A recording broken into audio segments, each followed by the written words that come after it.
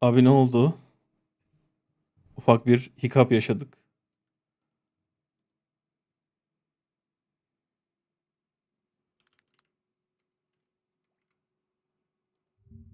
Gelebildin mi?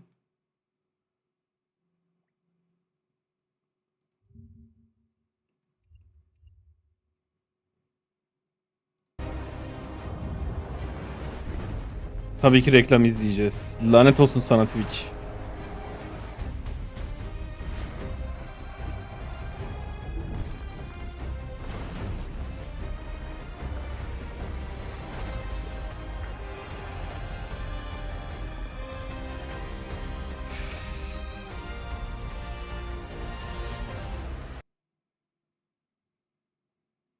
Heh.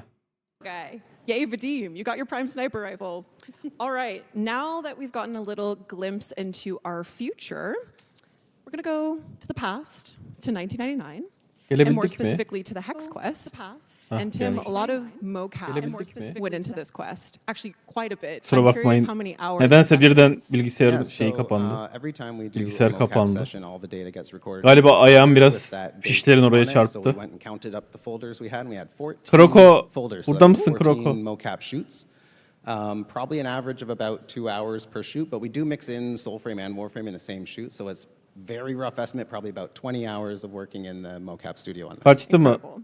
Well, we've got a Üzdü video beni şu here an. that shows you just a fraction of those 20 hours. Gelir gelir Let's birazdan. take a look. Again!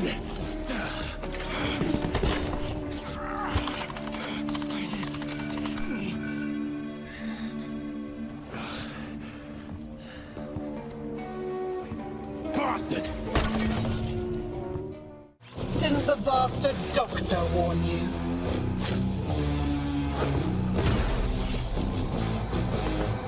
I've an order. Ya sandalyelere oturuyorlar.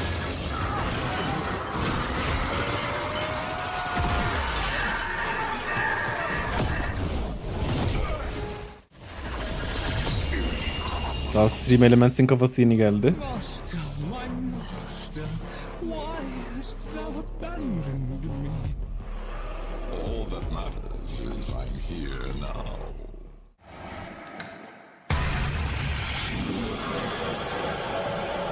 Ya.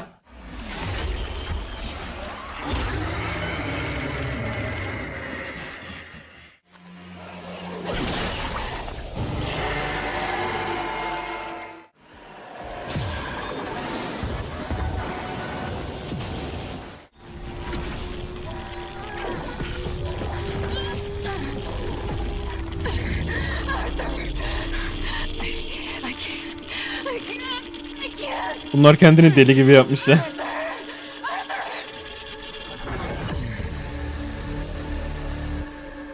Gitti.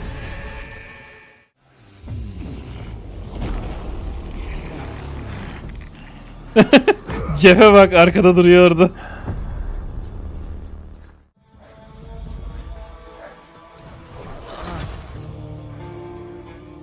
I was too slow. Give it up for animators. Yeah. Bir şey değil mi? Bu tarz hala daha kolay. Onu baştan böyle editlemek çok zor. Direkt olarak insandan çekmek çok daha kolay. Güzel yapmışlar. Hem daha natural duruyor. Dramatic moments and kind of bombastic moments, but I'm going to go with a little bit less obvious answer. There was a kind of a somewhat quieter scene. Hoş geldin where Kroko. All 6 of the Hex were standing around after they had just seen Bilgisayar kapandı da. on the computer, and they're trying to make their plans for what to do next. And it's a little bit more of a subtle flex, but there's 6 characters in the scene. We only have 3 mocap actors. So we each had to kind of run through the scene twice, playing 2 different characters, and we'd have like a little chair or stool standing in for the missing character, so we'd kind of know approximately where to look if someone was talking.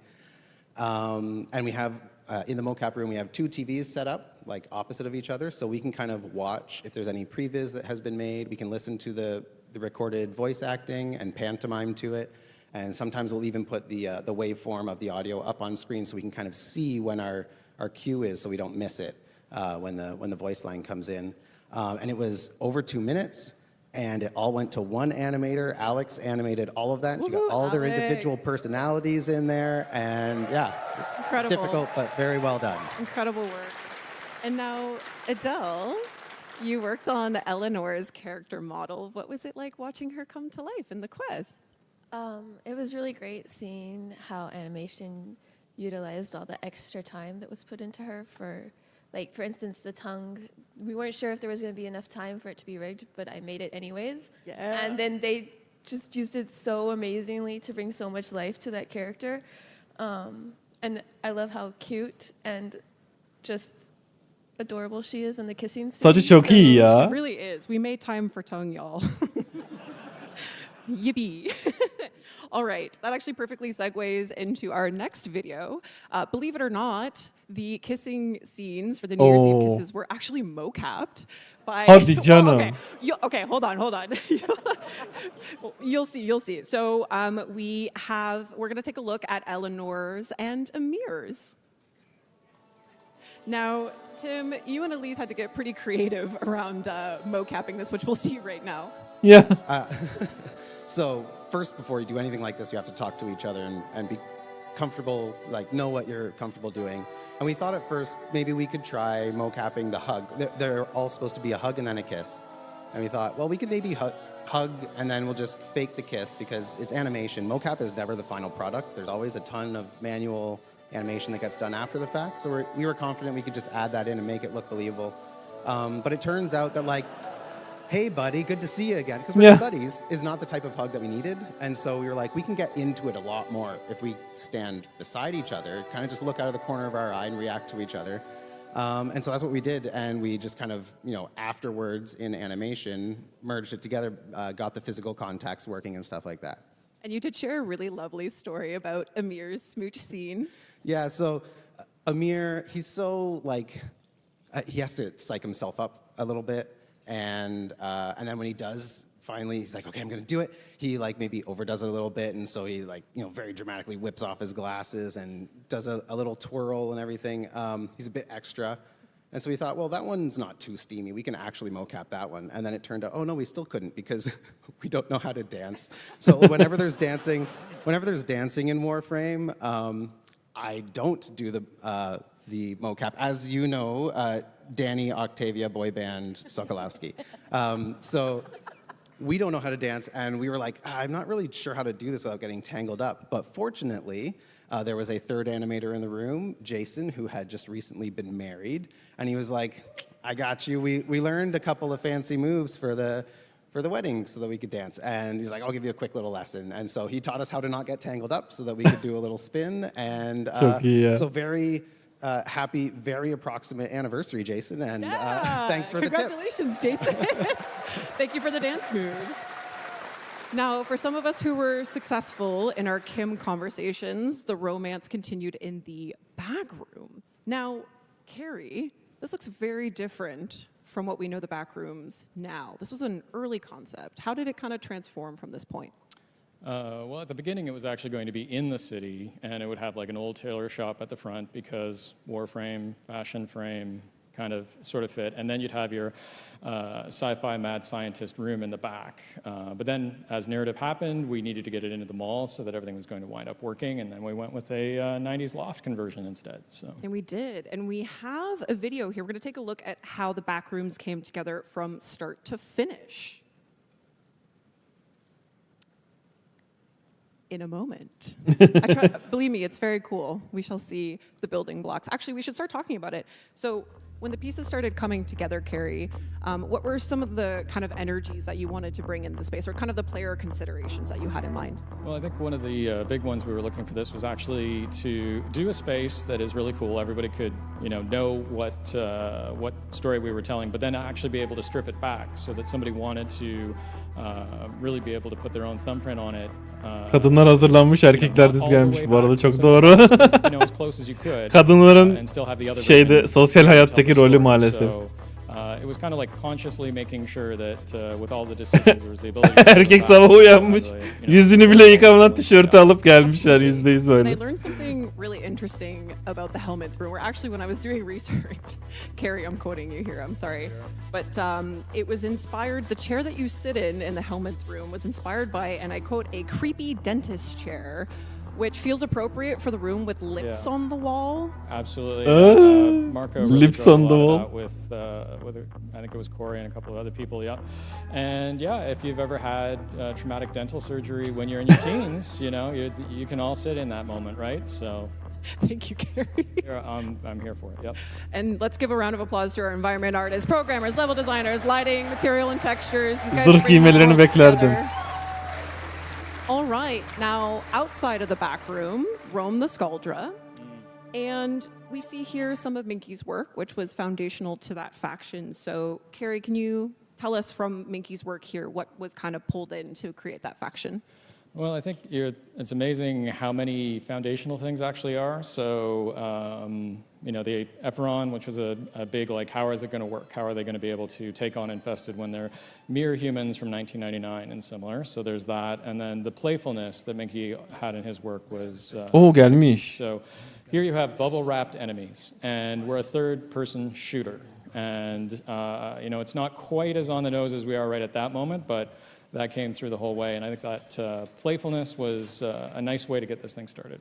Absolutely. And then we see Michael brought it all together here with the final concepts. And Marco, when building up the Skuldra faction, what was the most important kind of features to help distinguish between one another? Well, leaning in a bit on the different silhouette changes. So you have one character that Yani has fena a değil. huge head or a huge top, Chest nasıl? and one with a big skirt, and try to help it with some of the emissive elements. You know, that helps as well with the harsh sliding condition. Try to make them more readable in every condition. And then you have game design Yani. behavior as well going into that. So if you have a character running at you with two glowing sides, you can like know what's going on. Yeah, you can kind of expect what's coming next. But speaking of, so the Skuldra move and attack in some really dynamic ways, which we're going to see here in this video. And Sedona, what were some of the kind of goals the team had for the Skuldra in relation to other enemy animations in Warframe? Bu güzelmiş. Ben bunu ne zaman aldım? Just to preface, I have been working on enemies since the Murmur alongside Scott Johnson, and the Murmur were like crazy hard, and because we didn't have anything to work off of. And so when we got over to the Skuldra, one of the things we said is we need to not go that crazy again. Ben arkadakiler, benimkiler de bekliyor ya. Bir ara versin ben de şeye geçeyim.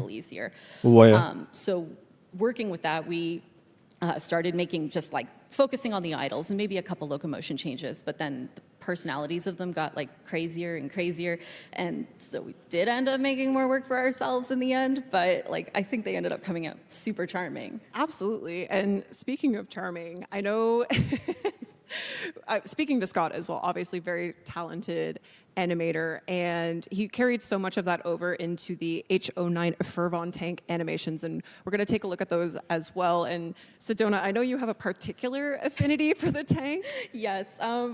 Watching Scott work with like vehicles in general, like he's usually the vehicle guy, and we have a term that we use when we're giving notes, and one of the things is like give it a little Scott wiggle or Scott shake, because he adds it to everything. And so he of course added it to like the Skuldra, and he added it to the tank. And when we were having anim reviews, like everyone was sitting there going, "This is so cute," and I still agree with that. Like it's a very charming boss. And but yeah, talking to Scott, he said one of the things is he's like, I'm not working on a battle sim. I'm working on a weird sci-fi game. I'm going to have fun with this, and I'm so glad he did, because I think he came out great. Absolutely. I never thought I'd call a tank endearing and charming, but here we are.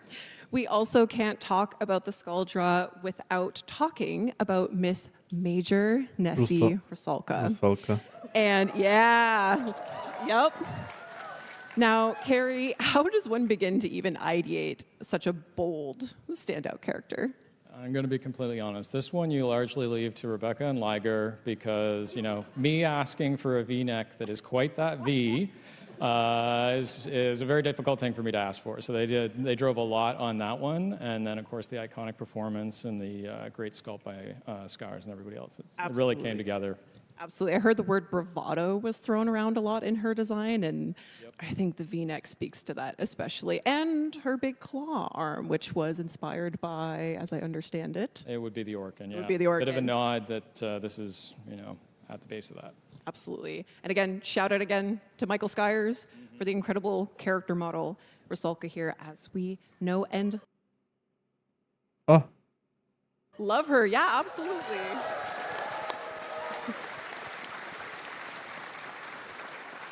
Now, we learned a lot more about Rusalka in the Kim conversations with Mom Toxicated and Papa Polar. And two, of course, are proto frames that came out with Tekrot Encore. And we're going to start to take a look at Minerva. And Adele, how did you start, looking at the potential stylings for Miss Minerva? Well, it wasn't really determined what her age was going to be yet, just that she was going to be older and possibly part of the Skaldra. And so that's what you see in this slide here is 2 different age ranges and a more Skaldra-looking version of Sarin. And then we ended up going a little bit different. We have a video here showing Minerva's directional shift, which is kind of more similar to what we know Sarin as. So in this video, you can see how once it took a different direction, it was more that she's 40s. And so I was like, well, what was cool in the 40s what was cool in the late 90s for someone in their 40s? And I kind of referenced like the aunt that I had that I thought was the coolest and my grandmother. And there's this movie Barbed Wire that I thought was awesome when I was younger. So it's a lot of influences from that to make her like a really fierce, badass lady. Çok iyi oldu ya bence. It's only right Modeli to talk çok iyi. We love Minerva. We love Minerva. Thank you, Adele. Now, it's only right to talk about Velimir next, our big, lovable polar bear that drives Minerva insane. And it's Liger's pride and joy. And Marco, with proto-frames, obviously there's the goal of kind of maintaining the aesthetic of the original Warframe. So how was this achieved with Velimir? A bit of an easy win with them. I have a huge winter coat, and that's pretty obvious. From a player perspective, you still have most of the tech gear on his back, which when you're playing the game, you kind of see constantly, so that helps. And the pretty straightforward palette with him. It's Absolutely. Blue and white. And I understand that Velimir's relationship with Minerva also affected some of his jewelry. Yeah, we had a pendant on the concept that Liger did that had a cross.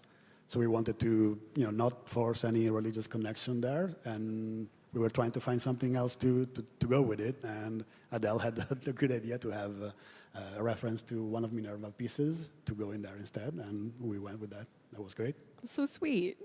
Now, our headlining Warframe and Protoframe in Tekrot Encore was Temple. And this glam rock sentient guitar wielding superstar was actually your creation, Kaz, back in 2018. Yep. What was it like to have the opportunity to revisit this and actually have Temple come into the game? Yeah, so I think all of the artists have some little ideas for what kind of Warframe they want to make in the back of their heads, right? Right, guys? Everyone thinks about that stuff when you work on this game. So I was just thinking, what are my favorite themes? What have we not done yet before? Like, what would be the coolest thing that I could possibly do with all of my tastes? And I couldn't get like a rock star out of my head. Started out with Hala oynayamadım bu arada Warframe'de bunu. I've got like slash, Yapmadım daha. Guns Bir tek o N' Roses kaldı. in there. I've got like the fringes and stuff. The one thing that didn't change from this concept would probably be the shoes. But this was the original concept. And then we have where it kind of transformed from there. So we're seeing obviously Temple and also Flair's, like Temple's Protoframe, Flair, and big shout out to Nathan who worked on the hair and the makeup as well. Really bringing the glam rock together there. And now, Bu Warframe'i. last but not Temple'ı least, yapmadım of hala. our Tekrot Encore crew is our temporal teenager and Nova Protoframe Kaya.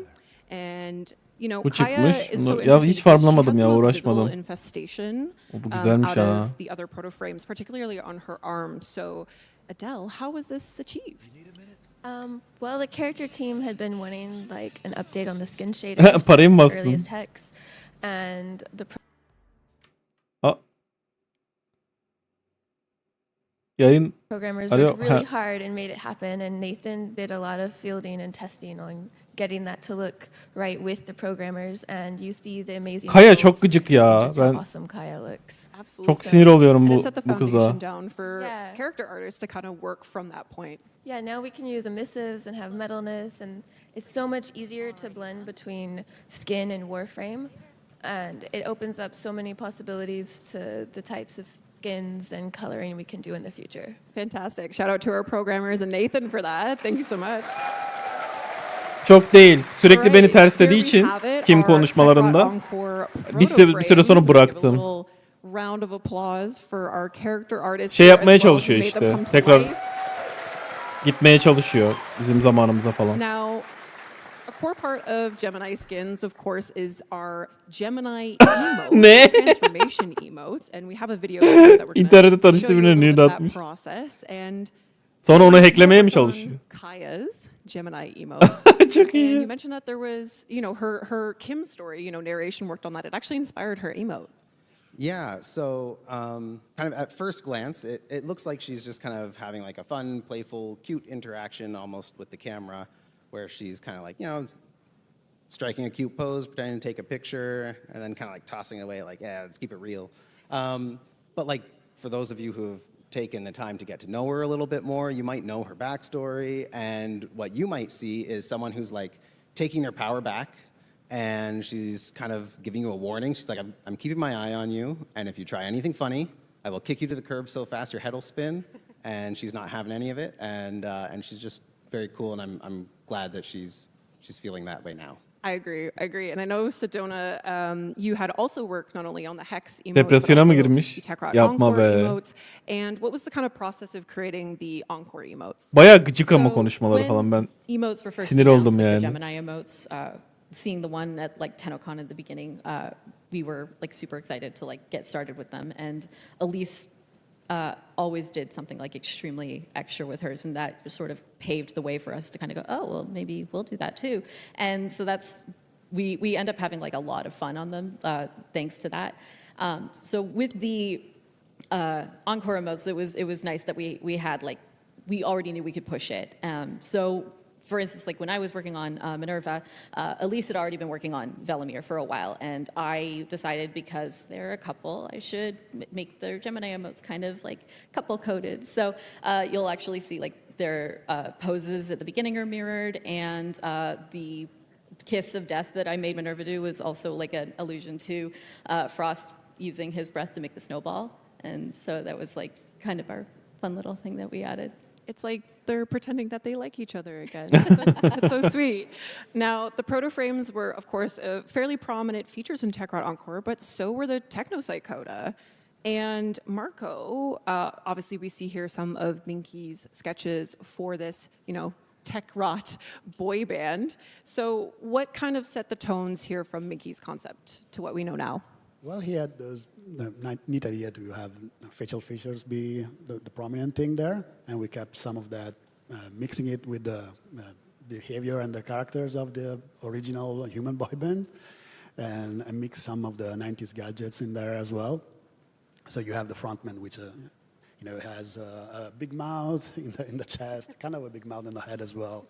Has a microphone stuck on the back of his head if you get close enough to look at it. Dangerous. Yeah, and the Packet, being the more nerdy guy, has the video game console stuck in the chest, and swapped his eyeglasses, the 4 eyes, for a big one. Fabulous. And then, of course, from Minky's fantastic work, we had our character artists bring them to life. So thank you to our character artists for our beloved boy band online. We love them dearly. And then from there, the animation team got to work on these characters, giving each member some truly gruesome charm. We're going to have a look at them here now. Sedona, they obviously have such unique personalities. And how did you go about creating such diverse movesets between all characters? So I'm assuming like everyone's started to realize that like we're pretty 50-50 split in regards to when we're using keyframe and when we're using motion capture, and we try to find the path of least resistance in every case. With the boy band, because they're setups were so diverse and there were things that just didn't seem really feasible to do. The whole boy band is completely keyframe animated. There's no mocap whatsoever. And just because like they're so absolutely out there, especially Zeke, as you can see. This was Jay Baker who worked on him. Zeke was çok fena initially ya. supposed to float. O He tentacle'lar wasn't falan supposed to have bayağı so zor. many arms, and Üf, Elise requested şuraya a few bak. more before being pulled off to go work on cinematics, and so Jay took over and did an absolutely fantastic job. I don't know how he does it. I need to ask him. He's fantastic. Yeah, he's fantastic. An actual magician. Now, from the technosite coda, the coda weapons were born. And Kaz, which of the coda weapons did the team have the most fun making? Well, that's easy. All of them are fun. It's always fun to work on infested stuff because they're their own little creatures. They're kind of characters in their own right. Absolutely, and I know you in particular worked on the Coda Motivire, which was kind of this amalgamation of Çok iyi ya. vehicles and different parts. You want to speak a little bit more on that? Yeah, that one's based on a scooter. I had like 2 particular models in mind for it, and I approximated it here and there. And yeah, we wanted to get 3 different damage types visible on it. So we did 3 different heads, and there was a bunch of different ideas about like how we would do that. Like, is it going to be a scooter? Is it going to be a blender? Is it going to be a wild washing machine motor, like in the videos when they throw the rock in it and it just goes crazy?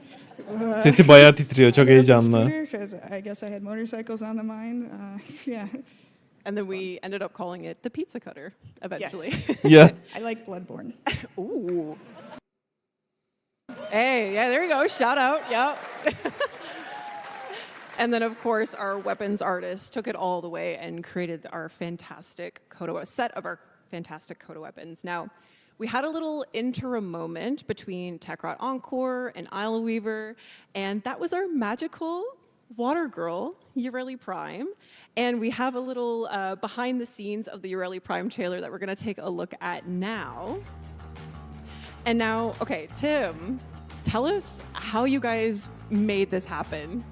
Yeah, so we knew with Ureli we would have to have K driving. So that meant it was going to have to be outdoors. And we knew she had an affiliation with Event Kids, so it was going to have to be the Orb Valis and the Corpus were going to need to be the enemies. And we knew that she was kawaii, so we had to make it a little bit anime opening style.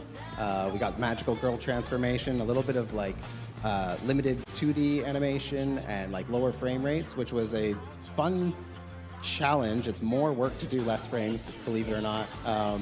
Our engine wants to smooth everything out to like 60 frames a second or higher, and we had to kind of like force it to obey our faked lower frame Hiç rate. beğenmedin mi? And Ben thank çok you beğendim. to the tech anim department who had to rewrite Özellikle all the renkler o cloth kadar for us güzel to oluyor hand ki animate just renkleri for değiştirmek specific falan shots filan in böyle the tam cinematic. oturuyor her şey. Because in game it's all run with cloth simulation that runs at real time. And Biraz so it would obey fazla. our fake lower Her şey frame rate, so bir we had tık to çok keyframe it. fazla. So of course this happened on the character with the most Ha animasyonu mu? Animasyon evet. fins, little Prime trailer, bows aynen. and tassels and a bell and like so many little cloth bits. Fena moved değildi, müzik around. güzel. But they nailed it. Low frame yerlerini ben de beğenmedim. Bir de ekstra uğraşmışlar yani. Hiç gerek yoktu. And yeah, so our direction for this one was kind of like, if you guys remember, Warframe it was gibi değil go big, trailer. like, go completely different. Warframe'e ait gibi durmuyor yani. But with Grendel and Goss, we did something we'd never done before, which was kind of combine 2 into 1. And so my sort of counterpart in the video marketing side, other Tim Nanasi, he had the pitch of basically, what if every Prime trailer from now on was completely unique and different from all the Prime trailers that preceded it? We kind of already did that with Grendel and Goss. I think Ureli worked based on the comments I've seen. It was pretty different and out there. And Çok fazla I've farklıydı heard bence. Tim's 10-second elevator pitch for the next one, and I think it's going to be totally different and amazing. So Gösterecekler mi acaba? Gösterirler değil mi ya? Caliban'ı. Caliban mesela All right, so after Ureli Prime, we Çok jumped into güzel bir trailer Isle yapılabilir. Weaver, and just a quick note, Potansiyeli the çok next few yüksek. slides will be showing images and videos of spider-like creatures, but we're going to talk about Araxia. Araxia da And çok güzel. This spider-themed Oha. Warframe had been floating around. Bu ne ya? the Bu çok community for a iyi. while. And how did we come about, finally making it a reality, Carrie? Well, this is one where, again, like another artist wanted to grab the theme and kind of really ran with it, actually. So Nikita did fabulous work here. Very interesting one to see how it started off with a lot of very, very disturbing reference. And then, the final character is kind of out of the park, really. So Yeah, that whole thread was a little bit of a jump scare. it was, yeah, absolutely. That was fun to look back on. Bu Warframe bu arada Wisp'ten sonra gelen en iyi Warframe. And Doğru olabilir. we of course have to include Bence de çok the iyi. Araxia scuttlers, which Çok we see detayına here. inemedim Nikita henüz did a ama. little bit of exploration there on how those could look. And then Nikita brought it all the way home. And Tip olarak falan made çok her come güzel to yani. life as Gelen the aksesuarları Warframe that we çok know and güzel. love today. Tek And, beğenmediğim şey 4 ayaklı a really olması. standout characteristic of Araxia En az is her 6, silken stride ability, where she 8 literally ayaklı daha walks kabul edilebilir on olurdu. spider legs. 4 ayaklı And Sedona, I'm just so- oynadım. I'm Çok just değil. so curious how. Adam akıllı bir build yapıp böyle ilerleyemedim yani. No, seriously, like with Warframes, usually like a lot of animations are shared between them, specifically with locomotion. You have like a set skeleton, this is what you work with. And Araxia kind of threw that all out the window. So she's got a whole new set of animations that we kind of had to like figure out how to make work and play nice on these spindly little legs. And this was, again, Scott Johnson and Jay Baker and Eric Stoible, who, again, it was a team effort. I don't think we could have done it without, everyone coming together for this. Also, kudos to Eric on the Scuttlers. He did such a good job. They're so cute. Wow, incredible. We also had a new enemy enter Duviri in Isleweaver, the Unseeing Herald. And Bu ne ya? another Ben hiç görmedim onu. Minky concept. This is actually part of a bigger kind of murmur exploration that Minky had done. So what was kind of the deciding factor in bringing the Unseeing Herald into Isleweaver? Well, I was actually talking with Pablo, and he had an idea for an interesting character to try, which maybe someday we see, maybe we don't. But trying to get something that was ranged into the mix was kind of the gist of that. And then in the back corner that we hadn't used yet was this guy, which is, all right, well, we can do something with a mouth, and then it kind of kept going. Yeah, and it kept going into this. Ha, tamam. And Marco, how did we get from Minky sketches to what we see here? Ben bunu gördüm. The same idea of the big anatomical parts that it's pretty common in the wall elements, and kind of go home with it and try to make it stand out from the other enemies in the Murmur faction. Definitely stands out, Marco. So give it a good different silhouette. Behavior again works well there. But yeah. Absolutely. And then Sedona, you had the honors of bringing this murmur mouth into action. And how do you even begin to animate something like this? Well, I was lucky enough to have a lot of experience working with the Murmur already. Any floating Murmur enemy was animated by me, essentially. And so... Woohoo! Yeah! Sedona! But yeah, I love people asking me to animate a weird little guy, and I believe he falls into this category. So my goal every time with the Murmur was try to upset the animation department with it. And so I think he's charming, but others might not agree. I understand. Do you guys think he's charming? Yeah. Absolutely. All right, so something we haven't shown yet is a deluxe skin. And O ne? People have been Kanat mı invited onlar? for this for apparently about 10 years now. So. yeah, Boş ver this skin'i, one, kanatlar çok This iyi. one in particular is very special. Because not only was it shown on DevStream number 2016 in diyor. 2016, Zephyr. it is also another Minky project, and also, Carrie, you had worked on it as well. Can you take us back to that time and Yaptım what the demeyin experience was bunu. like working on it? Well, that's Bir a little gösterin time bakayım ago, ya. Çok but, merak ettim. Yeah, I can. We were looking at Zephyr, who was at the time a rather relatively noisy Warframe. So standards have changed with time, and we were seeing so with a deluxe, let's do something that's maybe a little bit more clean and see what some influences might be. So there was some 5-star stories, and then how can you have that be with a tribal theme, and then some kind of classic Warframe in the mix and everything. And yeah, it was a little crazy because I did actually have her walking around in the engine 10 years ago, and it's 2016 taken a diyor. while to get to 2026'e next gireceğiz steps, neredeyse. but But we've arrived, and she will be walking in the engine. we're really excited to share Hadi that the göster. skin has been revisited. Göster. And in memory of Minky, it will be part of the rewards for this year's Quest to Conquer Cancer campaign in October. Vay. And there she is. Aa çok basic duruyor. Fazla basic duruyor ya. And she's absolutely stunning. We Zephyr include some of Conqueror those skin. Conqueror elements into her. And Beleş verecekleri what için was it like to uğraşmamışlar. revisit this Blast from the Past with Alina? It was interesting. It was like maybe a little bit too personal at times because, of course, Minky was one of the most important people I've ever worked with. Bence de çöp. And, a bit of a mentor. So Ben dedim hani 2016'daki hali budur. Üstüne çok güzel şeyler eklemiştir. Ne bileyim gerçek tüyler eklemişlerdir falan filan. It's a very cool piece in a lot of ways because you have people that Mecbur verecekler. like 20 years ago, if you look at some of the early Maille sketches, gelecek. from Minky, and then me kind of in that middle part, and then somebody who is really really young relative to me, who Herkes almost O7 hasn't yapıyor. had Warframe, No. in their life, or Çok not had kötü, Warframe üzgünüm. in their life. So it's a lot of interesting hands having touched this piece. Absolutely, which Angry makes it Birds that much skin. more special. Absolutely, yeah. And another thing we haven't shown yet is Rest in a peace, new Minky. Warframe. Ah, And Minky's influence continues ne oluyor? with the Devil Warframe. Ne? Oha! Oha şuna bak. Oha çok güzel. Yeah, this is obviously a layout Lütfen of, uçabiliyor olsun. Mickey's exploration Harika. into this theme. And can you tell us a little bit more about how we kind of are entering the territory of a Devil Warframe? Yeah, I guess actually right off the top, he wasn't apparently super comfortable with having his sketches often seen, which is something I didn't know until relatively recently, which is a bummer because there's a lot of them. But I mean, there's just so much energy in his pieces, and there's actually Bayağı two güzel pages of ya. these. And yeah, Rebecca and I got to have conversations with him, several times a year, sort of thing, and have him do really big, impactful pitches. Like a Warframe was a part of it, but a lot of the. Bunu gösteriyorlarsa bu kesin yaptılar bunu. Normalde söylemiyorlar yani hiç fikirlerini falan. But yeah, I mean, it's just a great, exciting. Bence bir sonraki Warframe bu. Ama genelde bunu TennoLive'a bırakırlardı 11.30'daki büyük yayına. Warframe, but it's really cool and it's turned out. Heyecanlandım, cidden çok güzele benziyor. Yeah, and from that absolutely. Ve lütfen uçabiliyor olsun, lütfen.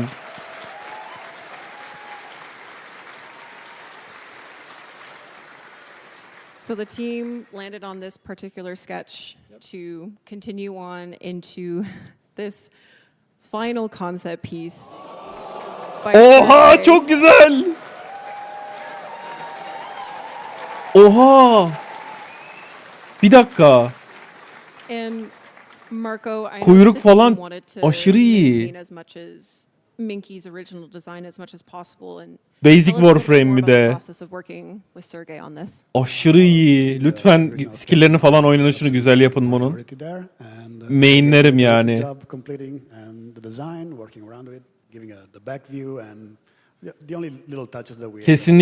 Kesinlikle katılıyorum. Harika.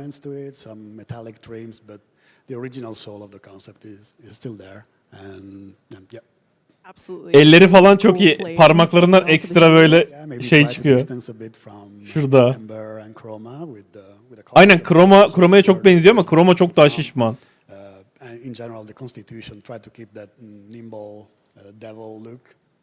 Bir ateşle ilgili bir şey olabilir. Absolutely. Ateşler var. For clarification, this isn't our next Warframe. It is a new Warframe to come.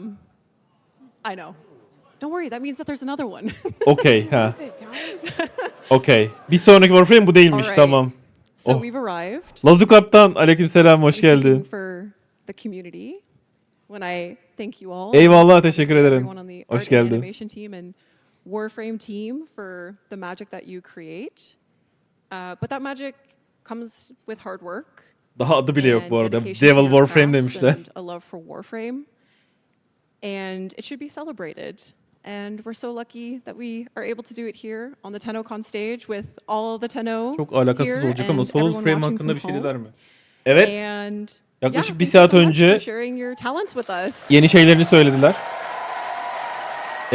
Nasıl diyeyim? Yeni gelecek güncellemeleri söylediler. Bugün, yarın akşam gece 00'a kadar Now, kayıt olan there is an herkes article up at oynayabilecek. warframe.com, or there should be, Şu an hemen gidip soulframe.com'a girip panel content, registration as well as some yaparsan write-ups from the artists indirip that we saw oynayabileceksin. here today. Hemen açılmıyordur büyük ihtimal. Yarın gece bitecek bu durum. Bugün özel şey yaptılar. Kayıt olan ön pre-register yapan konsolda yok sanırım. Sadece PC şu an için. Tam emin değilim ama sitede yazıyordur büyük ihtimalle.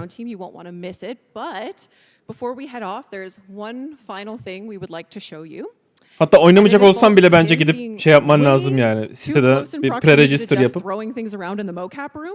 So we're going to take a look at that, but thank you guys so much for watching. Enjoy the rest of TennoCon. Thank you again.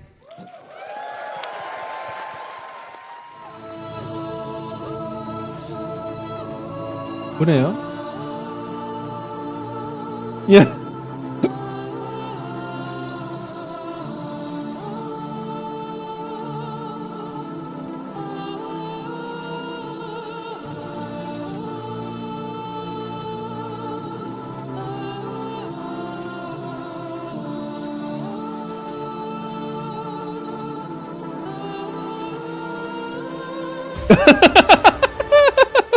Bam diye silah attı. Hikayeyle alakalı bir şey vermezlerse çöp TennoCon. Vermek zorundalar. Her yerde Tau sistemiyle ilgili bir şeyler söyleniyor ama vermek zorunda var. Önümüzdeki bir yılı özetlemek zorunda var bence. Ya da en azından yılbaşına kadar olan kısmı burada gösterecekler. %100 eminim. Bence Prime Trailer'ı da gösterirler. Yeni güncellemeyi gösterirler. Ve önümüzdeki hani nasıl her TennoCon'da ne gösterildi mesela? Bir tane büyük olay ve ondan devam eden iki küçük patch gibi. Patch'leri söylemezler ama büyük olayı söylerler mutlaka bence. Buna ara verelim. Bu burada durmaya devam etsin. Oraxia. Güzel bir şeyin var mı Kroko? Güzel bir build'in var mı? Ben bir tane YouTuber'ınkine baktım ama çok böyle içime oturmadı Oraxia ile ilgili. Hatta en son bunun silahlarına biraz forma falan atıyordum. Elimdeki silahlara falan şey yapıyordum. Backroom'a gideyim de şunu silahlarını kasa vereyim. Çalışmadı loading.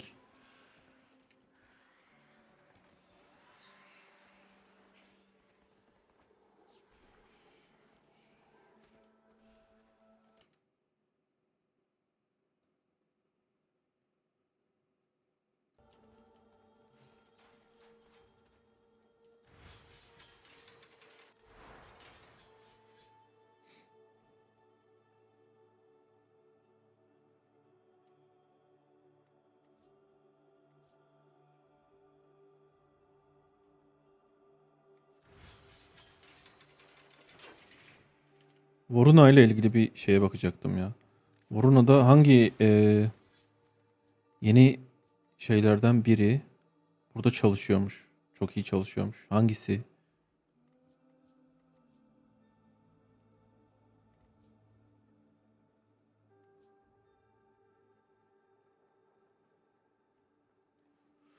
Bellicose Commissado değil.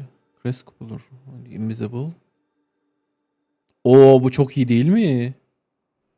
Ben bunu takarım.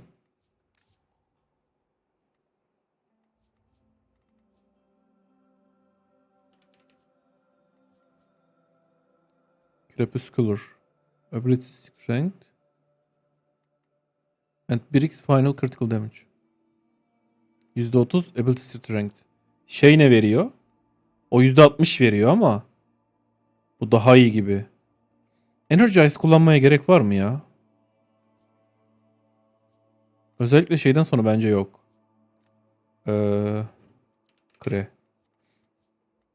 Crepuscular. Tamam Vorunan böyle dursun. Şeyde denk geliyor. Oraxia. Oraxia değil de şuna alayım. Bu da kasacağım silahlar neydi? Hatta şöyle yapalım şimdilik. Orax'a bir şöyle like koyalım da üste çıksın.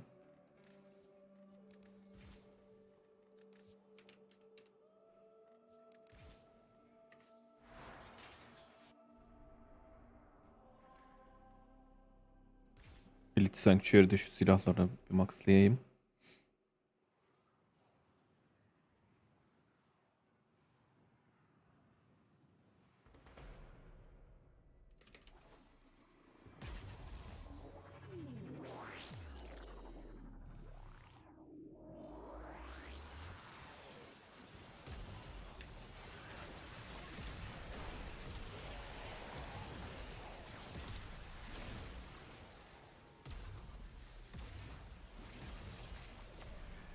Bu silah çok hoşuma gitti son zamanlarda ya. Sadece biraz hıza ihtiyacı var.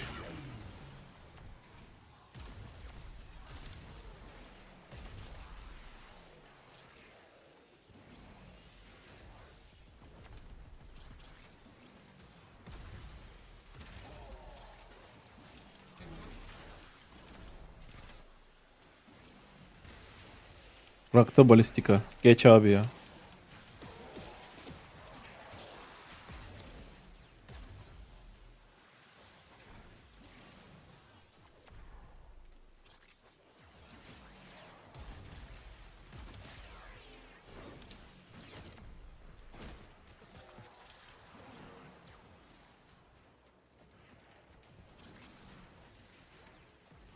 Peki şöyle yapsam.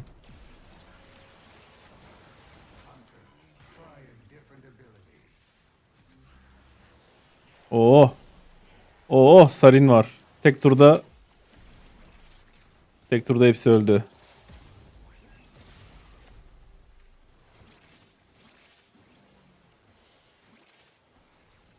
Kodo basoşist. Mazoşist.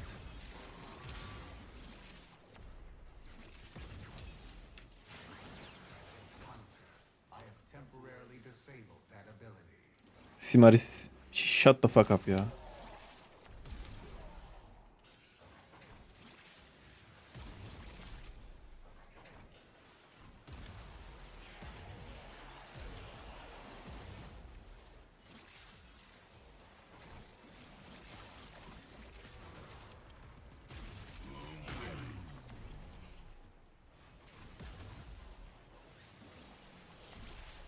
...34. Kaç forma attım ki ben bu? 36 olacak mı? Yok, olmuyor. 34. Tamam.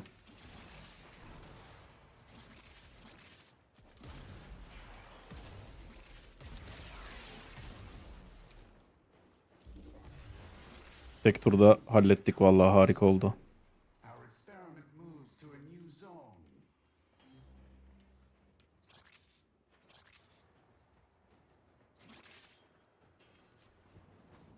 Hunter, you are running out of time. Enter the data conduit.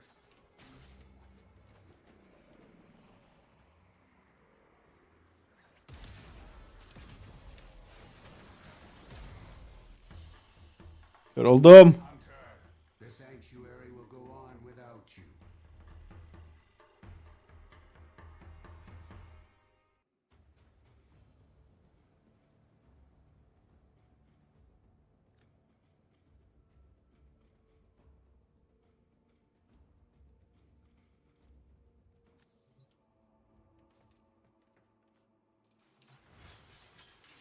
Şimdi bunun build'i hazır mı? Bu 4 forma istiyordu bir kere. Aynen, şuraya bir formayı çakayım.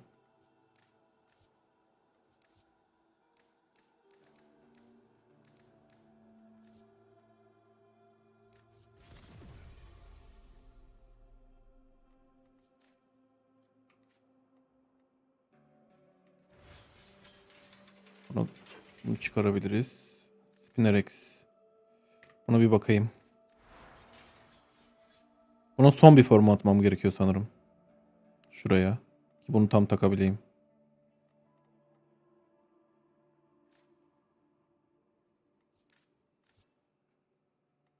Bir tane Omni forma atabilirim.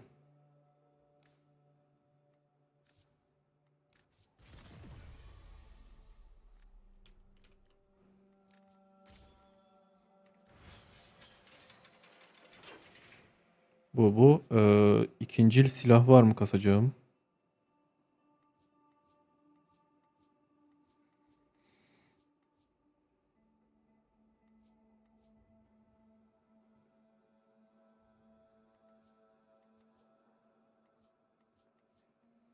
Yüce Onos. Cytoid nasıl? Buna bir forma çakayım bari de.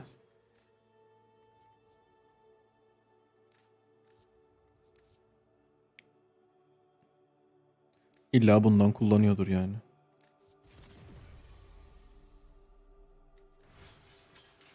Ben Warframe'den bakayım hızlıca. Warframe.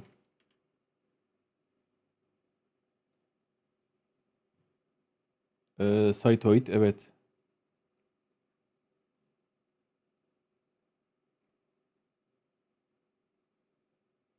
Olayı ne mi? Var mı mesela bir olayı bunun? Biri 62 like almış. 8 forma mı? Ne yaptın abi sen ya?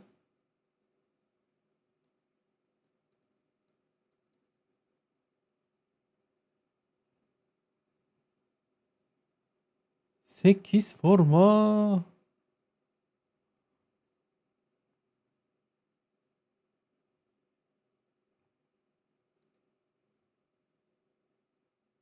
Altındaki en popüler de 6 forma.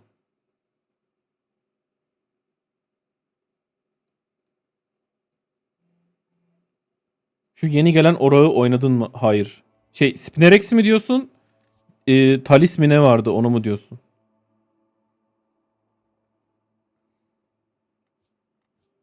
Başlamadan 8.59 olmuş ama. Başlayacak şimdi değil mi? Oraxia ile gelen. Spinerex. Baya güzel diyorlar.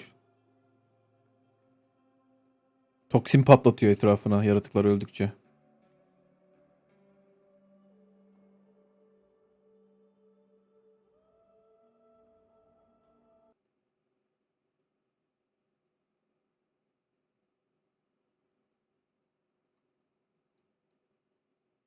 Başlıyor mu? Başlayacak mı? Bir de başlıyorsa ne başlıyor? Sounds of the System. Hello, hello. Welcome to this year's Sounds of the System panel. We've got an amazing showcase of all the amazing work that these panelists have been working on in the past year. But before I get started, it's my pleasure to introduce these amazing faces on the couch today. Starting at the end with a face and voice you know and love, please give a warm welcome back to Matt Chalmers. Hey, how's it going? Next up, also a member of our returning cast, a big hello to audio lead for Warframe, Eric Preston. Hey everybody, how's everyone doing? What's up? Can I get a Clem in chat? Erkekler yine düz. Same Clem. It's already Clem. Harbiden ya. Beside him, she's our Atomi Gömlek Cycle giyip Rider, gelmiş. Master of Magnetic Queen. Please give it up for the voice of Aoi, Alpha Takahashi. Konnichiwa! So lovely to see you here today. Thank you for coming. Hatunun sesi melek gibi Starting us ya. off with our Çok fresh iyi. faces to the couch this year. Please welcome sound designer Paul Christoforakos. Hey everyone, excited to be here. Çok heyecanlılar To ya. his left, please welcome sound designer Chris Teixeira to this year's panel. Hey everybody. And last but certainly not least, please also welcome Laura Dickens as a sound designer for Warframe. Welcome. Hi, hello, hi. İlk konuşan beyefendi hoş birisi.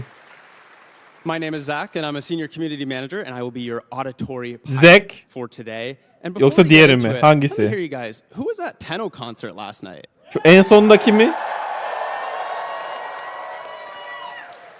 I was also there. And that's why kadınmış, my voice erkek is almost sandım. gone, so you'll have to bear with me here. But what a perfect Krokaya. segue into our first topic of today, the music of 1999. Matt, the last time we chatted, we had only teased some 1999 songs. Now Bu we have deme, over bana çok 20 geç geliyor bu original laf. songs in 3 albums Tamam, büyük ihtimal across Zeki diyorsun, 1999 and sunucuyu 10 yani. Encore. The most we've ever done for a single En album. sondaki Matt. Tell us a bit about that process. Şu Where did it siyah all start? saçlı Matt. Bu en baştaki Zack. Bana hangi isim söyle ya. Bu deme. Bilmiyorum hangisi.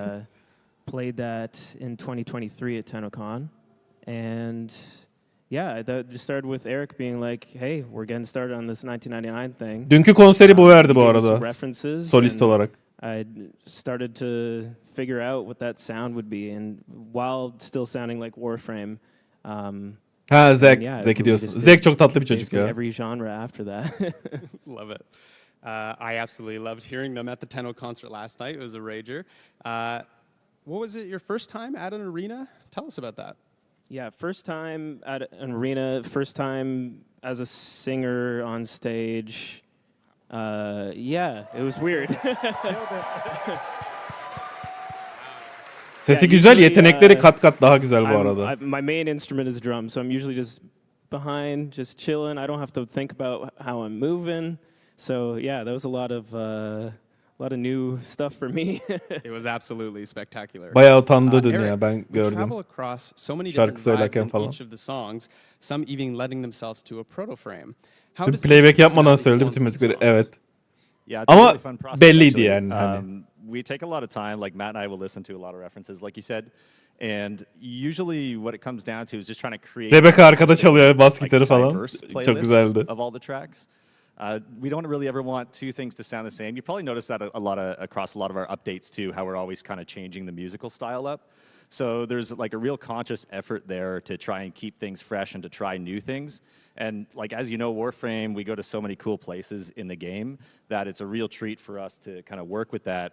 Bu adamda çok try to NPC introduce new enerjisi melodies, new var. textures, use new instruments just to create a lot of different flavors of ice cream.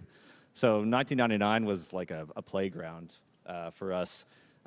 Basically, doing our research, I listened to a lot of music through the 90s growing up, so it was a real joy to be able to go through all those tracks and just figure out which ones to share with you guys. So, yeah. As someone born in 1999, I really recognize those 90s songs. Yeah, 1999'de doğru. So it took me right back to 1999'da. high school dance. Love it. Of course, music is just one aspect of such a huge update. The sound effects play an equally important role. Laura, how was it designing sound for 1999? Was it different than a typical Warframe update? Fazla aile babası duruşu var aynı. For sure it's different. Konuşuyor. So I worked on Sesi çok iyi adamın, Keltoş'un.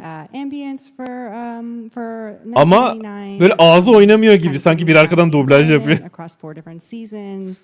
I also worked on the like Kim system UI sound effects and various other like gameplay elements. Aynen for the Mustafa, update. senin I'd gibi say the main 99'lu. difference for me is that that's like a real world reference, right? So you're using the sound of a modern city as a reference. You're using the sound of like technology from a specific time as a reference. So that's like really helpful. Saat 9, but it's az also kaldı. kind of a challenge because you want to be able to convey that to the players. So yeah, I did a lot of like field recording around the city of Toronto, across 4 different seasons and in different weather. Oyunu I bilmeden went out to, like, sunucuları high five izlememde really ayrı ran olay. into a coyote. Belki I was like, başlarsın oh, I ya. shouldn't do this. Warframe güzel kaliteli bir oyun. But yeah, so in that way it was different, whereas like other environments are a little bit more fantastical and you have like a lot of like leeway. But having like real world references is also like the limitation is also a great source of inspiration. Yeah, of course. And one of those designs you did was actually the Aynen. helicopter sounds that you hear around Holvania, and you made a behind the scenes video for us. So let's take a look. Hi, my name is Laura and I'm a sound designer at Digital Extremes. Working on the ambience for Hatun burada Warframe 10 yaş daha 1999 genç was a big gözüküyor. challenge. 10 It yıl önce mi involved a lot of çektiniz, ne field yaptınız? recording, studio recording, and editing to create a realistic modern soundscape. But you might be surprised to know that some of the realistic sounds you hear in 1999 were completely synthesized. For the exterior ambience, we wanted to create the impression of a large and active Skuldra military presence in Holvania. To achieve that, I designed the sound of distant helicopters using the Korg MS-20M synthesizer. To start, we're going to set the VCO1 waveform to noise. Then we'll send the LFO to the low-pass filter. Then I'm going to set the waveform to a downwards ramp shape. You can then control the cutoff of the filter by hand, or if you want a more bandpass effect, you can use the rubber Bunu izleyen band technique on the low İnsanların and high pass %99'u filter hiçbir şey together. anlamıyor şu an. Ama görüyoruz yani en azından nasıl yapılıyor. If you want Abi a bit lastikle darker and bağlamış. heavier sounding, İşte you can budur. try adding some pink noise.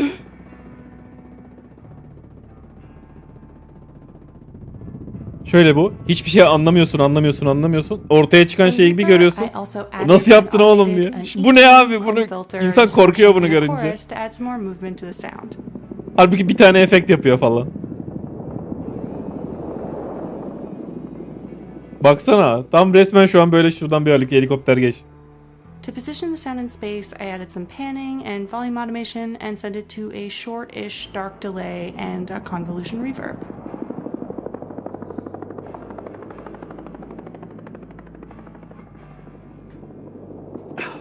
And as you probably noticed, you can also hear a noise sweep layered in. Aynen böyle bir rüzgar gelip gidiyor falan gibi. Finally, in context, this is what the distant ambient helicopter sounds like in Warframe 1999.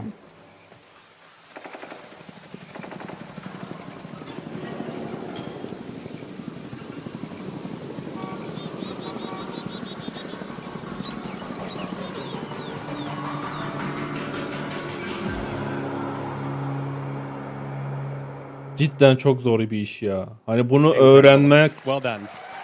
helal olsun. Yıllarını verdiler yani. Man, I love analog sound design. Where did you pick up that skill? Yeah, so in my 20s, I used to work at like a boutique synthesizer store, and one of the perks of that job is that you could take home equipment to use and learn with, just like overnight. So I learned a lot of like principles of sound design there, and I also got to meet a lot of great artists and instrument designers, and that was kind of like a formative job for me. Yeah. That's so cool. Thanks, Laura. Not only did we get great music and masterful sound effects, we also had incredible performances from our latest cast, the Hex. Alpha, you are our second proto-frame to be introduced to us back in May 2024. Time flies. How was your introduction to the Warframe community? The experience has been extraordinary. I just want to take a moment and say that Warframe and last year's TennoCon, especially in particular, has changed my life. So much of my life, I've been afraid of human communication. Meeting new people, just the idea of it terrifies me. Direkt yüzü de hatundan. Bu arada harbiden ASMR gibi. But working with the staff, by that time it's been almost a year, when they asked me, I was like, okay. And then I actually came here, and there was so much love from the community, the people who have attended, and also online streaming and support from the staff. Resmen sesi büyücü gibi ya böyle. With our voice actors. So thank you each and every one of you who are here today attending. Bir sesi çok güzel, kullandığı ekipman da çok güzel bak. Mikrofon bayağı kaliteli. No, thank you. Seslendirme sanatçısı evet. Lending your voice to my favorite character in the game. So you've also lent your talents to other games as well, but how was it recording for Warframe? Do you have a favorite line? Well, I believe that the human body is also an instrument, and the text, the words that we see aynı değil mi? Baksana yani. Those are kind of like notes to us in a score. But when we're recording, we're all alone. We're just inside our box, very separate from outside world. So we're recording our own melody, and it's not until Şuradan yorumları da görebiliyorum. Or, I played 1999 myself, the actual final gameplay that we saw the whole entire orchestral piece. And that was eye-opening. It was a lovely experience for me, too. And as far as the favorite line, I want to say that the favorite line in the entire 1999 is, in a moment, I think it goes like, "Can you give my brain a hug?" Yeah. Right? Like that's it hits you. Well, to be able to go from heartbreaking lines from the quest, jokes about the others, and even romance, that's a lot of range. Do you have a routine to get yourself into the recording room? I'm very fortunate to have a studio partner work with me, and every time before going into a recording session, whether it be for Warframe or other fighting games or video games, he plays music, soundtracks, so that I get into that mode. And whenever I'd go into the booth to record Warframe 1999, he would play music from the past Warframe music. Thank you. And that would get me straight into that zone that I need to be into. And after last year's fall update, Kome was playing a lot before my sessions. I love that song. Well, just as a fun fact, Alpha recorded 581 voice lines for 1999 and TechRod Encore. That is an incredible 581. feat. So thank you, Alpha, İzin for aldım bringing dün Yayın to sırf life. bu yayını izleyeyim diye. Abi çok iyi ya. Umalım şey olmasın. Of course, 1999 brought Flop with us olmasın two yani. polar opposites, the TechRod and the Skuldra. Not only unique in their looks, they're also accompanied by masterful sound design. Paul, you worked on both these factions. Tell us a bit about step one with the sound design for these guys. Yeah, so every time we work on a new faction, our first step is establishing their voice. We always find Adam that's the nereli most ya? important aspect Aksanı because çok not only garip. is it the most recognizable one, it then kind of dictates how all their abilities Rus will diyeceğim sound. ama. So with the Tech Rod, we obviously had a lot of their voices established because of the whispers in the wall quest. One of our sound designers, Giovanni, he really kind of pioneered that sound. So when it was time to work on 1999 properly, Tip it Rus'a was just benzemiyor about kind pek. of following that blueprint that he had laid down. We used everything for the voices, our own voices, any device from the 90s that would produce a sound, like a pager or cell phone ringtone, dial-up modem, arcade jingles, all that kind of stuff. So yeah, and as a fun fact, when I was working on the Babao, it was obviously our mini boss of that faction. It was very hulking, it was very intimidating. And I was like, hey, Eric, let's check it out. And I was like, I think I got to a pretty good spot. And you were like, it's missing something. And you were like, how about you try using James's amazing Ollie lines into the Babao's vocals and just kind of distort them and blend them in. And yeah, I was like, all right, I'll give that one a try. Let's see how it goes. So yeah, whenever you kind of fight the Babao, İtalyan you olabilir kind mi? of hear the occasional in there. So yeah, it was really cool. Yeah, That's awesome. yeah. Well, we've worked with enemy factions before, obviously, but this has quite the military touch. Is it easy to work on things that are closer to our timeline? I think so. It depends on how you look at it. It depends how much creative liberty you have. If you're trying to go like real milsim and kind of like really emulate our own world, it can be quite difficult. But with the Sculptor, we had full kind of creative liberties. So as a good example of that is when we were working on the RPG that you use in the quest, and by extension in the Assassinate game mode, it sounded like an RPG, it exploded like an RPG, and Eric and I were chatting, we're like, okay, how do we make this thing feel like a threat to the tank? And you were like, you got hit with inspiration. You were like, add a Stuka siren on that bad boy. So every time that projectile kind of flies, you can hear the Stuka siren in there just kind of eliciting that fear and terror as it's about to damage the tank. So yeah, it depends on how you look at it, how much creative liberty you have. I love that. Well, same question for yourself, Laura. As you mentioned, you worked on the ambiance of the city. What were some important factors to consider when making Halvania come to life? Yeah, so I feel like when you work on an environment, what you're really doing is telling a story, and we're kind of trying to tell this story that took place over the course of a year across 4 seasons.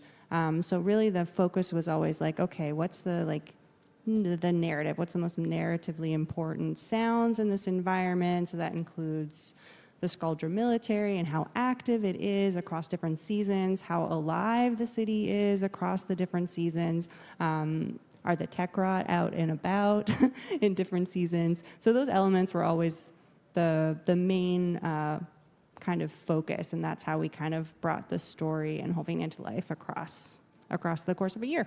That's so cool. It feels like a true city, and it was so interesting seeing it come to life for the first time of something we've never seen before, but it also felt like home. And you mentioned you recorded sounds in Toronto in the park, so that's pretty cool. So. Yeah, I did, but it's like kind of a challenge to like find places in a city that are like kind of removed from the main action. So I'd like go in alleyways and like parks at night, and it was a little dangerous. Yeah, sound design is a dangerous line of work. You're going in alleyways. You'll find us in strange places all the time. Swimming pools and alleyways is the slogan for the sound team this year. Of course, that's not the only group we met this year. Let's chat about our Infested Kings online. Chris, you worked on... Yeah, cheers to online. Brilliant. Chris, you worked on the actual TechnoSite Coda fight with the first of its kind literal arena. What were some of the challenges you faced with bringing it together from a sound design perspective? Yeah, for sure. I would say the most challenging part would be the mix. We have the amazing Party of Your Lifetime track there. That's kind of the centerpiece. And then we have the stadium hazards, the pyro, the lasers. We have explosions everywhere. Then we have the TechnoSite Coda. There's 5 of them you're fighting. We want to make sure that all sounded good together and was all cohesive, and you could hear the amazing track in there. And I think we landed somewhere where it was sounding good, and it was a really fun fight. So I think that was the most challenging part. And then the second part of that maybe would be the crowds. We wanted to make sure that you really felt like you're at an arena or a stadium, like you were mentioning. From the concession area where you walk in, you hear some crowd walla, to when you walk onto the stadium floor, there's crowd cheering. And then, throughout the fight, the finishers, there's so much crowd in there. And then something I do want to mention as well is between fights, when you're playing multiplayer, there's a little encore section, and people are chanting online. I don't know if you remember from TennoCon last year, but that was you guys saying online, and that's in the game, and that you hear your own voices. So. Bunu canlı yapmışlardı hatta. I love that. I love that you guys added that in, so thank you for implementing that. And I wanted to shout out Jeff, my partner in crime, working on the TechnoSite Coda. He did an amazing job, and I think we were really proud of our work on those enemies. Incredible job. But the real question is, do you have a favorite member? Ooh, that's tough. I'm gonna say DJ Rom, because I feel some kinship there, because he's producer, music producer, audio kind of thing. But then to fight, I'm gonna say Hard Drive, because he's got a big CRT monitor he uses as a shield. So that's my choice there. I love it.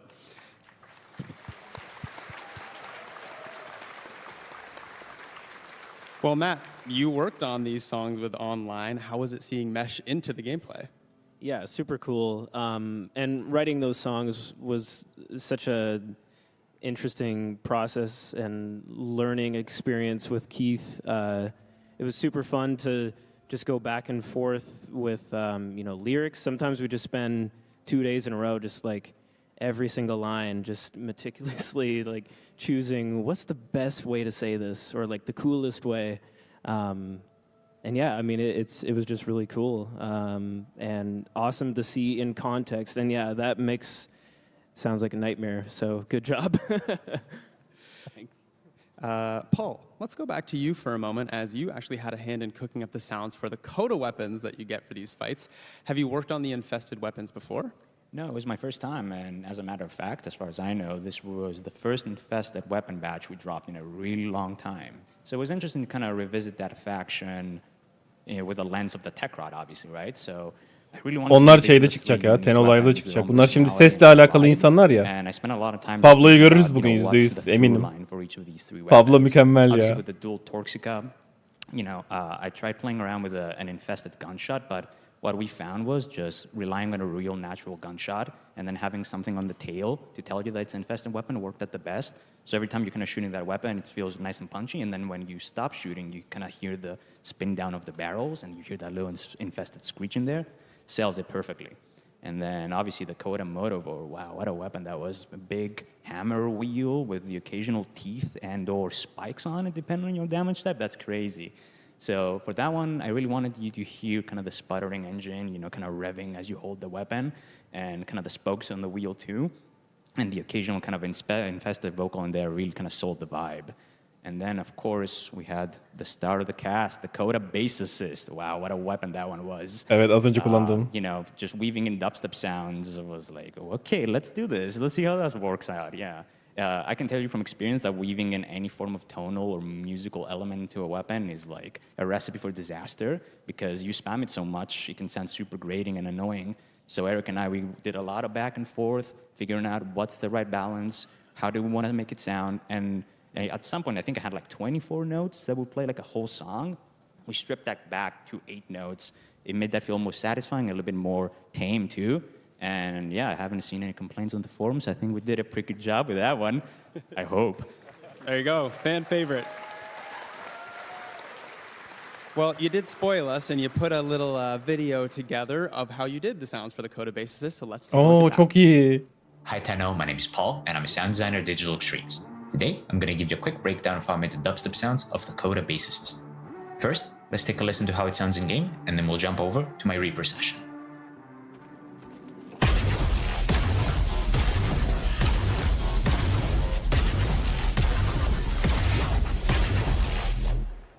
Bildiğim Alright, and now we are in dubstep Reaper. gun ya. The dubstep sound is comprised of 3 separate layers, all of which are made with the software synthesizer that you can see on screen called Serum. Let's take a listen to how each of these layers sound on their own and then put together. Let's start with layer A.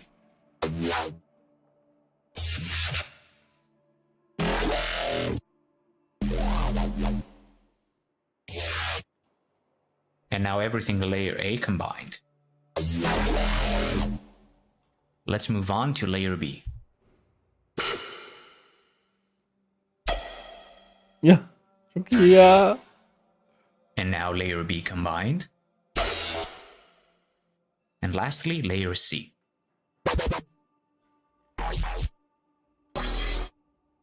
And everything in layer C combined. Here's all 3 layers combined with the processing used to create the final sound asset that goes in game. Çok iyi bence. And to wrap things up, here's a few variations that include the dubstep layer, Favori silahım oldu şu an. the punch layer, the shot layer, and the mech layer. All these sounds put together create the final result you hear in game.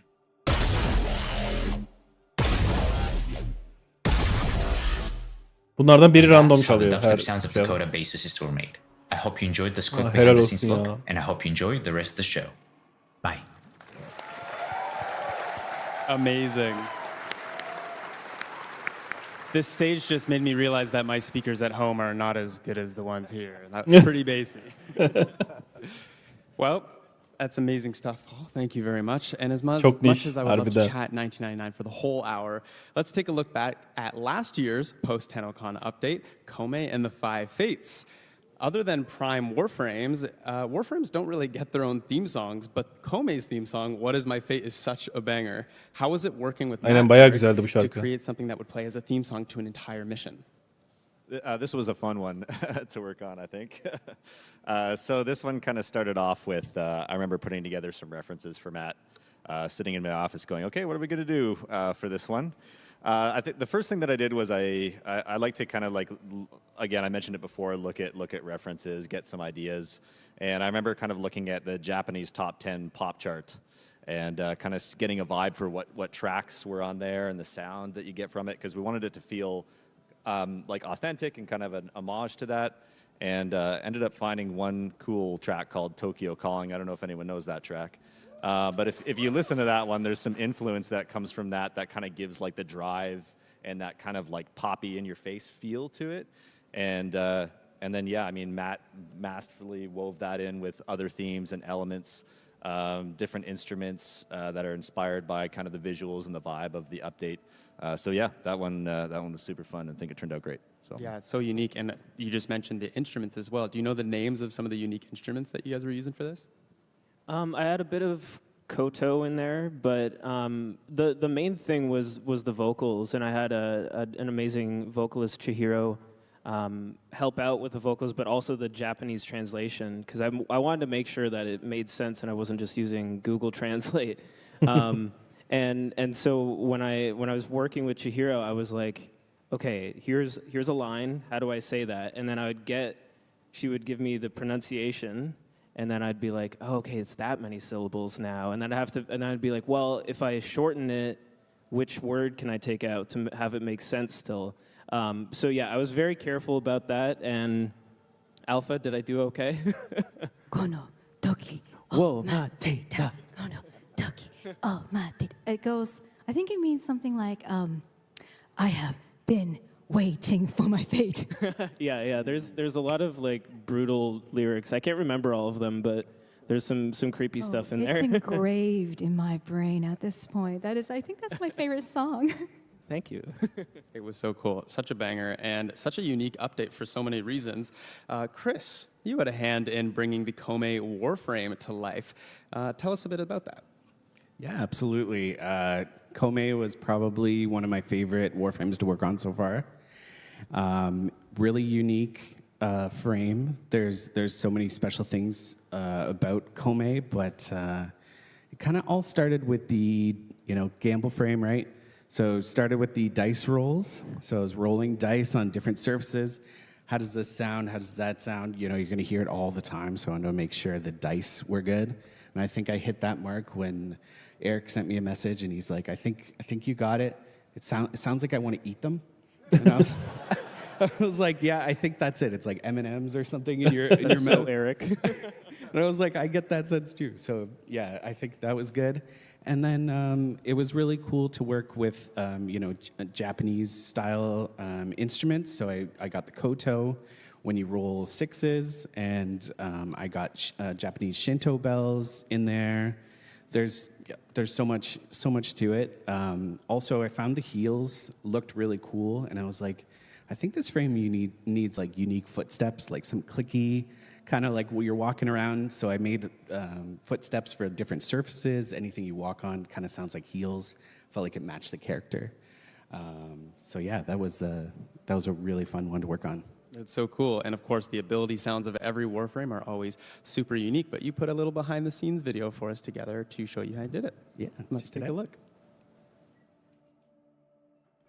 Hey everyone, it's Chris from the sound team. Today I'm going to show you how I made Kome's Bunraku ability sound. Kome's fourth ability, Bunraku, blasts enemies, giving them a variety of status effects. But what's most awesome is she turns enemies into marionettes. Oha. Ben bayağıdır oynamıyorum Build bunu. on Hiç this concept by hatırlamıyordum. envisioning enemies were physically turned into wooden puppets, along with a music box tune while they danced. To do this, I picked up a wooden build-it-yourself music box kit. It played a cool little tune, but I wanted to make something custom. I started recording it note by note. Instead of sampling in the traditional sense, I used Reaper to split out the notes and put them on a grid to start constructing my song. That way I could splice in mechanical clicks and chords to make it more natural sounding.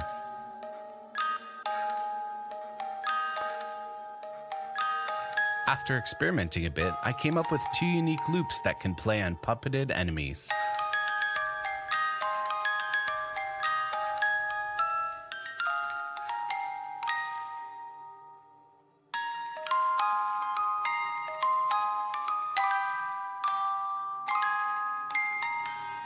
I also used some of the wood that came with the kit, as well as some dowels to make the enemy movement sounds. Oha. For the main part of Kome's Bunraku ability, I used many samples to create a unique energy buildup sound, followed by a powerful impact. There are also whispered Japanese voice lines that translate roughly to puppets dance. And after combining everything together, here's what it sounds like.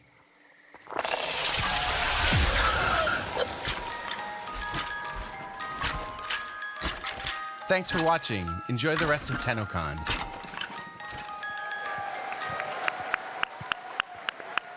The wave is too good. Ya Kroko o kadar böyle simplify'ladın yani The işi. whispered voice is none other than Alpha. That was my voice? That was your voice, yeah. Surprise. Thank you. Thank you. Now I have to play it again. So Çok cool. iyi. And Chris, I have to do it to you. You also worked on another fan favorite, Warframe, didn't you? Which frame is that? I did. I worked on Corvex. Any Corvex fans in here? Corvex mentioned. Thanks, Chris. Well, let's jump ahead to a very recent update where the spider frame came to life. Oh, yeah. Paul, you had the pleasure on working on the sound effects for Araxia. What was your reaction when you were told we were doing a spider frame? Oh, I was so excited. You have no idea. I was so excited, in fact, that I went directly to Eric and I was like, can I work on this, please, pretty please? And yeah, First come, first serve. Yeah, exactly. Yeah, and usually we're on rotation too. So because I did Side 09 back in December, I wouldn't have worked on a new Warframe for a few more months. But yeah, I kind of cut the line with that one. It was too cool. It was too cool. Yeah. I love it. And a lot of sounds you use real life recordings. Did you record any spiders for this one? So no, spiders don't really make a sound. That's the problem, right? So it was very interpretive. And what kind of happened was, because I was so excited for Araxia, I kind of had a very specific sound for her in mind. So I just went directly in my software Reaper and I just started designing. And by kind of happy accident, I had already designed the fourth ability in like the first day. So that kind of informed all the other abilities. So I didn't really get to record that much. The only thing I did record was for the Syotid, her signature secondary weapon. I really wanted a cool kind of fluid web sound for it. So I kind of just recorded like anything that was kind of a spray that I had lying around my apartment. So like deodorants, foam sprays, shampoos, and stuff like that. Just giving that fluid, organic, whooshy sound. And fun fact, when that weapon was done, I was just playing with Araxia daily, just checking in. All the abilities were done. And up until that point, whenever you would have the fourth ability active and you would dodge, you would just roll like a normal Warframe. But one day, she just started latching onto walls. And I was like, no one told me this. What's this? What? So, yeah, I was like, okay, happy accident there, because I already had recorded all that stuff with the Syotid. I was able kind of to reuse the same source. And, yeah, I think it turned out pretty cool. Yeah. Pretty cool. Okay, so we got pools, alleyways, and bathroom materials for sound design now. Yeah. Love that. And I also have another fun fact for you. So, same like Chris, the same thing that Chris said about the footsteps of Kume. I saw the same message where someone was praising Kume's footsteps. I was like, it would be cool if we did something for Araxia too. So I was like, what do we do? And you know, Rusalka is in this update, and she had some pretty badass sounding heels in 1999. So I was like, and I worked on those. So I was like, how about I kind of bring that stuff over and kind of give it a little bit more of an Araxia spin? So yeah, she's kind of using Rusalka's footsteps in a sense. Interesting. Much to think about. Yeah. Speaking of Rusalka, Alpha, how would Aoi react to Rusalka being in Duviri? I would run personally, but I was so happy to see her back. Like, Rusalka is one of my favorite characters. The design is spectacular. Like, won't you agree, right? I love it. And of course, to accompany such a design, we needed something with emotional music. Eric, Duviri was already complex with emotion, but now we're throwing the murmur in there. Was it like opening an old cookbook, or did you employ any new techniques for this update? Yeah, I mean, definitely looking for some new textures and kind of remixing some old textures too. The kind of headlining track, Tethra Jirak, was kind of the first thing that came to mind that we worked on. That one, as soon as I kind of saw what we were doing with the spider frame and the landscape that we were fighting in and the boss fight, I knew there had to be some organ in there again. Last time we did organ was in the Zeraman, but definitely wanted to bring that back. So that track heavily features organ. And then some amazing vocals again from Francesca, who's sung on a lot of other tracks for us. So yeah, I mean, Matt, you put those two things together and it sounded awesome. I think on the first pass that you sent me, it was pretty much there. Like it was sounding good right out of the gate. So that was a super fun way to combine a few things that we've done in the past. And then obviously bringing in the Void tongue is always so fun to combine. So yeah, a lot of that was combining like Void tongue, Void chanting with kind of those Duviri elements. And yeah, the lead violin section in the combat track was really cool too. Yeah, shout out Xiao, who played last night at Tenno concert. She had a very difficult part that I wrote for her and somehow did it. I was like, is this possible? She was like, give me 2 weeks and I'll figure it out. And then she came in and nailed it. So yeah, that was a lot of fun. Combining all the classical stuff with the creepy, you know, all that kind of stuff. O ses nereden çıktı ya? Yeah, very fun.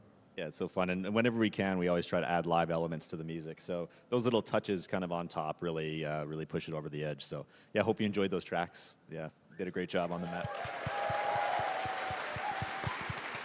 It's such an incredible mix of themes. And guess what? I'm going to take advantage of these big speakers again, and we're going to showcase a little bit of Isleweaver's featured track. Naif bir adam diye bakarken içinden bir şey çıktı. O heriften neler çıkıyor anlatamam yani.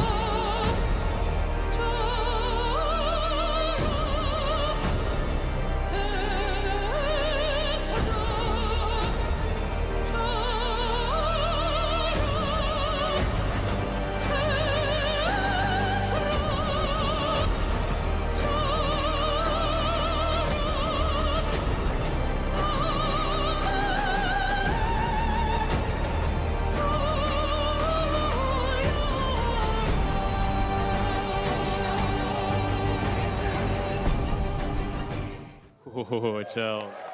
Yeah, incredible. Shout out, Fran. Now, as you know, we are celebrating our 10th TennoCon, so I thought, what better time to look back and reminisce? So I've got a question for everyone here. We'll start with you, Matt. How have you evolved your craft over the years?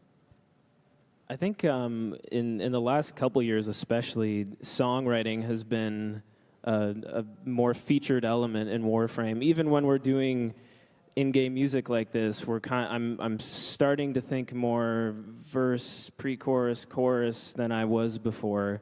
You know, usually with instrumental music, I would just kind of think like section A, section B, section C, and make sure it loops nicely and all of that. But now that we're adding more vocals to everything, it feels like an opportunity to make things a little bit more catchy and listenable outside of the game.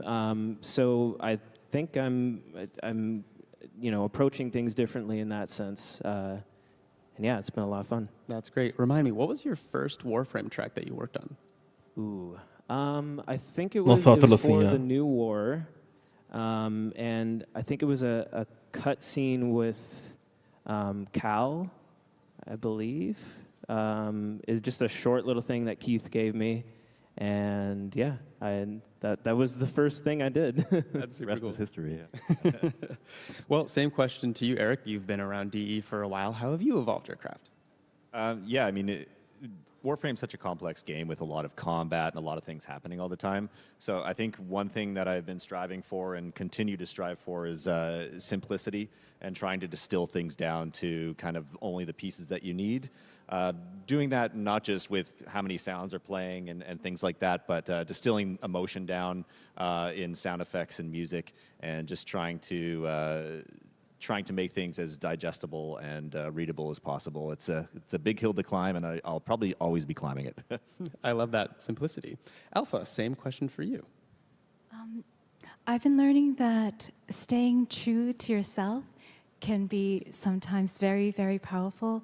I've been with DE since 2023, and even the course of just the Always dialogues, I've seen the progression of the writing, and it's become sort of closer to what I'd actually say.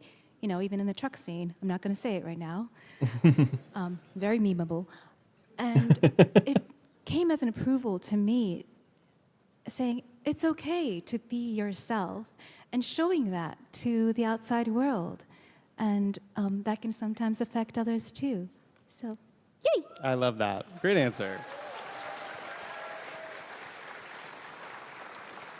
Paul, how have you evolved your craft? I have to echo Eric's sentiment. Sometimes less is more, and that's something I found to be true all the time. I have a really good example for you. When I was working, spoilers for the Jade Shadows quest. If you haven't played it, go play it, please. So when I was working on the cinematic sequence when Stalker is about to escape and he is ambushed by Zito in the Corpus, you know, it's a very chaotic sequence. Bullets are flying, you know, Stalker is grunting and he's parrying, and then eventually he gets shot in the leg and he kind of just kneels and falls. Initially, that sequence was like, it had full sound coverage, everything kept going, but, you know, we removed everything, and the only thing you hear as he falls is just one bass hit. Boom. And then everything just kind of muffles. And then the emotional uncertainty kicks in. And there's nothing there but the music and then the baby cry. Super powerful moment, and in my opinion, one of the kind of apex moments of that quest. And I think one of the big reasons why it's such a memorable and emotional sequence is because of how little we put into it, in a way. Wow, that's super interesting. Thank you for sharing.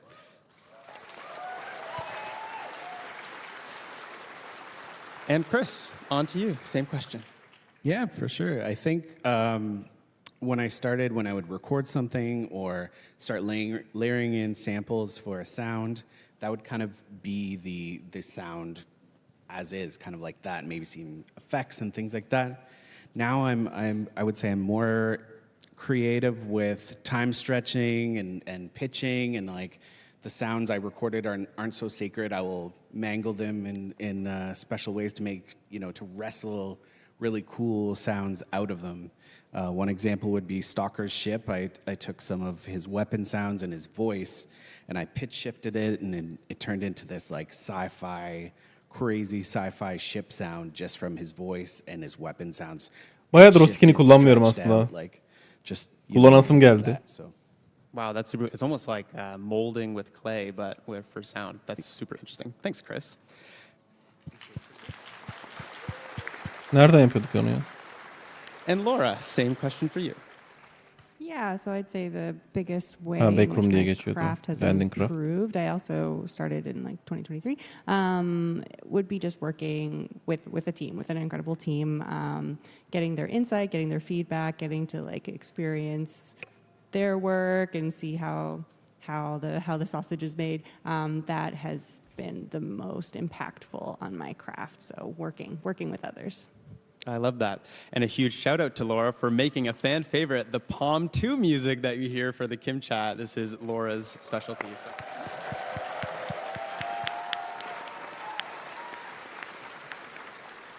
Well, community is, of course, a huge reason why we can celebrate our 10th TennoCon.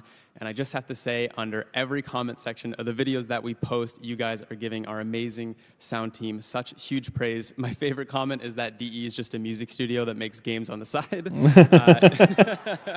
So big round of applause to the whole sound team at DE.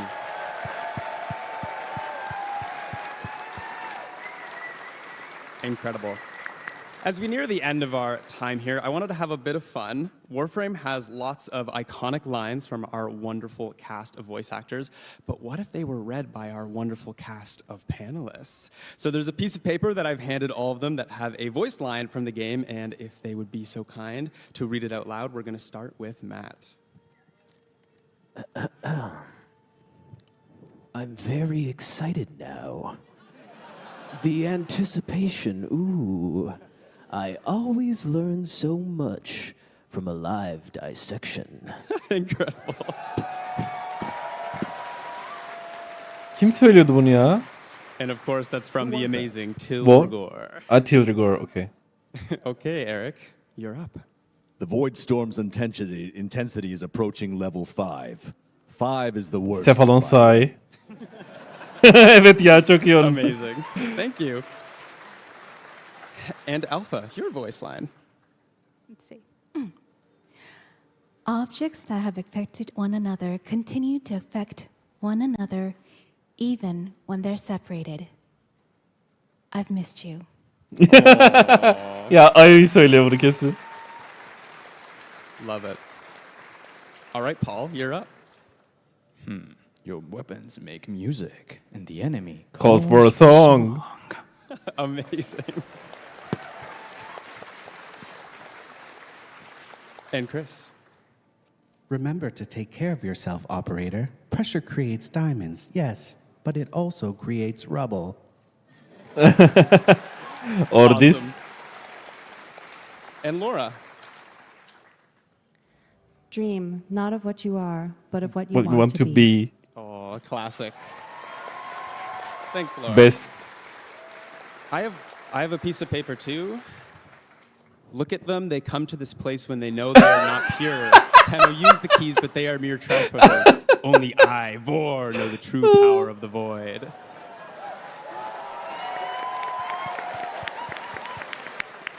Thank you all. That was fantastic. Now, I can't just end the panel without one more thing. We're just 2 hours away from learning about the next chapter of Warframe, but how do you guys feel about a little bit of a tease? Tease me? Well, Eric, what are we about to show? No spoilers, of course. Well, this is where we're headed musically with Warframe. We've just come off some crazy grunge 99 tracks, and we wanted to go almost the exact opposite direction. So this time we pulled out all the stops. This is the first time we've recorded a 50-piece orchestra for the score. So yeah, here's a little behind-the-scenes look of what's to come. All right, let's take a look.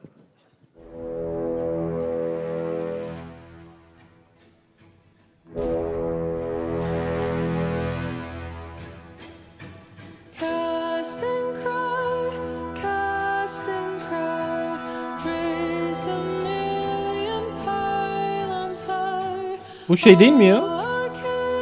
Soulframe'in şarkısı değil mi?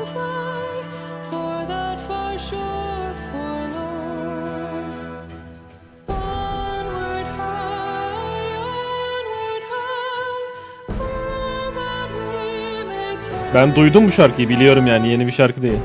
Warframe değil bu, direkt Soulframe'in açılış şarkısı hatta.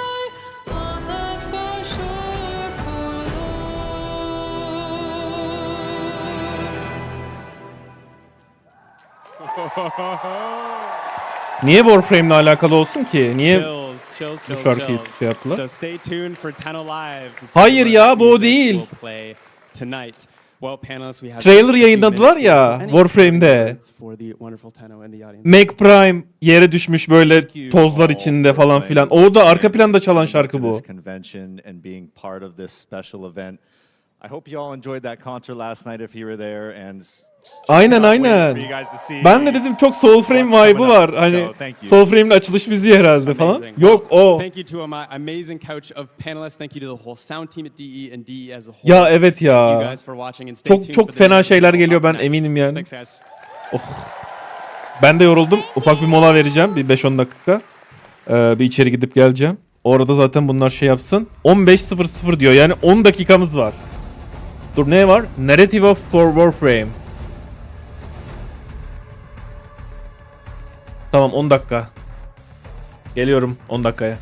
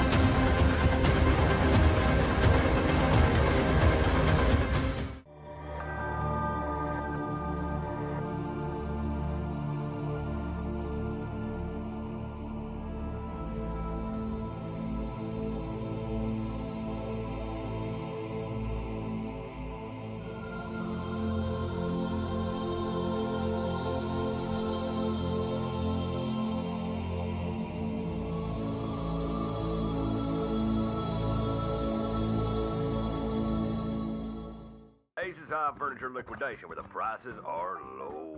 Plant your saddle warmer on one of our sofas, sleep into a happy spiral on one of our famous mattresses, and tame your Kaith by getting them a city slicking television. Aces High, where home on the range costs less.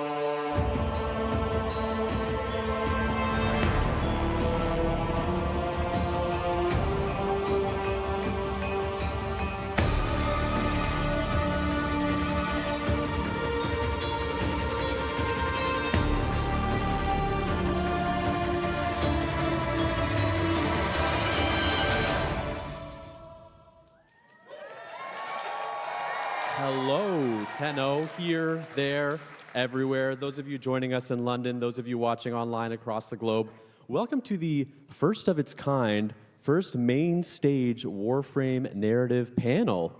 Can we pop off for that? Yeah, we can do a little pop off. My name is Corey Van Den Hoogenband. I'm a community manager here at DE. Today I'm your host / moderator for a 50-ish minute presentation going over the lore of Warframe, the universe, the quests, the characters. But let's be real, you're not here for me, you're here for the panelists. This is the dream group of people. If you were going to be talking Warframe, you'd want this couch. So without further ado, let me introduce them to you. I am joined by Warframe's lead writer, the keeper of knowledge, the void tongue specialist, Adrian Bott. Hey, Tenno.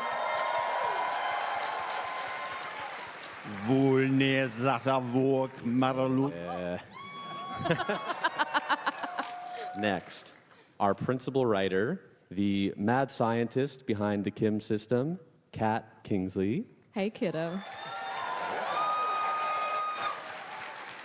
Then, lead narrative designer, a man who has named so many weapons that he can't keep track of them, Ryan Mole. Good day, everybody. And you know her as the voice of Eleanor Nightingale in Warframe 1999, Amelia Tyler. Well, hello, darlings. So, the aim of the panel today is really twofold. Of course, first, it's going to be a deep dive into the universe of Warframe, the characters, the quests, but also for anyone out there who is maybe an aspiring creator or storyteller, we'd like to kind of offer an insight into the craft of writing, but also recording, acting, directing, as it's all intertwined. So that's our plan. I have a spoiler policy that I'm about to share today, and that policy is we will be spoiling the game. So we're covering everything up until Isleweaver. Yeah, we're going to be big chatting. Let's see. I'm going to start by asking you about characters. And selam beyler. Verdikleri şey güzel bir şey mi drop'tan? Drop'tan gelen şu an Armor Bundle. And that update Zırh seti bayağı da güzel. Kind of cast of ensemble characters we ever brought to a Warframe update. Şunu bitireyim hemen göstereyim bak. I ask in general, what was it like delivering that cast? Frankly, amazing. But one of the things that we wanted to make sure of was that when the player arrives on the scene, the sort of status quo between the members of the Hex is very much established and intense. So we did a lot of work into setting up the relationships, the grudges, the attitudes, all of that kind of history that they had between them, so that when the player kind of turns up on the scene, there was a kind of powder keg ready to explode. But we did a lot of that kind of detailing of who the characters were by using a technique that I picked up from a guy called Andrew Ellard, who is an advisor on scripts in the UK. He worked as a Red Dwarf consultant, amongst other things. And love Red Dwarf. Şöyle göstereyim bak. But one of the things that you do, which seems kind of counterintuitive, is you don't kind of start out by detailing who is the character in themselves. You describe them from the point of view of the other characters. Bunlardan biri miydi? So it's not like necessarily who is Arthur, but what does Owie have to say about Arthur? What does Quincy have to say about Arthur? And because of that, you get away from this idea that there is any kind of a sort of single objective view, and instead you build up this kind of subjective web of relationships between the characters that is incredibly fruitful. And that really, really helped us. Şunlar. The design of who the Hex were going to be kind of began at the concept art level with the astounding art that we saw. Omuzdaki bu. We didn't initially know which Warframes are going to be proto-framed. And so we kind of learned as we went along, and their background kind of filled itself in as well. Ayaktaki bu. Çok böyle hani oyunu üst seviyelere taşıyan bir şey değil ama bence bazı şeylerle çok güzel gidebilir. Şöyle chest'i de göstereyim. Yani ücretsiz verildiği için. Delivering the dialogue from Whispers in the Walls, and we heard that sort of gritty warmth and exhaustion come through. I instantly knew a lot more about the guy, what he'd been through, and all of that. Well, we also have, yeah. Hoş geldin. Göremiyorum ama. So again, the voice behind one of those characters is here with us, Amelia. What can you tell us about your journey Gelmiyor with mu? Warframe and with Eleanor? Oh god, I didn't Nasıl, know it was shopta for yok mu bu? Warframe when I first got the audition. So I got the audition sides, and when you're an actor, it's a death knell to fall in love with a character when you audition for it, because you do a lot of auditions, and more often than not, you won't get the part. So that's, if you fall in love with it, you're doomed. That's Yeni skinden mi bahsediyorsun? Yeni skin gelmiyor bayağıdır, onu mu diyorsun? And I read this audition brief. And I was like, oh, Abi Steam'den gördüm baktım 250K izleyen var falan dedim, önemli bir şeyler var herhalde. Oyunu az bir şey konsolda oynamıştım sadece. Yani bu yılda bir yapıldığı için insanlar bayağı şu an hype. Because she seemed so in depth and there was a lot of me to it. There's a lot I could identify with and I was Heirloom'u diyorsun. about trying to bring that to life. Heirloom'u bununla getirmiyorlar ya. And then was like, didn't hear back. Okay, I'm just going to go cry in a corner. And then I stopped crying. Ahbap, teşekkür ederim. It was amazing. Takip için, hoş geldin. We fleshed the Nasılsın? character out a huge amount after that initial audition and Şu şeyi alacaktım ya. such a Şunu alabilirim. phenomenal job of writing for my voice. Once we'd done that first recording session, like it's me. Registered loser. Abi bu çok iyi ya. At this event, it's not far off, is it? Like bar the tongue and the brother, it's that's basically Şu da güzel. me. Merhaba, iyi yayınlar. Eyvallah, teşekkür ederim. Hoş geldin. Bir de drop'u almak için hesabı bağladım. Konsol hesabımı da Steam'le bağlayıp ana hesabı konsolda yaptım. Ben şimdi oyunu indirsem konsolda aldığım görünüşlerim geri mi gelecek? O konuda tam bir fikrim yok. Çünkü şöyle, şunu azıcık kısıp, zaten çok şey söylemiyorlar.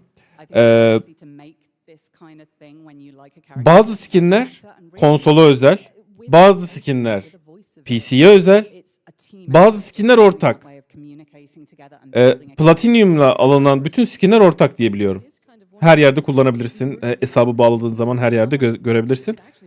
Bazı skinler sadece şey, hani Xbox için ayrı şeyler var. İşte ne o?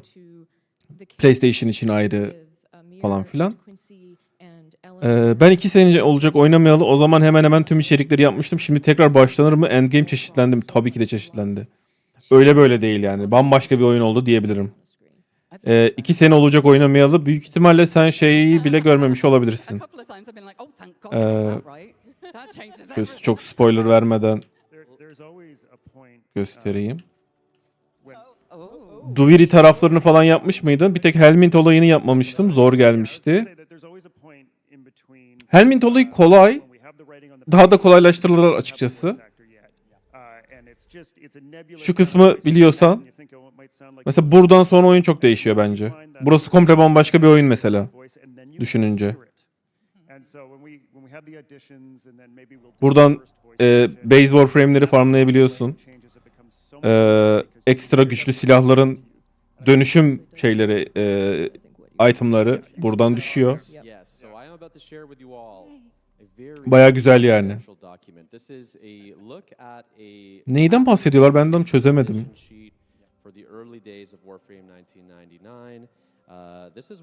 Şu an bulunduğum alan bile bir tık bir spoiler aslında düşününce, şey yapınca. Hani şu an bulunduğum alan base'in yeni bir şeyi, yeni bir base diyebiliriz. Her şey var burada işte. 1999 güncellemesiyle alakalı. Hani çok spoiler vermeden bir bakmanı öneririm. Çok fazla güzel şey geldi. Çok güzel.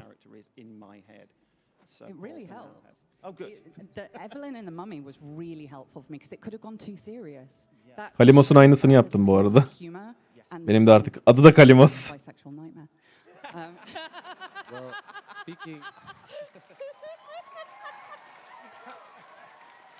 Ben kaçıyorum. İyi yayınlar. Sörlev, görüşürüz. Kendine çok iyi bak. Her zaman beklerim. of humor, I'm going to need somebody to explain this next slide to me. Görüşürüz. Oops, actually, this is a sweet slide. There's one more. Oh, yeah. That's the one where this never made it into the final game because it's just a prototype. But when we're putting together what we call the casting sheet, it's the first time we ever get to write dialogue for that specific character as opposed to just thinking about what they mean. Abi Soulframe çıktı mı? Sana çok güzel bir haberim var. Hemen şu an soulframe.com adresine gidip ön kayıt yaptırırsan yarın akşam Soulframe oynayabiliyorsun. Yarın akşama kadar bütün ön kayıt yaptırmış insanlar ön kayıttan direkt kabul edilecek. Bugün bahsettiler. Aynen. Bende zaten vardı. Ama şu an onunla ilgili bilgi verdiler. Hemen gidip Soulframe'den kayıt olup şey yapman lazım. Rica ederim. Rica ederim, ne demek. Anybody that wants to use this for fan fiction, Please. And if you want to do art of it, you know, feel free. This was a phenomenal piece of writing, though, because it told me so much in so little, and there was that lust that, like, she does not shy away from her sexuality or joy, but there's a vulnerability. Adam Albrecht'e benziyor. Like, yes, I want this, I want you, but I have seen this go wrong before. I can see all the ways that you could say you're fine with this and then not be fine with this. So I need to know. It's not just a consent thing. Yeah. Although that is very important to her throughout. It's also a Kapı kapalıydı da. thing of somebody who desperately Olay wants to be çıkarmış. able to confide in somebody and be vulnerable. Yeah. But Oh, save that for the next one. Yeah. Let me ask you. Yeah. Let me ask you about this line. Oh God. Your balls are itching. Kat, are you taking this? No, I'm said wait for the next one. They were saying read it. You want me to read it? Oh, they did, yeah. Do you? Amazing. This is my life now. Okay. So this is mid-battle, right? This is like a kind of trying to get one up on somebody? Kind of. This is me, again. This is what our process was in the booth, actually. It is, yeah. This is what would an incredibly potent telepath who is used to thinking outside the box and thinking in unconventional ways. İndirebiliyorsundur büyük ihtimalle. Bende inik yüklü açılabiliyor. Exactly what she is thinking. Siteden bilmiyorum. Eskiden maile link yolluyorlardı. Oradan kabul oluyordun. Ondan sonra sitede indirme açılıyordu. Şu an indirebiliyorsan girebiliyorsundur da büyük ihtimal. What telepathic sort of suggestion would she plant in someone's head? Because you're not going to just necessarily say shoot yourself. That is too big and obvious and too easily resisted. But if you can kind of gently suggest to somebody. Oh, güzellik. That there's something distracting going on. Okay. Yeah, exactly. Bu Eleanor'un voice aktörü sanırım. Hold the laughter till the end, please. I have trouble enough doing my job as it is.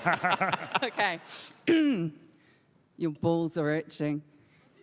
You have to keep the gun on me, but dear God, it's like spiders are crawling all over them. Jesus. It's the infestation. It's got to be. No good. You're going to have to scratch.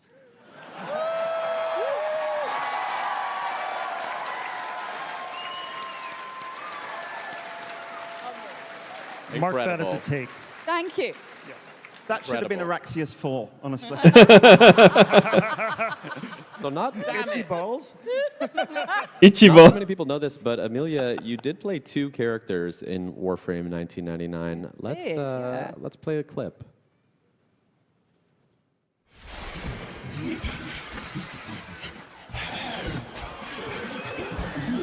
Bu karakterin voice aktörü.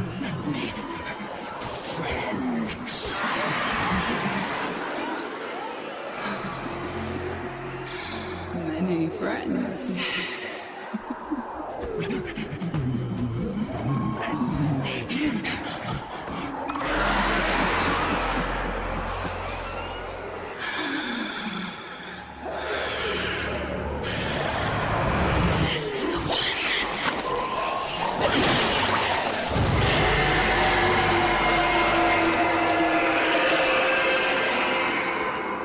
Woo! So you're both characters in that scene. I am, yeah. What was the story there?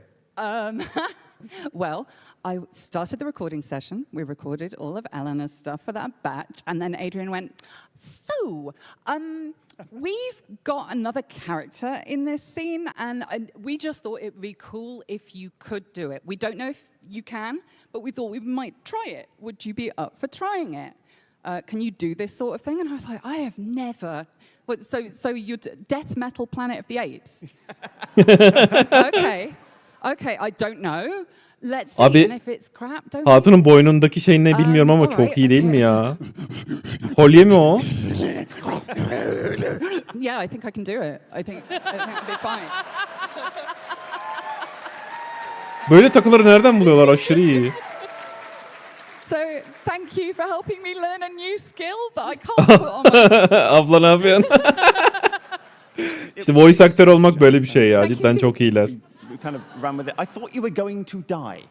I thought you were going to hyperventilate. Yeah, okay, but the prelate did. But I was deeply, deeply worried in that recording session. Well, bless you for caring about me, but I was fine. I have another highly confidential document to share today. This is a world-building Bible. Yeah. Can somebody explain to me what a world-building Bible is? Yeah, so the World Building Bible is a crucial piece of document that we use basically so we can remember what we've done. So this is where we track all of the context and lore to the game, whether or not it even makes it into the game that you guys see. It is everything from legally distinct corporate names to when and how people show up to 1999, to the different seasons and how they work, to people's backstories. Like this is Eleanor's backstory. It's all of her information and how we built Soulframe indiriliyor bu arada. Abi 10 GB ile başladı. Toplam ne kadar bilmiyorum da. And it's a living document. So as things Çok büyük değil diye biliyorum. Şu an sonuçta başlangıç aşaması ya. Daha yüksek olabilir ama. 20, 30, 40. Bilemem.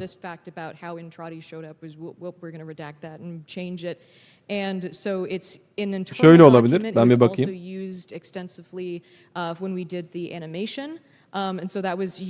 Çok az oynadım. Öyle diyeyim. Which heavily features into how when we were building the Kim system, like the body paint there was used for the Kim systems for, writing that backstory.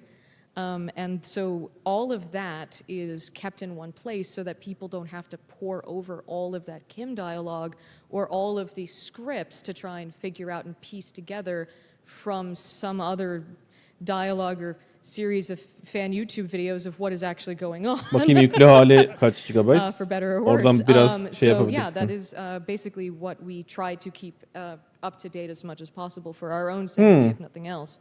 And this is Yüklü hali 9 GB ama ben bayağıdır açmıyorum. Dur bakayım. Created Eleanor and so for example you can see that we Launcher açıyor bir tane. Oradan güncelleme atıyordur. Belki bende de indirecek, bilmiyorum. That's so perfect for her. It sums her up in food because it like starts out very well-meaning. Bak çekemiyorum bile healthy şeyi. and curiously lack of meat 2 for GB da somebody bende who var. kills people with her tongue. And then just Kapatayım gives şimdi up de at the end and has a flapjack. yayını And etkilemesin. that's me, really. That's every day of my life. Because it's like Ne oldu ya?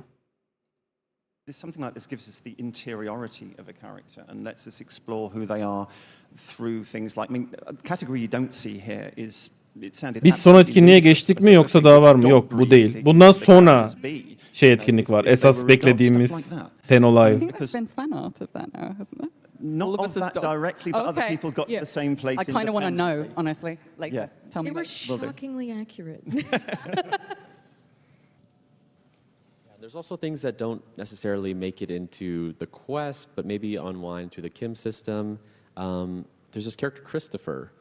Yeah, so this was interesting to me because, for example, it's amazing how much we can work in after the fact. So Arthur's artwork has the skana with the red bandana tied on it. And for a soldier to carry a sword with a big red flag on it is a giant shoot me sign.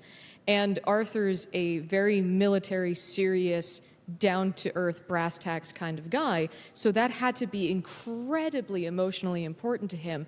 So we worked together on how this could be woven into his story. And so Arthur had one half of it, and then Eleanor had the other half of it. And it became this sort of amazing thing that you can unlock between the two characters' Kim systems. And it would just became this like amazing way to like intrinsically have this. And this is again something that's all kept within that world building Bible. Right on. I think it's time to talk romance and more about the Kim system. Woohoo! So we've talked about, oh, here we go, yeah. We can chat over this clip. We've talked about on Dev Streams the book's worth of dialogue that went into 1999. How on earth did y'all handle this? Well, okay, so the stats that we've recently, well, is it, yeah, no, not yet. Yeah, we'll come back to the stats. Okay. How did we handle it? One spaghetti noodle at a time. So branching dialogue is a lot. It is a exponential curve, and it is so much fun though. And I think about it as sort of unwrapping an onion. People are like an onion. You know them in layers. And it was interesting because Warframe's syndicate system was very easy to sort of piggyback off of and automatically think about it as, okay, so every time you rank up with these characters, you're getting a little bit deeper into their personality, and you're getting deeper into the groove with them, and you're sort of going further into their stories. But the characters are just so deep and rich and interesting. And as we got to work more with the voice actors, and they brought so much life to it, they were just so rich and interesting and amazing to work with. And I'm just so honored to be able to have like brought so much life to them. Well, I think it was also, Kat, you were new to the team when you started. Like you were brought on to do the Kim system, and you hadn't played Warframe up until that point. So you were going through Warframe, learning how to do it. And I remember having all these questions about the lore and all the history of the game, and you really took that into the Kim system. You put yourself in the sometimes in the shoes of the Hex characters, wondering what the Drifter did, and tell me about this origin system and what it's like in the future, and then vice versa for the Drifter in 1999. And you had those characters interrogate each other so that you could learn about Warframe. There's a lot of self-teaching. But it ended up bringing out so much new information about our game and about our world and our lore, and I think it clarified a lot of stuff for people that we couldn't do in the kind of storytelling we do normally in our quests and with our vendors and things like that. Yeah, so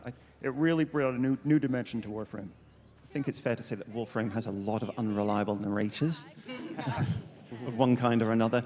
But one of the glorious things about how Kat handled the Kim system was that the Drifter has no need to be an unreliable narrator. The Drifter is trying to explain to the Hex, who are from a completely different time and background, what they have been through. And so in that extremely kind of distilled and human exposition of all this outlandish stuff that Warframe has to offer, it essentially functioned as a way for players who might have been a little bit more alienated from the lore and the backstory than we would wish to catch up with that. I mean, I was seeing people come out of the Kim system knowing a lot more about the system and their particular role in it and what was going on than they had hitherto done. And that was just an amazing and unexpected kind of secondary consequence of this. The whole thing was just phenomenal, and such beautiful levels of detail that as actors we don't tend to get very often. And that really helps flesh out my understanding of who Eleanor is and why she does what she does, even if we never address it. Even if it's never in the script. I want to show a visualization that we put together to give you a sense of just how much dialogue was there. We have a short clip. Yeah, and Kat, do you remember the stats? I do. And it's the reason why this video is glitchy is because this is a manual zoom out in Illustrator because every other software crashed. This is 240,000 words of dialogue. This is all Eleanor. 280 conversations. There's Letty on the right. Yep. Yeah. And 16,000 strings. That's right. So this is everything that is currently in the game. That is the Kim system visually represented. And yes, it crashed every single thing. Wait, why is it moving? Did you? Oh! Did we check with Reb? Is this cool? Are we... Spoiler policy, spoiler policy. Spoiler policy. Kat, explain. That is right. There are going to be 3 new proto frames. Ne? And they are going to be dateable.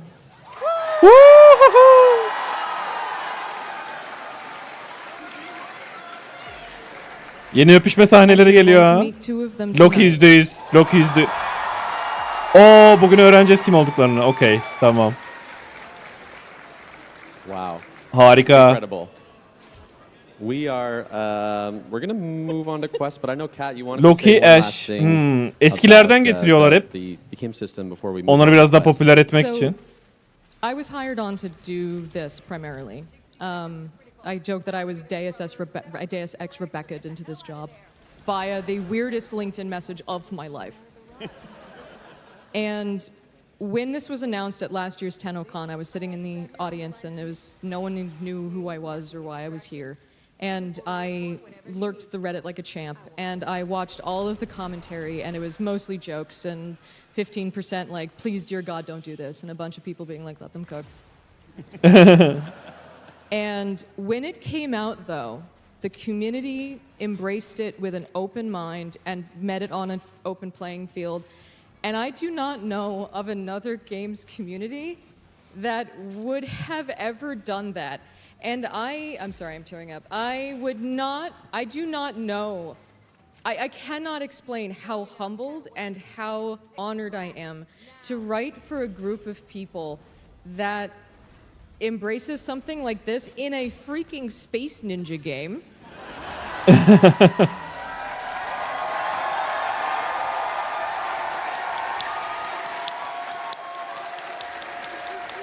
You rock. I will write for you all till the heat death of the universe until I'm able. Okey, hızlı bir tahmin yapalım hemen. Cut. Thank you all. You rock. You're the best. All right, let's... Love you too. Peace and love. I want to talk about quests, sort of a big retrospective about our existing quests, what came before. But I want to ask, how do you balance answering some questions while leaving others unanswered for future storylines? Well, a lot of what we do in a given quest is very much a Rebecca level decision because we get to tell the story, but we do not steer the ship.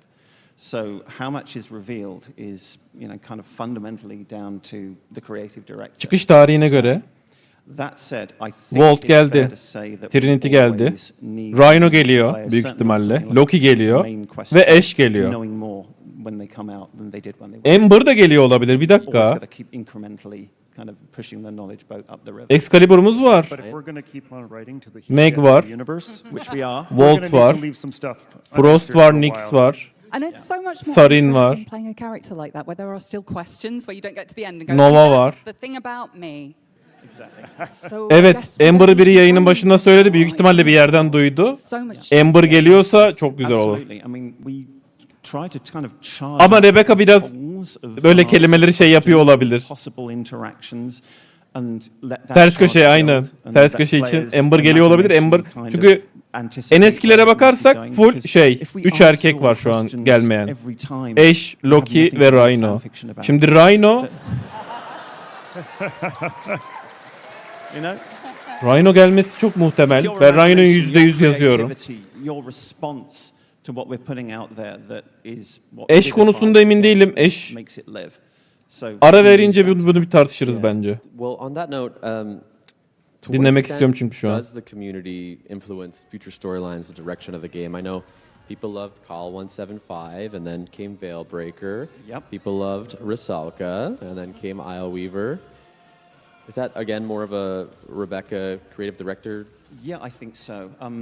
But I mean, in terms of responding to community sort of ideas and reactions, I mean, going back temporarily to the Kim system, if I may, I wanted to have the Eleanor conversation about, am I a minefield?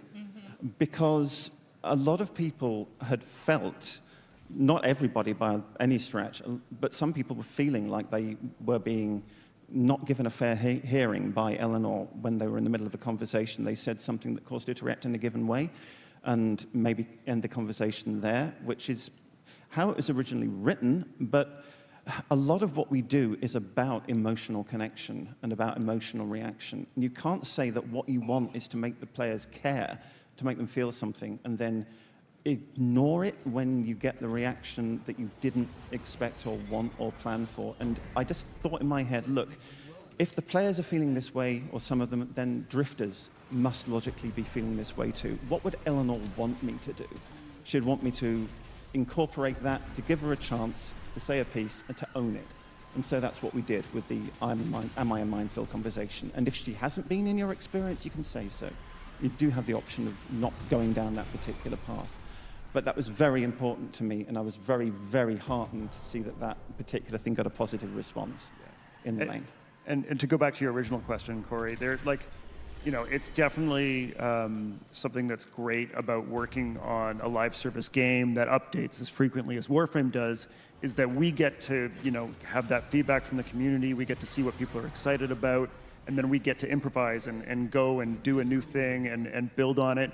We're doing what we're excited about, but we're also, catching all that energy from you guys, and that's really feeding back into what we're doing. I've worked on box games before that took 3 years to come out, and you don't know, is anybody going to like this? Are they going to like this part or that part? And it's so awesome to be able to kind of, ship something every couple of months and get that feedback and then iterate and improve on it every time. So I thank you all for that. And you might hear some of the cast's ideas in interviews coming up, because we have been crafting thoughts. We need to chat. We do. So this is not a confidential doc. This has been on our website. But Warframe is in its 4th saga. Yeah. We have the Awakening, which covers Vor's Prize to the Archwing. War Within Saga is Nata through the Sacrifice. The New War Saga, Prelude to War, through Duviri, Paradox.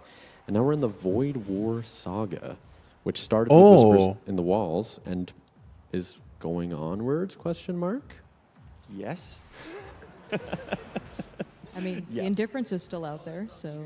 Very much so. Don't look directly. Isle Weaver is not the end of the saga. Oh, God, no. Yeah. No, not by a remarkably long chalk.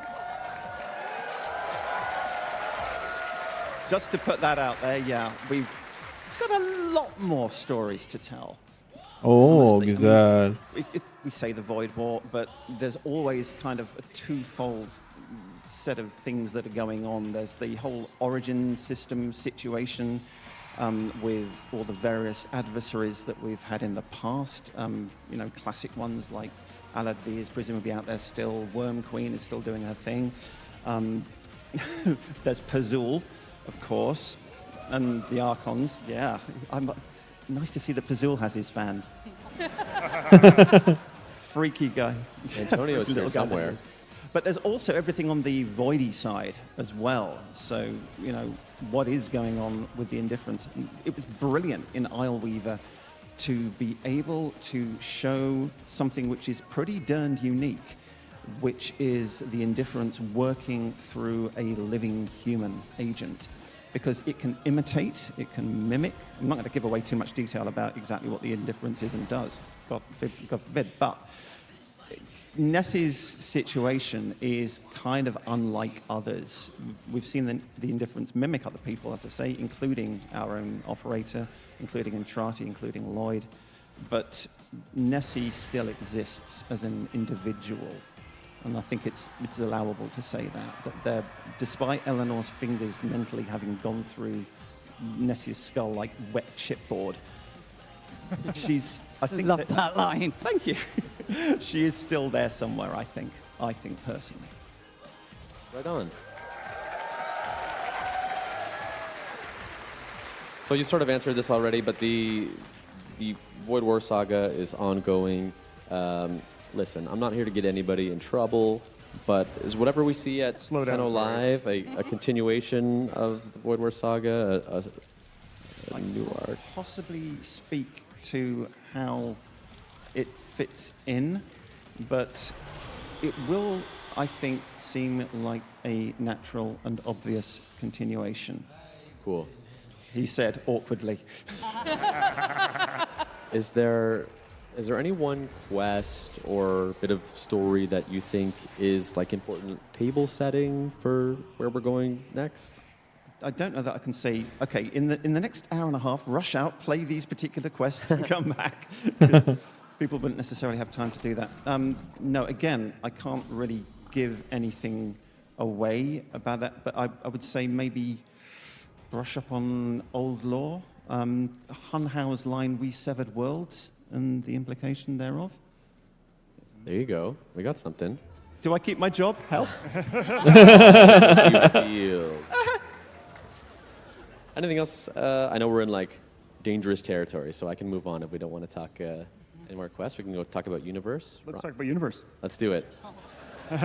So I want to ask, what are the core principles, key tenets of writing for Warframe? So I'll give an example. I work on the TennoCon program, and we have this line, Cass has this line, which is weird first, cool second. Do you have any similar philosophy? Weird first, cool second. Yeah.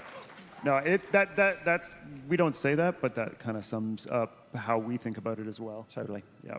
One of the guiding tenets we got handed to us, down to us from Steve, was drive it like you stole it. Yes. Really, like he literally said that if it doesn't feel like it's dangerous, you're not pushing hard enough. And that's reflected a little bit in the way of writing Lizzie. I was like, oh no, I've created another Eldritch god in a form of an infested guitar. Okay. As you do. Cool. Roll with it. And I remember we were going through this, and he's like, are we writing checks we're going to have to cash? And I was like, yeah, but it's fun. And another one was about making sure that through these giant, enormous space epics, where it would be so easy to lose yourself in just blowing up spaceships and just the enormity of it all, that we never lose that sense of human connection and the human story behind it, and that we are experiencing these through that deeper connection between people, because that's where you get these immense stories and that what really resonates with people. Totally. I mean, I'm a lore nerd. I love it. I can obsess about it for weeks and happily to engage anybody in conversation about lore until the sun goes down. But one of the pieces of feedback that I got from Steve while doing quest design, which was extremely important to me, and because I want to explain everything, I want to make sure that the player understands entirely what's going on. And Steve's kind of one-line response was more Kirk, less Spock.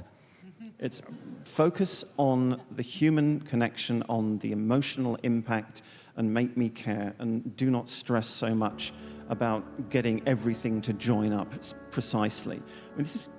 I mean, I'm very British in the way I approach things, and Kat's very much more American. I'm sorry, you're British? Yeah, sorry. Oh God, I'm so sorry. I didn't mean to. When? Oh my God. But this whole time. Sorry. Case in point, I kind of fret about, is everything buttoned up right and everything in place and everything protocolically correct, and Kat is like, woohoo, bang. Yeah. Screw it. Let's drive it like we stole it. And so, yeah, the team really kind of vibes well with one another in that regard. Yeah. We all bring something to the table. And there's another thing that Steve, especially in the early days, would say about our game when we were a much smaller studio, where we didn't have the resources to do the kind of animation and big stuff. Ne oynadı şu oyunu be? When the other Günlüklerim bekliyor. games are going big, when they're going bombastic, we're going to go small, we're going to go human, and we're going to tell real, interesting stories that grab you and bring you in. And I think that's what we've done every time. And even though now we do have all those resources, we still want to tell the small, intimate stories, but in a big setting.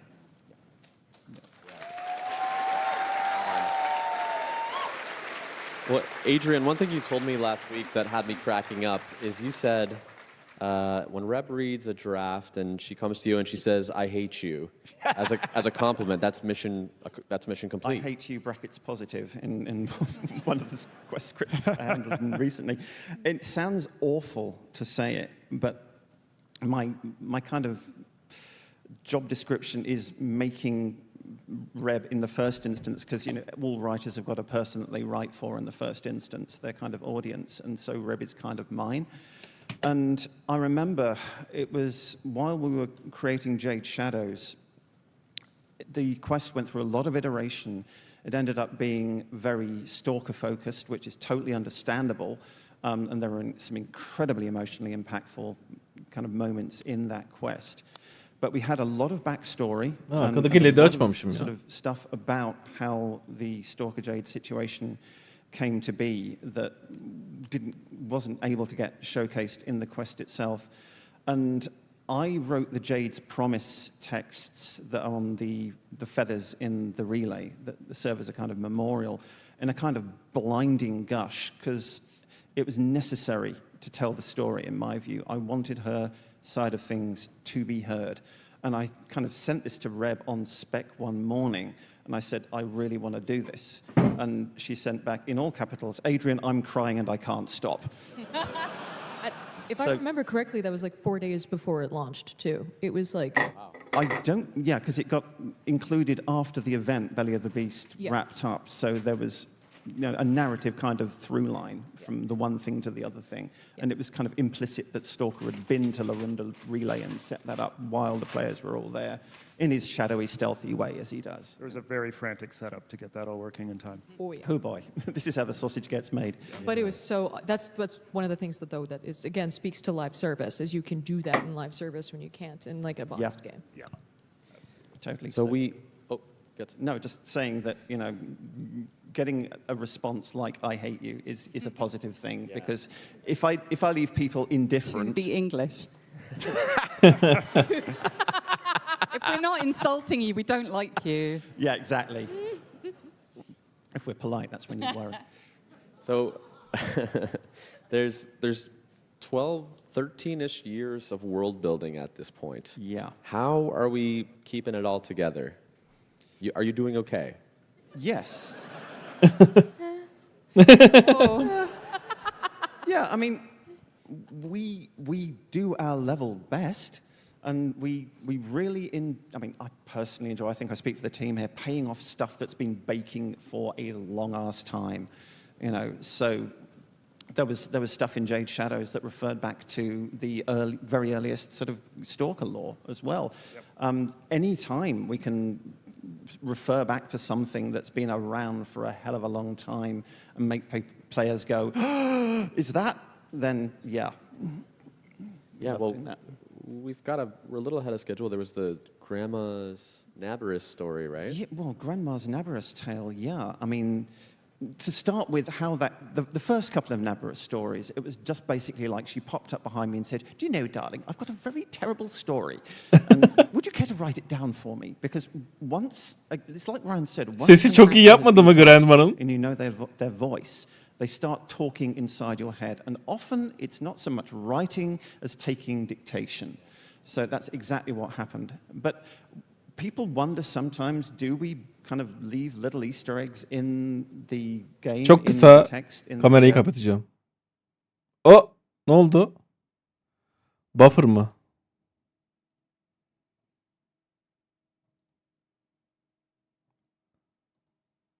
Oh my god. She skated away.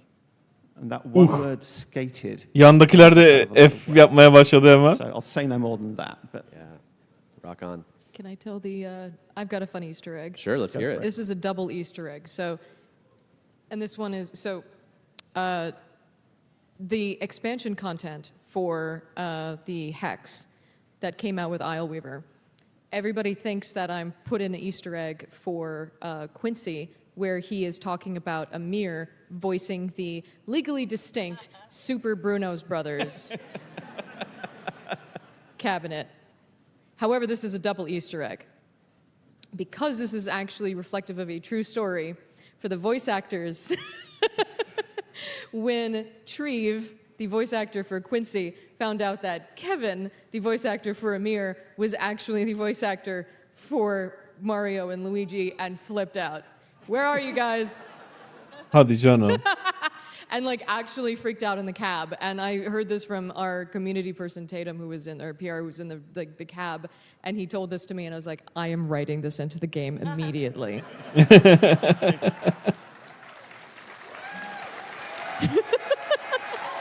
Because that was just so, like, they've become like brothers to me in my head, and like being able to write that arc for them of just like the two, because Quincy was just, I was so terrified to write him at first because, I mean, look at me, and oh, the fear.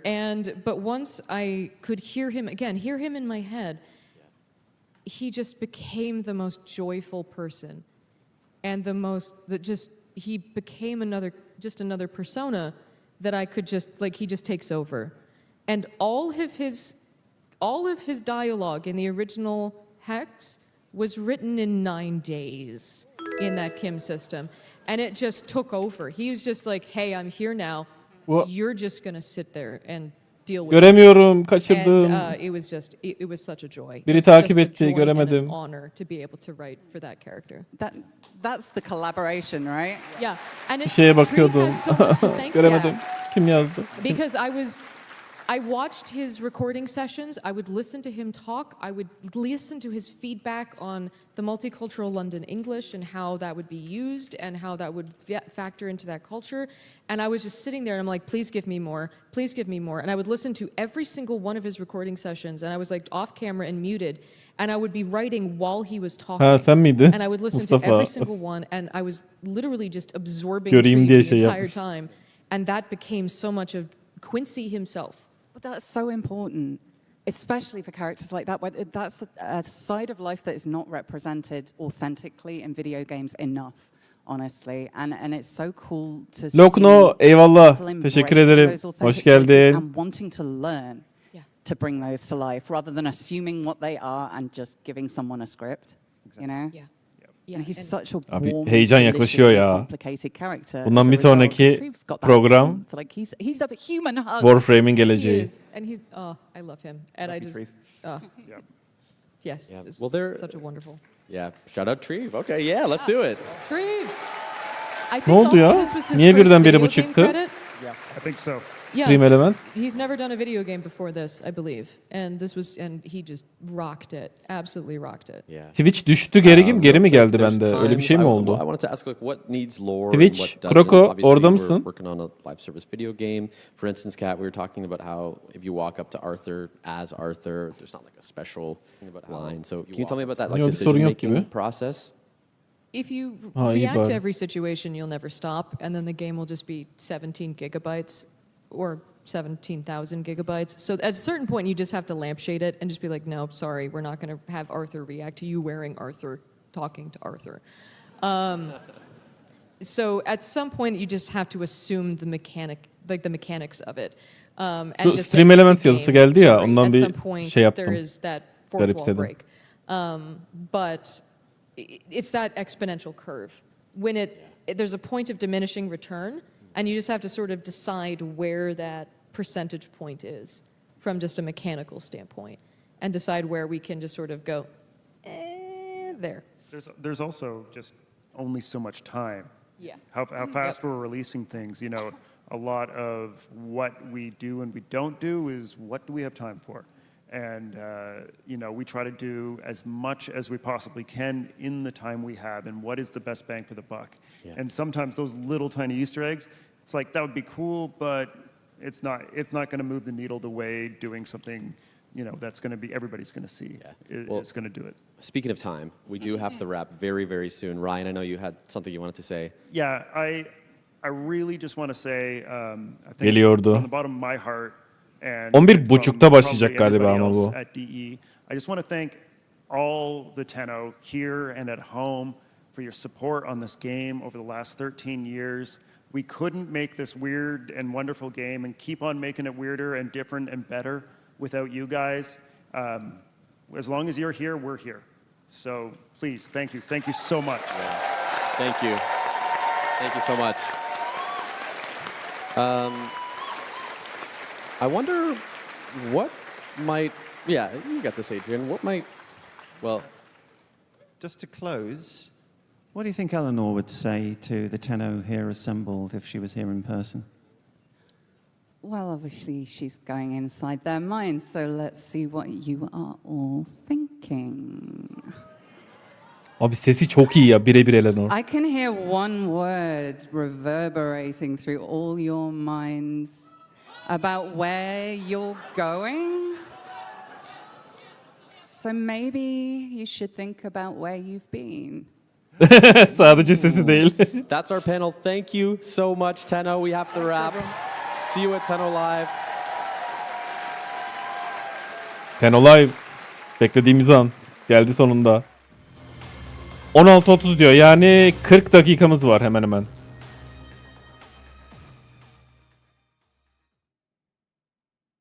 Tamam. Bu güzel. Ben ufak bir yine minik bir mola vereyim. Bir 10 dakika. Saatim çalışırsa eğer. Evet. Bir kral. Bir dur. Bir dur Mustafa. 51-52 geçiyor. 10 dakika içinde geleceğim. Bu günlüklerini yaparız buçuğa kadar. Ondan sonra da gelsin. Gelsin Tenno Live. Rebecca, Steve, Jeff ve Pablo. Tamam. Best 5. Ve Megan tabii ki de. Burası böyle kalsın. Minik bir ara verip geliyorum. 10 dakika. 12'ye çıkabilir.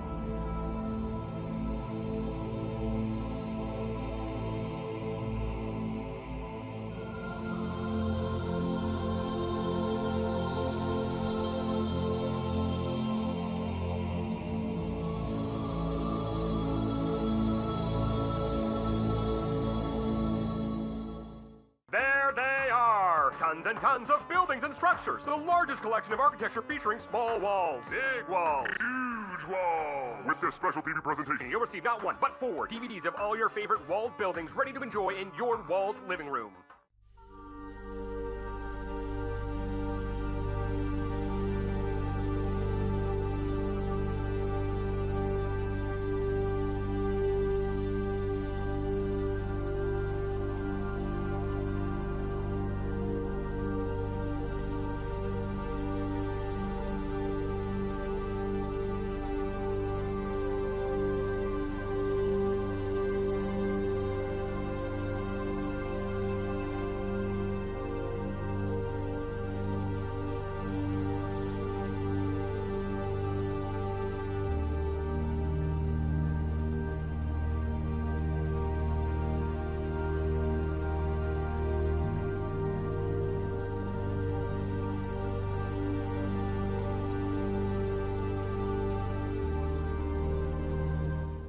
Isn't it time for a new story? You'll never control me.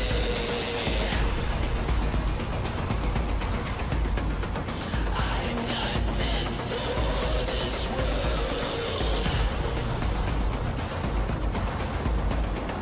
You'll never control me.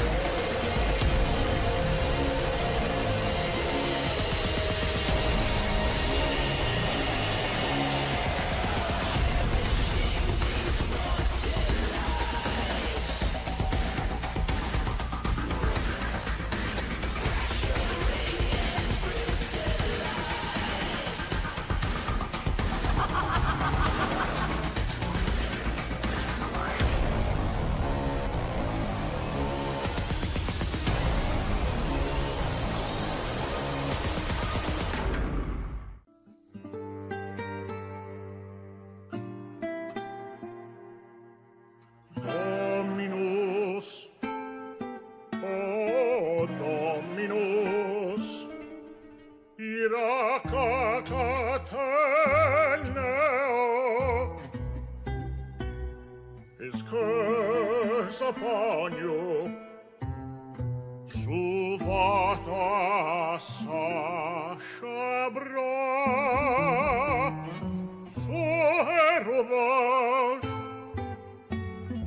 Non Coreo Exalten Antraxica.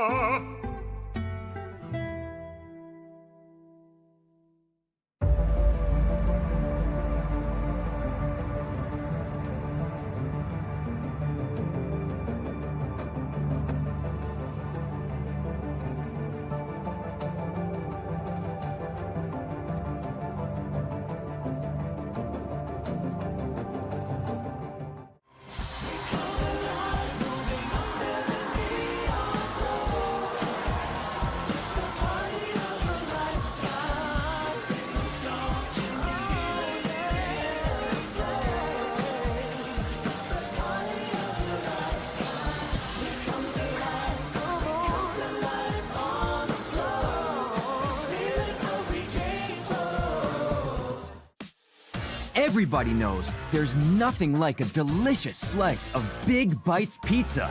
And it's perfect just before online hits the stage. My favorite bite? Pepperoni with extra cheese, of course. What's yours?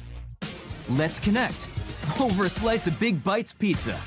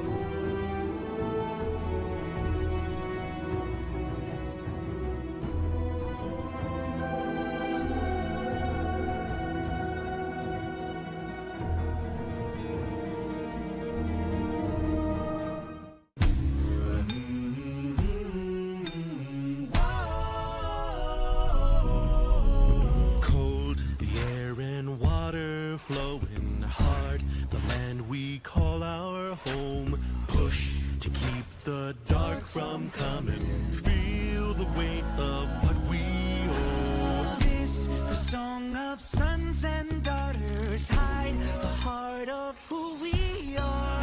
Making peace to build our future, strong united. Waiting till we fall. And we all live. And we're all adrift together. Together.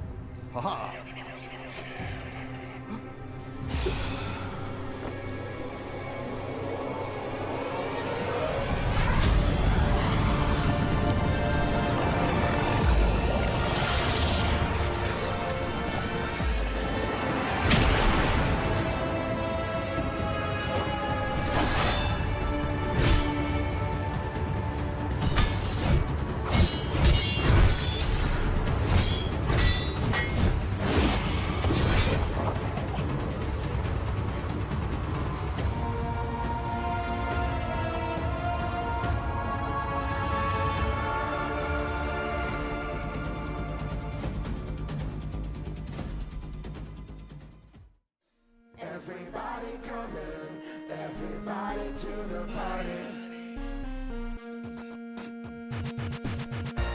We're all learning, we're all learning. Step into the night where all the stars are bright. We're back again to do this, and we're gonna do it right. Something wild's in the air, I just know it.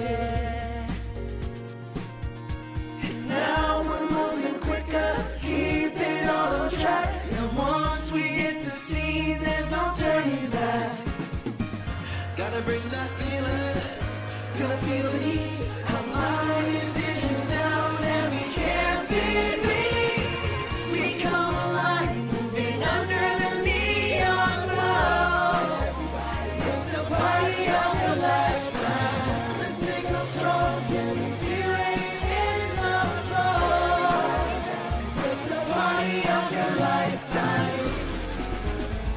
Now that you can see there ain't no stopping me. The city's on 11, it's 2,000 degrees. Haji Maris Vinay, Naricado de Cayocan. Neon lights flicker, pinchados de está. Sincronizados todos ya no hay vuelta atrás. Now join the stand, turn up the heat. Everybody sing together on the 1, 2, 3. We come alive, moving under the neon glow. It's the party of your lifetime. The signal's strong, and we're feeling it in the floor. It's the party of your lifetime. Going higher as the stars align.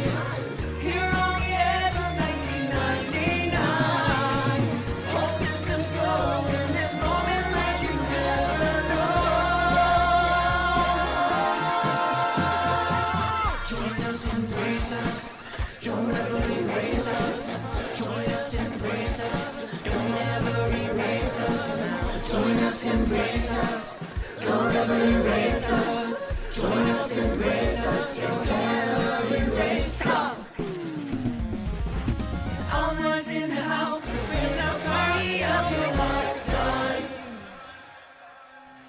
We come alive, moving under the neon glow. It's the party of your lifetime. The signal's strong, can you feel it in the floor? It's the party of your lifetime.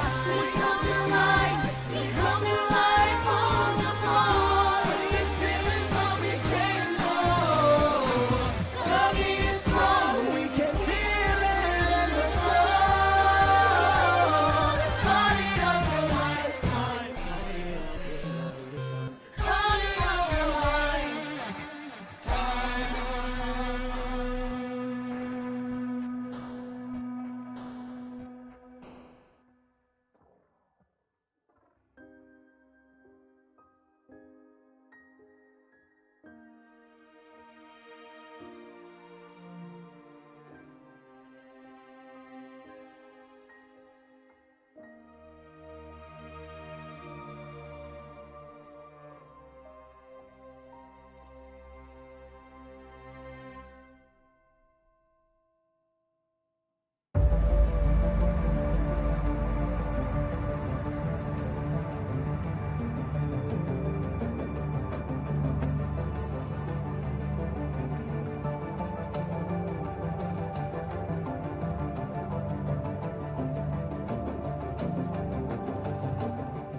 KOL just made it easier than ever to get connected and stay connected. With only 4 compact discs, you can get all of internet at your fingertips. Create your very own Stuff Space page, a space to put your stuff. Virtual message for you. Feeling overwhelmed? Don't worry. Here to help you is our virtual assistant Drippy for all of your KOL needs. No need for waterworks. Drippy is here to help. KOL. Get connected. Stay connected.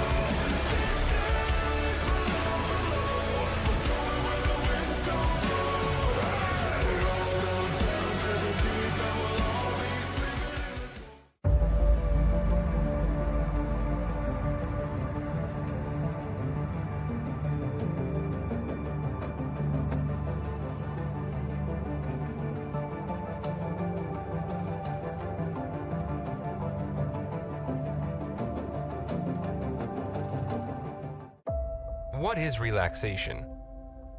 It's a choice. Diverse commerce. Tenno-loving and pet-friendly. It's kicking back. It's sun-kissed meat slabs.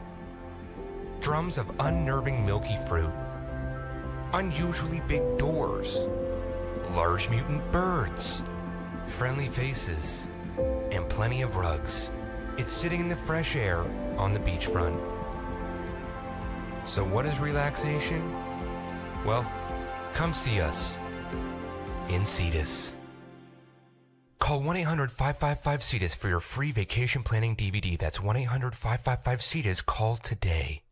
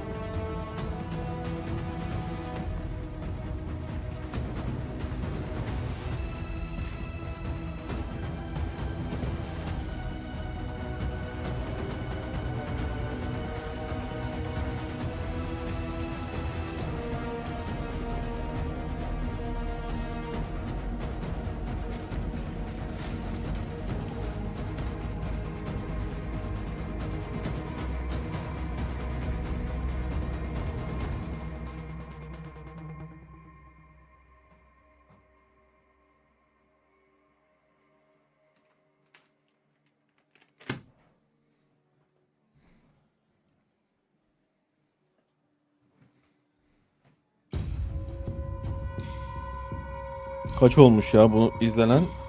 Dur bakayım. Abi saçım başım uçuştu yemin ediyorum. Bir tarayayım.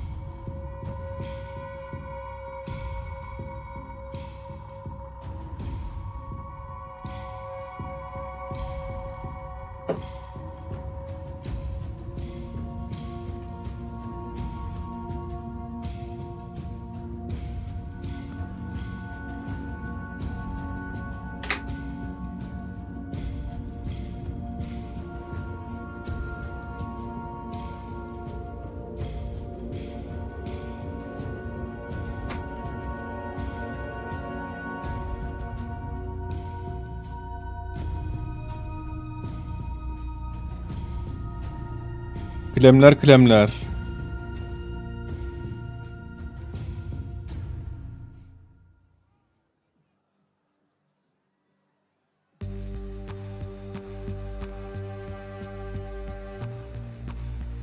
Şimdi bunu böyle buraya alalım. Bunu da buradan mute'layalım. Ufaktan bir UVA günlükleri. Hızlıca. Şöyle dursun.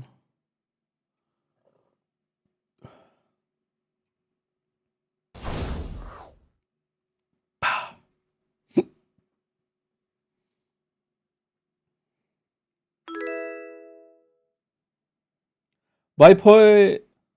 Teşekkür ederim. Follow için. Hoş geldin. Merhabalar. Nasılsınız efendim?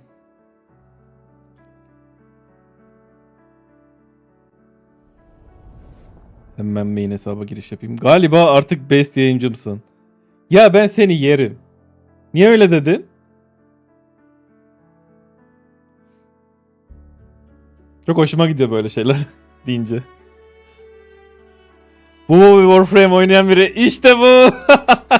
Ben de her ikisini oynayan pek tanıdığım yok açıkçası.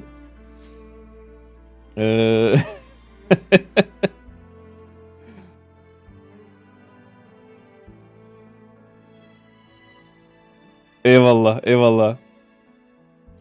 Gel gel her gün buradayız. Hop. Unutmayayım hemen. Şöyle. Şey için çok heyecanlıyım. Çok az vaktimiz var şu an. Daily'lerimi hemen yapmam lazım. Wayplate aldı başını gidiyor. 3 tane hesap var. Üçünü de hızlıca bir dönmem lazım. Bir yandan da yayını takip ediyorum. Nerede o? Bir tık heyecanlıyım ya şey için. TennoLive için. Ne kadar yatırdın şu oyuna? Bak. Oyuna sadece şunu yapıyorum. Para yatırmak açısından. Şuraya pekler geliyor. Nerede o pekler? Bundle. Şuraya da 3-4 tane pek geliyor. Totalde yani 2 tane 10 dolarlık, bir tane 20 dolarlık, bir tane de 50 dolarlık sanırım. Galiba aylık 100 dolar patlatıyorum. Bir hesap kafi. Aynen. Bence de bir hesap kafi. Şu an benim main hesabım bence zaten kafi. İlk bu kadar hani şey değildim. Full free to play oyuncuydum. Haliyle şu an ama çok birikti mesela. Hani her ay alıyorum falan. Hop şansa 1'den 2'den falan çıkıyor. Şey yapamadım. Şu an fazla birikti.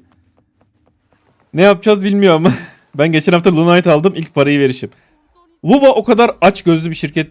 Yani Kuro Games çok aç gözlü bir şirket değil. Ben de ilk Lunite subscription almaya başladım. Her gün işte 60 mı 90 mı ne veriyor. Günlük zaten bir de 60 kazanıyorsun. Daily'lerden şeylerden oradan buradan. Bir tane pull atabiliyordun yani günlük. Mesela bak bunu almışım. Bunlar duruyor. Bunu almadım ama bug'a girdi herhalde. Bilmiyorum niye böyle. Bak bonuslar duruyor resetten sonra. Sadece aylık pekleri alıyorum. Çok da bir şey değil yani. 3000-4000 TL civarı. Alkolüm yok, sigaram yok, hiçbir şeyim yok. Bir oyunum var. Minnoş bir kumar oyunu. Adı Wuva. Öyle olduğu için diyorum ki yani kazanıyorum, harcayacak bir şeyim olsun yani. Boş zamanlarımın çoğunu bu oyunda geçiriyorum. 3 takımım var ama aero takımım yok. Bak ben mesela Kartitia'yı şeyde çıkardım. Alt hesapta çıkardım, tamamen free to play hesapta.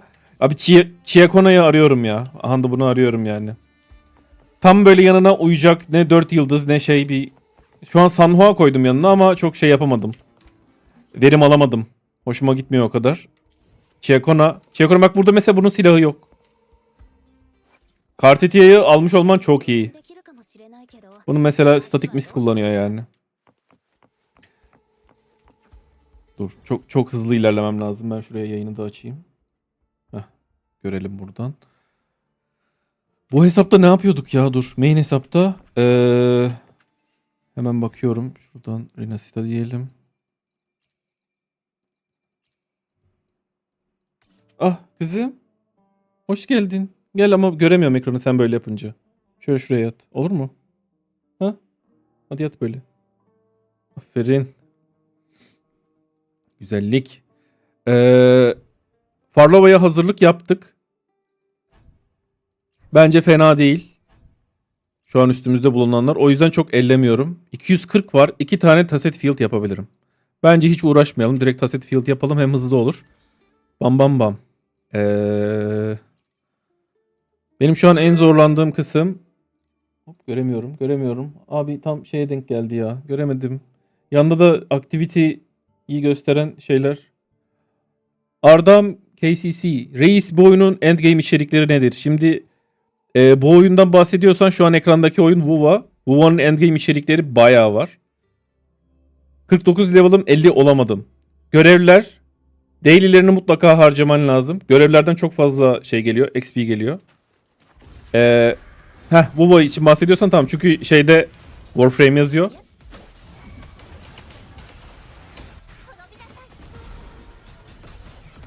Şu an yaptığımız mesela 120 Wayplate harcayacağım buraya. Verdiği X bir görevden neredeyse fazla olabilir.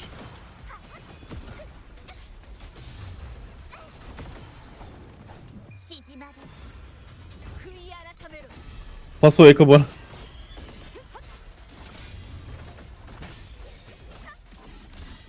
Boom. Haydi bir daha hızlı bir. Kızım space'e basıyorsun ama bak. Kuyruğa sahip çıkalım lütfen. Teşekkür ederim. Kaç oldu? 23 geçiyor. Uçağa kadar vaktimiz var.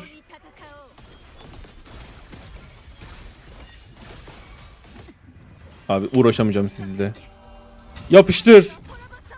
Ben 3 ay salmıştım. Yetişirsin bence hiç sorun değil. Zani'ye 69 eko bastım. Bir tane adam gibi tutmadı. Yapma be. İşte yani oyun, bu tarz oyunlar hep RNG üstüne olduğu için zorluyor ya. DC kanalına gelip sövdüm sildim oyunu.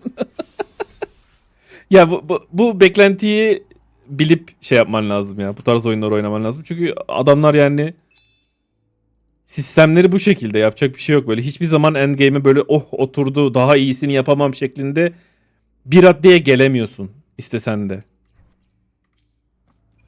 Bunlar böyle dursun. Bir sonraki hesaba geçelim.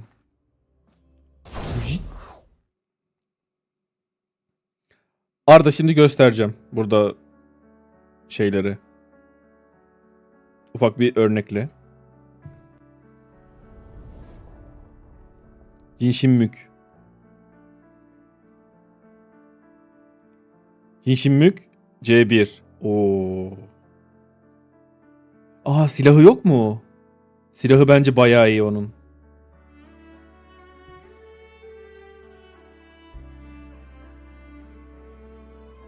Jinşim Yeto.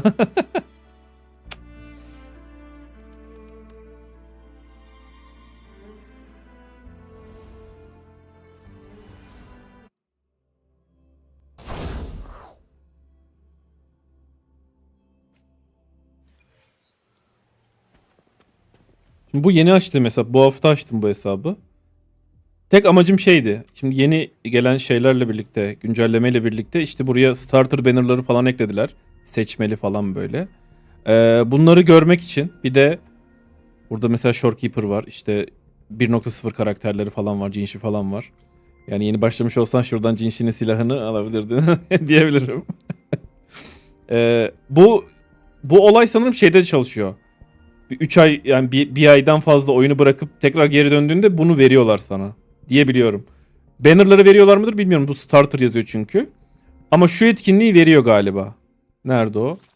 Aha da şu. Bu da belki starter olabilir. Tam emin değilim. Bunlardan bir olayı var. Burada select muhabbeti var. 5 yıldızlardan bir tanesini seçiyorsun, alıyorsun. Beginner bannerları var. Falan filan. Bunları bir görmek için bu hesabı açtım. İlerliyorum. Daha bir hafta oldu. Pazartesi falan açtım bunu. Yarın şey yapacağım. Yarın belki bitirmeye çalışırım ama görevler çok uzun ya. Görevler çok şey yapıyor. Zaman alıyor. O yüzden ilerleyemedim. Şimdi bir de bugün bir de Warframe'in yayını olunca çok da şey de yapamadım. Ben en iyisi gideyim. Şimdi bunda şey de yapamayız. Dur. Tasset Field yapamayız. Bunda ne yapabiliriz? Bir solak. Teşekkür ederim. Hoş geldin. Yeni başlayan starterlardan hangilerini seçmeli? Bu sorunun sadece tek ve tek bir cevabı var. Oyuna yeni başladıysan Shorekeeper. Silahlarda da aha da bu String Master. String Master o kadar fazla kişiye kullanılabiliyor ki çok kullanışlı. Aşırı iyi. Böyle çok farklı şeylerin üstüne gitmeye çalışmıyorsan, hani böyle ben sadece atıyorum mesela çocuk karakterler oynayacağım gibi bir şey demiyorsan, ki bu onda da güzel olur. String Master birçok farklı kişide kullanabiliyorsun, o yüzden çok iyi. Shorekeeper oyundaki best healer net. Aynen. Direkt Shorekeeper yani, başka bir şey yok. Bu standart bannerlardan da bir tane Encore, bir tane de Verine alman seni baya ilerletir. Baya. Öyle diyeyim. Şuradan da ödülümüzü alalım. Double droplardan bir yere girelim. Aslında Sword'a girebilirim. 27 oldu. Bunu alamıyorum. Gidebilir miyim aslında oraya? Gidemem. Diğerine gitmem lazım. Şöyle diyelim. Yeni başlayıcım da şimdi indiriyorum. Teşekkürler. Aynen. Bunlara odaklandığın zaman çok hızlı bir şekilde ilerleyebilirsin. YouTube'da falan guide'lar da var yeni başlayanlar için. Ama güncel olanlara bakman lazım. Güncel son patch'te geldi çünkü bu olaylar. Şu etkinlik falan filan. Böyle son bir ayda falan yayınlanmış bir yeni başlangıç rehberi gibi bir şey bulabilirsen. Ben de aslında hazırlayacağım yapabilirsem YouTube'a, ama ilk önce bir deneme aşamasındayım şu an. İlk defa tam böyle bütün hikayeyi bitirip ondan sonra yapmak istiyordum. Şu etkinlikleri falan da yapabiliyorsun bazılarını. Çünkü deneme süreli şeyler veriyorlar. Karakterler veriyorlar. Direkt 90 level falan. Onlar bayağı yardımcı oluyor. Arkadaşımın hesabında yaptım mesela. Bayağı rahat oldu. Şuraya gidip yapabiliriz bence. Hızlıca. Bir bakayım yayın ne alemde. Of, başlıyor mu? On history, we are going to have a live music performance.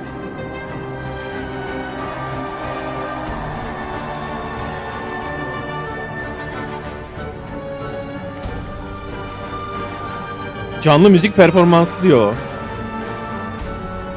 Neyse şurada görelim ya. Bir dakika kaldı.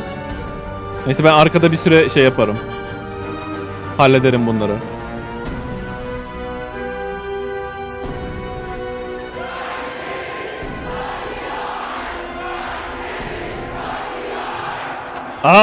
Aynen.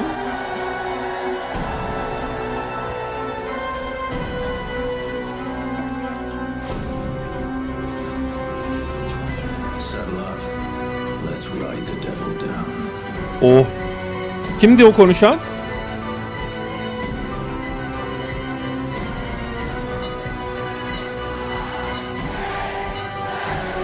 Six, 5, 4, 3, 2, 1.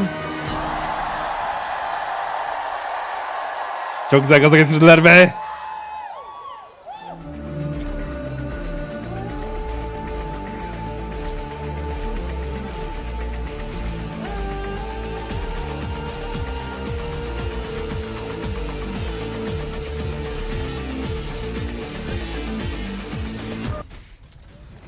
Yayın arada saçmalıyor şeyde. Onların tarafında ama problem, bizde değil.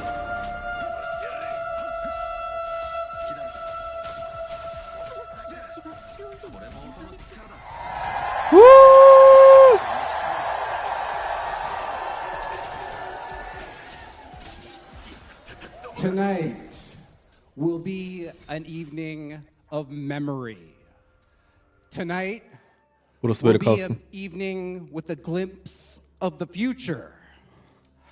But more than anything, tonight is a celebration of the connection between digital extremes and this great community that we have here tonight. And not only that, it is a celebration of 10 years of that community. 10 years, wow. My name is Sheldon Carter. I am the president of Digital Extremes, and we are so happy to greet all of you here in the audience today and from Yemezler Warframe all oyuncusu. around the world to come to our beautiful town of London, Ontario to celebrate 10 years of Ben de TennoCon. şeye gireceğim. TennoCon'un relay'ine gireceğim. So we've got maybe 4,000 people in here, and mixed in amongst you Oh. is the developers and marketers, the Kaç? CSRs, the QA, the HR, the finance, all the great people at Digital Extremes are mixed Kaç tane right vardı? in here in the crowd with you. Göremedim. And that's the way we love it, is that our two groups are together. So normally we start these things with music. We usually have a performance. But last night, we did that anyways. What did you guys think of the concert? Konser güzeldi. I want to say thank you to the entire Warframe band, wherever they may be, and oh, there they are over there, and all the people, and all the people who made that great. It was a fantastic night, and something that I will never forget for sure. It also makes my job a little tricky, because I don't know how I'm going to follow up that type of energy, but we're going to try. So, it's going to be a little harder than last year, okay? So what we're going to do is a little call and response. I'm going to say a few words, and then you guys are going to see my gesture. You can see it from here. I'm going to do a gesture, and you guys are going to say, "We're Tenno, we believe." Okay? Oo. So let's just try that. Yine real bunu quick. oyuna ekleyecekler sanırım. Awesome. Okay. So one, if you can't say anything, that's okay. You can just wave the baton. And if you're at home and you don't want to do it, you can feel it in your heart. That's okay. Okay? The other part is, to make it added difficulty, we're going to treat my arm like it's a volume knob, okay? So the first time we do it, we're going to start down at a whisper, and we're going to grow over time until we get to 11. And at 11, we might say it a few times, okay? You guys with me? Yemek yiyeceğim bir başlamadı. 1,5 saat sürecek bak diyeyim. Al yemeğini koş gel. Warframe, we wondered if we could have a convention that people would come and connect and get to know the game, but we weren't sure if anyone would show up.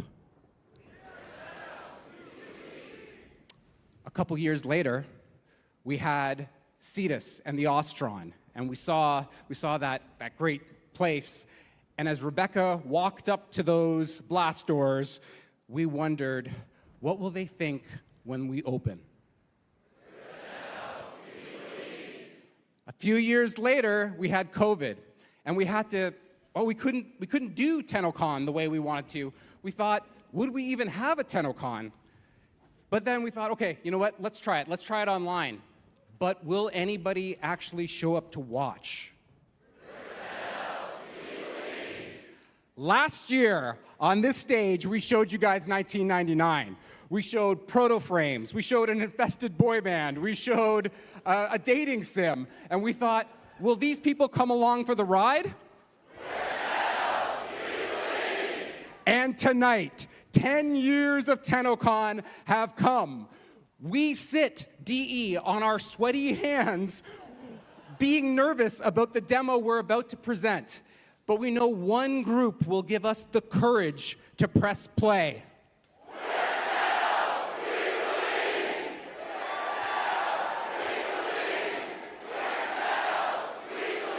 Yes! Thank you, Tenno! And your belief, well, I have no better group than the one I'm about to introduce right now to make that belief come true. I'm going to start with the beginning with the director of Warframe's design, Mr. Pablo Alonso.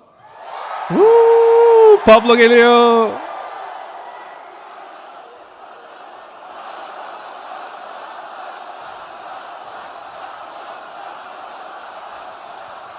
Pablo gelemedi. Ha geliyor.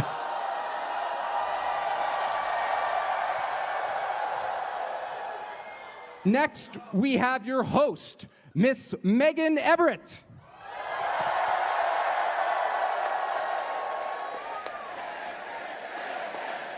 Bir, iki, üç, dört, beş, altı, yedi. 7 tane koltuk var.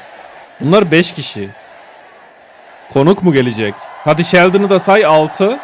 Bir tane de konuk gelecek büyük ihtimalle. Next, we have the tastemaker, Mr. Jeff Crooks. Woo, Jeff.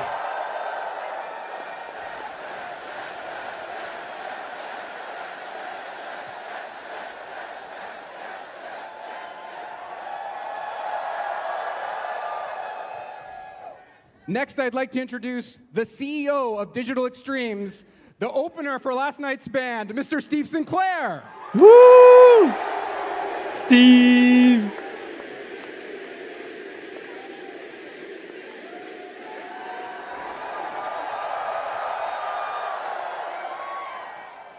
And last, I have the bassist from the Warframe band, the creative director of Warframe, Miss Rebecca Ford. Woo! Rap, rap, rap, rap.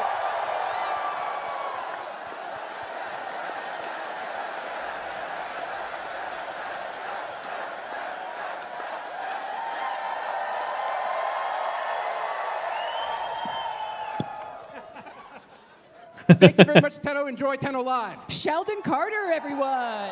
Thank you, Sheldon. I almost started to believe. Yeah, if it wasn't a cult before, it is now. Sorry, RBC, we tricked you. Everyone drink the water. Oh. That's a good start. All right. Thank you, Sheldon, for the hype. Thank you, Tenno. 10 years of TennoCon. We keep saying it. We're going to keep saying it all damn year because it's not a baby and it's 10 years old. TennoCon is. It's 9 years old. Kral ve kraliçe harbiden ya. 1,000 times. It's 9 years old. It's not a baby. It's a fence post error. It's a programmer joke. We had some trouble. If Programmer Second joke. Dream is 10 years old but 2015 and TennoCon is 10 years old but it was 2016, how does that work? You all know, right? Because you're smarter than us. It took us a long time. Can we say it with me? Yeah. It's not a baby. You don't. Yeah, this is actually ruining the show. No, we're just all learning math and timelines because it's very confusing. That explains our balance, am I right? Ouch. Pablo ile uğraşmayın ya. No. Jeez. These people are like way nicer than you are. All right, I want to give a virtual nod, obviously, to those who are watching at home, on Steam, on Twitch, YouTube, Bilibili, High VOD, all around the world. You're Bilibili'de bile mi yayın yapıyorsunuz? Yes, there we go. Tenno in Brazil, we're in Portugal, we're Brazil. There it is. Brazil. Tenno all over the world, watching TennoCon, waiting to see what we're going to say. What are you going to say, Steve? I'm just happy to be here, and I'm glad that you're watching and you still care about the game. Thank you. And Sheldon already did it, but it's in my run of show, so I'm going to do it again. Thank you to the Tenno concert, the Warframe band, for an epic, epic Friday night. And thank you everyone here for being there. I am told that the Hilton watch party is actually in this room. So now we have everybody in this room, which is great. All together. All together. Lifting. Tam ekran yapayım mı? Interesting. All right, Ne I'm diyorsunuz? going to do a little bit of housekeeping. If you listen to the opening keynote, this is probably repetitive, but we're going to do it anyway. Yapayım deme. Arkada bir şey olmuyor zaten ya. Arada bakarız yine. Of course, Digital Extremes is a charity event at the end of the day. And again, thank you to everyone for allowing us to donate $100,000 to Make-A-Wish and $100,000 to Canadian Mental Health Association. Çok güzel harbiden şey yapıyorlar ya bu And thank konuda. you to Make-A-Wish crew, James Conlon, Ollie, I saw you. Where are you? I heard hundreds of people were lined up for Ollie's autograph, which is Yes, awesome. thank you so much. Visiting the booth, seeing James. Thank you so much for doing that. Yep. Love you, James. And a reminder that right now, live in-game is the in-game relay experience. Yes. How are the servers doing? Yeah. We're going to say it's live, but we don't actually know. I think the Soulframe servers are not healthy, but the relays are working. Something happened today. Something happened If today. you could hold up your blue orb if you know the servers are okay, so keep it down. And Oh my God. All right, we know There's they're like okay. 7 people know they're okay. Oh no, someone said down. Are you serious? Everyone's in 2 instances? No, of 102 instances. 502? 500 aynen bu arada. Ben girerken 430 falan diyordu. Wait, really? Evet. Yeah.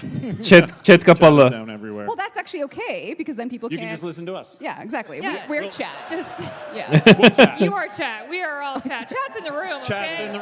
Chat's in the room. Thank you. Thanks for the update. Oh, sorry. Moving right along. For watching the current Tenno Live broadcast, you are earning yourself Valkyr Prime. One's in the chat. I'm just kidding. Can't do it. One. Yeah, there it is.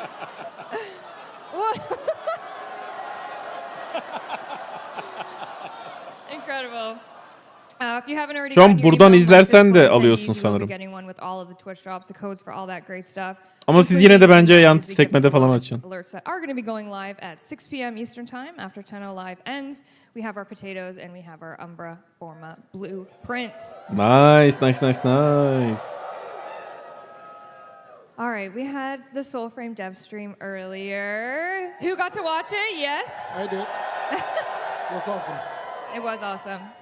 You guys had some exciting news, which maybe is why your servers were a little warmish today. Yeah, I've been so busy, I don't even know the status of things. It's not Would good, you like to Jeff. find out? Oh no. I saw a graph and it was going down. No, graphs go up. They're Graphs supposed to go up. They will go up. But we will get it fixed. But yes, if you, obviously if you're here and if you've signed up in the past, you're in, and we're going to open up the doors for the weekend. Yes. So if you are Everyone who signed interested in depressing stories about bears that have redemption, Bromius. you can play Soulframe today. Yes. Yes. Thank you. That's lovely. Honestly, that's probably what chat's doing anyway. So. Yeah. Yep. They're all about the bears. Yeah, so anyone who's ever signed up since the dawn of Time, Soulframe's yep. announcements. Your account is activated now, and if you are interested and you haven't yet, if you do it this weekend, you'll also be in for good. And we won't be doing any account resets, so now's a great time to come in and help us build the game. We're still working on it. Yep. Şu an kayıt olup indirip oynayabiliyorsunuz Soulframe'i. All right, before we get into news, announcements, that type of thing, should we do some classic giveaways? Yes. All right. My giveaway box this year, I think, is being delivered to me. And I'm going to stall a little bit because the box has grown in Oh, I see it rolling. immeasurable size this year. Is Rebecca going to jump out of that too? I am in that box. She is in that box. This oh, is some yes. really cool illusionist magic. I'm not here. She's in the fridge. Getting a snack. Oh. Here we go. Here's the giveaway box. Yuh. Yes, and who could be inside? O ne ya? than- There's no one in there. There's no Wow, this thing is actually huge. Okay. Geçen yıl open it bilgisayar like mı vermişlerdi? Omen. Wow. Oh, what the? No try eyes. O ne ya? You shouldn't have. There's nothing. Silence. Oh. Ha onlar You can't say that. isim. Oh my God. All right, we're going to start with some digital prizes first, and then we have some physical things to give away. I might need to get physically in this box to reach all the... So what's actually in... You're the tallest person. What's actually in this box is all the giveaway cards that you guys put your information on. So I'm going to go deep diving. Ha oradakilerden yapıyorlar. For Okay. a lucky winner of our first Valkyr heirloom giveaway. Oo. Yeah. And you don't need to come up because these are digital, and I trust that you're not lying. I'm going to say your in-game alias so I don't dox your real name. Do we have Touch Portal in the house? Right back there. Where'd you point? Wait, back there. Everyone's pointing. Wait, hold on. Right there? No, that's not helpful at all. I believe you. In front of back of house. Okay, I Yeah. believe you. There you are. Okay, touch portal. We're gonna send you the Valkyrie heirloom on Monday when it launches, which is. Oo, Kroko pazartesi geliyormuş. Is that a spoiler? No. Okay. Have you been watching? Pazartesi geliyormuş Valkyrie Heirloom. Çok iyi. No. Kızımı rahatsız ettim bir bağırarak biraz. Next. Gidip We're gonna orada do 3 yatacak. Valkyrie heirlooms. We're gonna do some power plat, and then we have some physical goodies to give away. So the next Valkyrie heirloom is their in-game alias is Dawn Tarv. Dawn Tarv. Are you over there? Sandığımdan erken geliyor. Bence de. Ben bir ay sonra beklerdim. 1-1,5 ay sonra.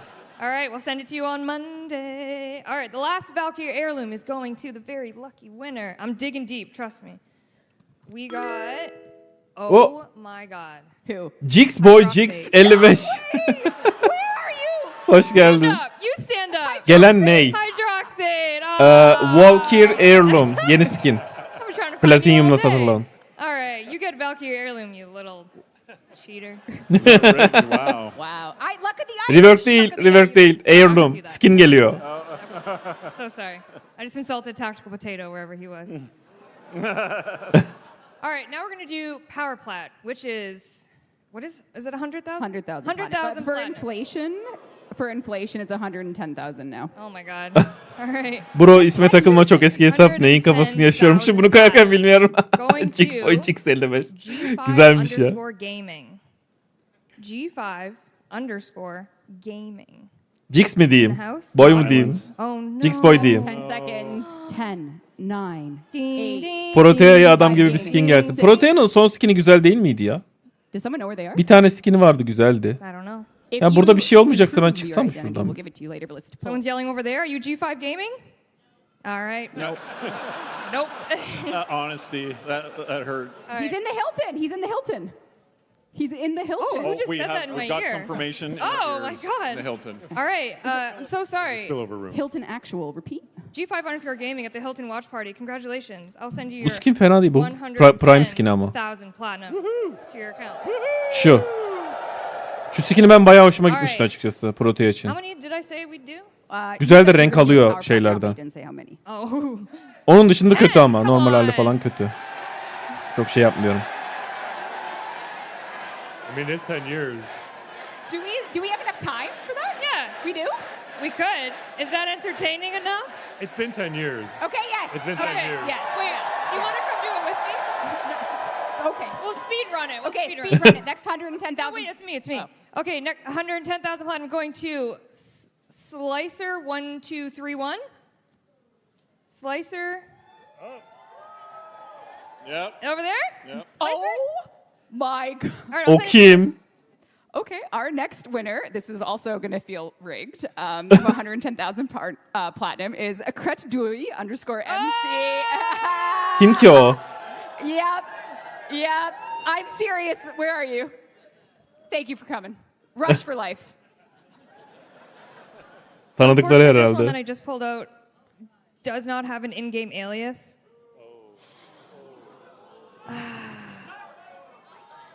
Although, wait, is that a real name? Is that a real name? That's a human's name. Oh, okay. I'm sorry, I don't feel comfortable doxing you. But so that's like money on the table. I could be them. I don't feel bad. I don't. Wait, maybe we have the terms of service here that they agreed to this. Is there a fine print? Oh, I'm I don't reading the know. fine print. Odds of winning, no purchase necessary, skill testing question. Oh no, the official rules are on our Zendesk page. Oh no. Oh no. All right, I'm gonna say the name, and if you are uncomfortable Şöyle yapabilirsin with Jix Boy. that, just Yanda açıp sesini kısıp and you don't get it. Is that okay? kaliteyi de şeye açıp 144p'ye alıp burada benden izleyebilirsin. Ne olur ne olmaz şimdi benden de geliyor. Warframe izleyen bütün herkese gidiyor diye biliyorum. Emin de değilim ama. Şu an ben Warframe'deyim. Sheldon, if you're watching, Büyük ihtimal benden de geliyordur ama ne olur ne olmaz sen yanda aç. please. Yayını şey al, küçüğü al, sesini de kapat. Her türlü gelir. Is it okay? Sorry, Cameron Clark. Hey. Okay. I love your name. Okay, but Cameron very Clark. cool That's name. not John Smith. No, I'm just saying it's not like It's alliteration. That's cool. I know a Cameron Clark, and it's not them. Danny, do you mind coming over? Thank you. Cameron Clark I will need you to make your way safely up to the stage to Danny, just because we do need your in-game alias to give you a crap ton of platinum. Don't jump over. If that Sesi makes tam sense. kapama %1'i al. Hey, I love your name. Aynen, I evet. didn't mean it. Şuradan. Okay, so Eğer Danny's kapamak right here. dur şöyle She's göstereyim. right here. Lovely Danny. Cameron Clark, if you can make your way. Şuradan kapama. Burayı sıfıra alırsan izleyici olarak sayılmıyorsun. Droplar gelmeyebilir. Ama mesela şuradan şöyle sesi kapattığın zaman sorun olmuyor diye biliyorum. Right there, come in. Cameron Clark? Cameron's got a cool head of hair. Oh, there he is. All right, Okay. Danny's Must be gonna come nice. get you. Okay, sorry. Continue. All right, next up is alias Arcane. AR-CAIN. Isn't All it right. arson? No, R-Kane. Back there. Yeah. Right there, right here. You'll get it online. It's digital. You don't need to come up here. Don't worry. Unless you have a cool haircut. Yeah, sure. Haircut. We'll confirm. Okay, next, 110,000 platinum. Archlord Blanket. Harikasın Jixboy. Archlord Blanket. Hey, there they are. We also have Mango_67. Oh. Oo, kaç tane yaptılar ya? You get it. How many is that? Are 7? you guys keeping count? No. Yeah. That's 1, 2. No. 8. How many? Where are yours? I threw them down. Oh, how many do you have? 3. Okay, I also have 3. Okay, go. Okay, next 110. Ooh. Next 110,000 platinum. Zeke the Seeker. 110.000 platinyum veriyorlar şu an oradakilere. Ama şöyle bu platı trade edemiyorsun. 110,000 platinum. Shop'taki her şeyi satın alabilirsin ama trade edemiyorsun. Birine veremiyorsun yani. Gift de atamıyorsun diye biliyorum bunlarla. I can't pronounce ancient Greek, so it's you'll know that from the play you watch. Is it Ptolemaeus? P-T-O-L-E-M-A-E. You won. The Greek gods have smiled upon you today. All right, we'll each pull one more. All right, my last one of 110,000 platinum is Azu Nyan. Azu Nyan. Uh-oh. Hilton Watch Party? I heard over here. Over there? Azu Nyan. You get it. All right, I'll believe you. And none other than the final winner, the_Fur Father. Steve. Right there? Right there? Fur Or are you Father. celebrating? Over there. Way to go. This way. No, this way. I hear that side. Rebecca kıyamam. Hey, there we Göremiyor. go. Gerçi sahne ışıkları falan bayağı fenadır onların. They want to do an online raffle in the ears. Do we have a Twitch picker? Yeah, I think Rue has a Twitch picker. Rue, let's do a 110,000 110,000. power plan. I think we can actually see it. Oh, great. I think. Right, Yapıştır. Rue? Thumbs up. He's giving me a thumbs up. He's holding that thumbs up. He could be like, stop. Go for it. Go for it. No, he's saying, okay, go. Go for it. 2 thumbs up. Or is it 2 stops up? 2 stops up. He says go for it, but what do I do? He says it's spinning. It's spinning. Oh, It's spinning. He's playing charades with me. I'm like trying to see what he's saying. Okay, I think. They're probably going to tell us what it is. Okay, yeah. He's saying his credit card number is. Oh. Ya. My goodness. Yeah. Oh. Learn more at. Oh, read. He's giving us signals. Oh, thanks, Danny. Read the screen, he says. All right. Find out all about active TennoCon giveaways. Share today's experiences using #TennoCon. Mami yaşlandı vallahi ya göremiyor. Is that what Twitch drops? Am I supposed to be reading that? I think it's taking a long time for how many viewers we perhaps And they're have. loving this. And Those- they're, oh, yeah. They're at the edge of their This is seats good right television. now. Oh, my goodness. Okay, well, why don't we do... Well, we ran out of time, no doubt. We can do the physical prizes while that goes, and then someone can whisper into my ear when it's ready. Does that sound good? Nice. Okay, great. Hold on. Miss Danielle Sokolowski, where'd you go, Steve?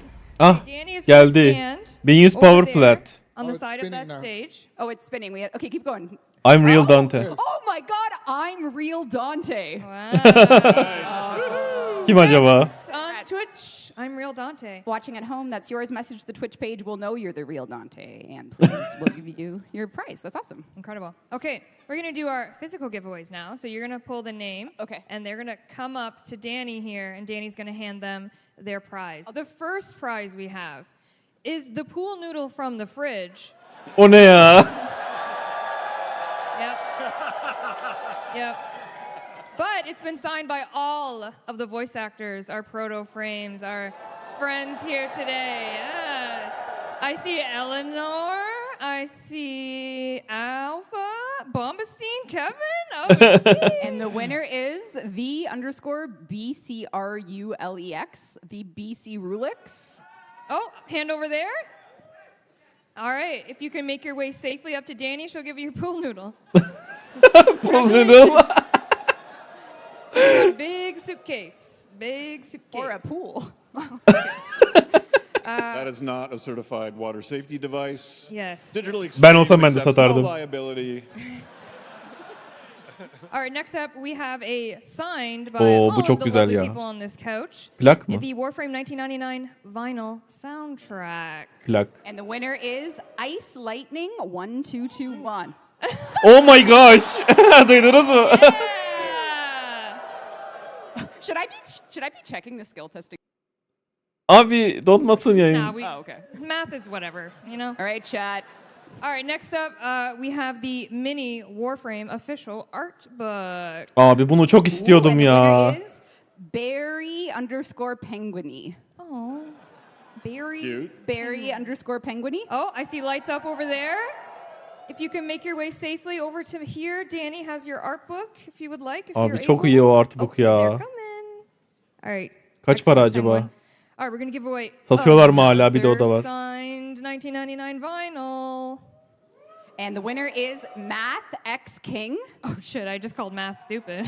But did they? No. Did they get the math skill testing question right? Parentheses 2 times 3 plus 2 minus 4. Do we do our bed math? Do we do our brackets first? Yes. Did they do it for? Are you here, Math King? Did you get it right? Yeah, you got it right.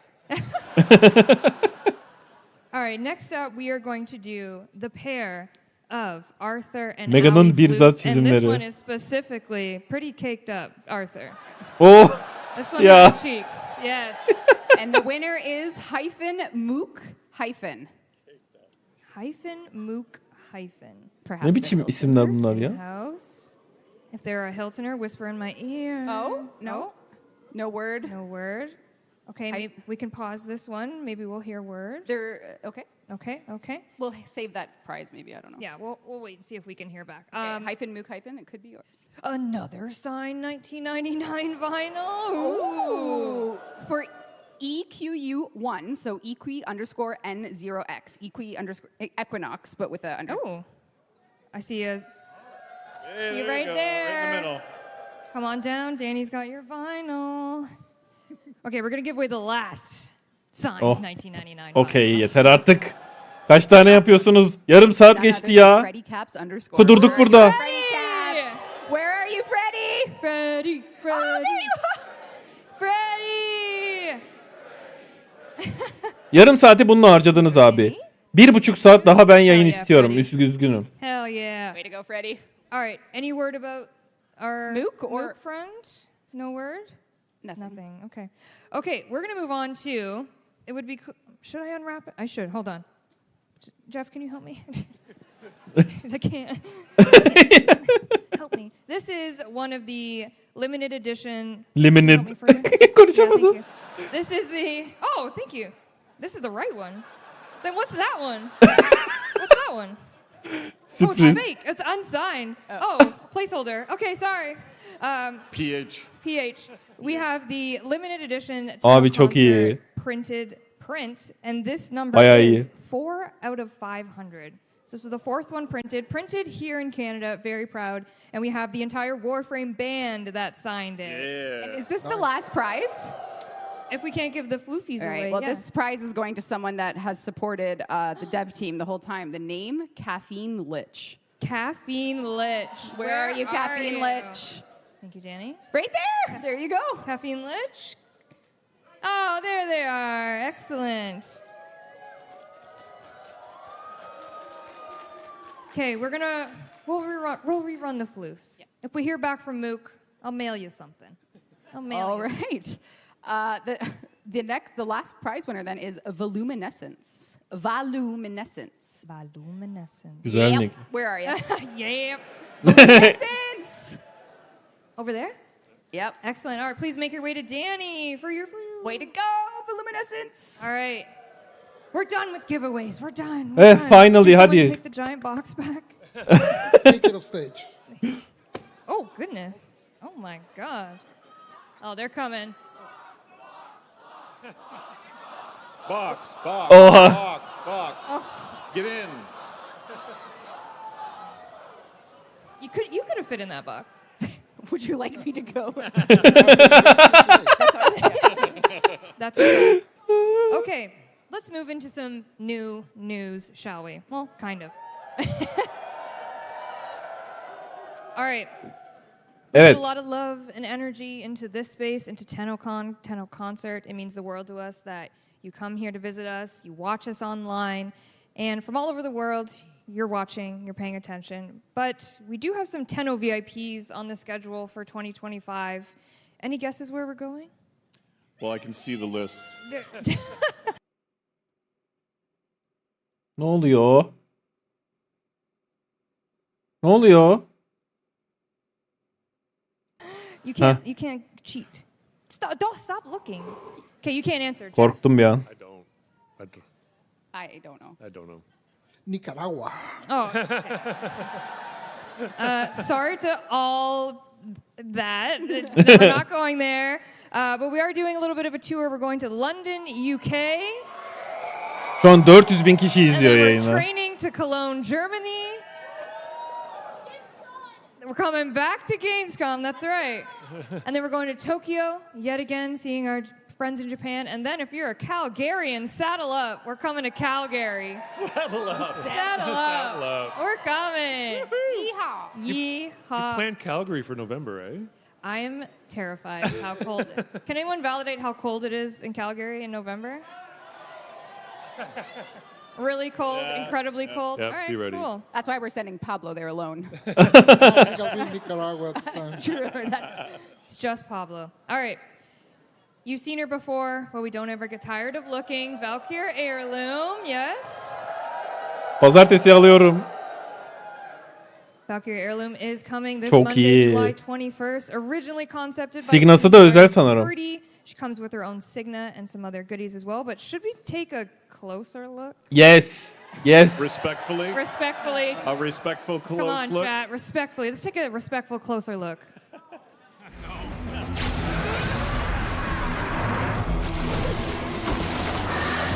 Ooh.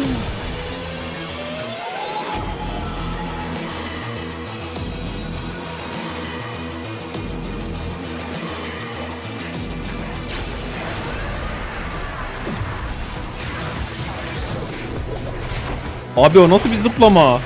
50 tane takla atıyor.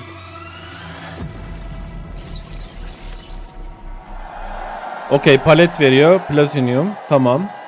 Signa çok güzel.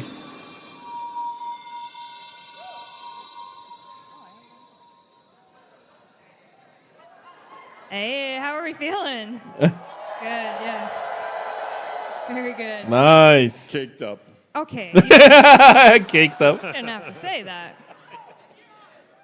All right, after that, let's cool down a bit. As we know, Dog Days is coming August 6th. With Evet, the Ember'a Noodletron. benziyor Who's got the bayağı. noodle again? Can I see the noodle? There it is. Aa, yine mi bu event geliyor? Oh my god.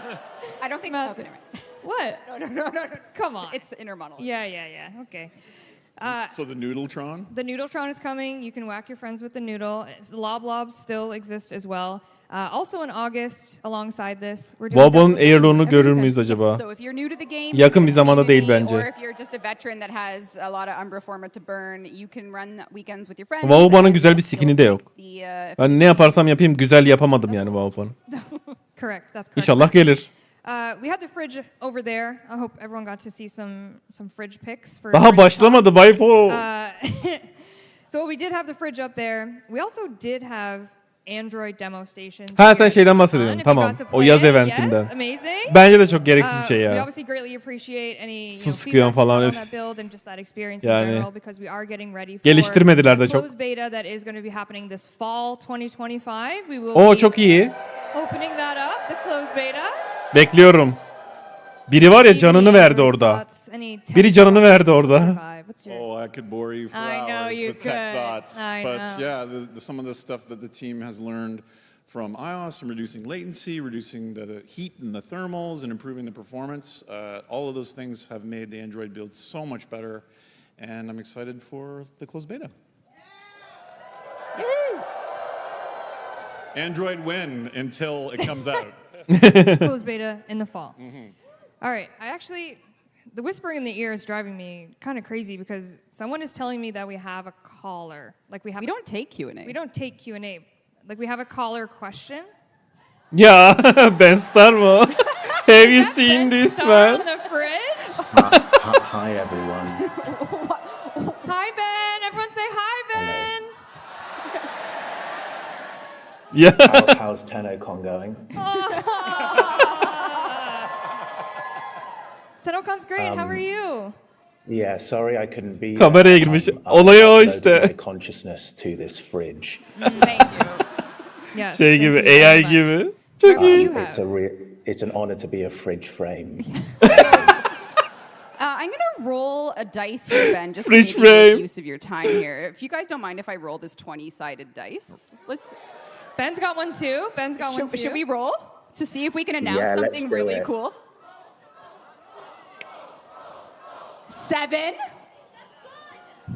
I got a 9. Together we make 16. And that's a great news, isn't it? Anyway, thank you. Bye. Don't leave us, Ben. Don't leave us, Ben. We miss you too. But what was your number? A 7.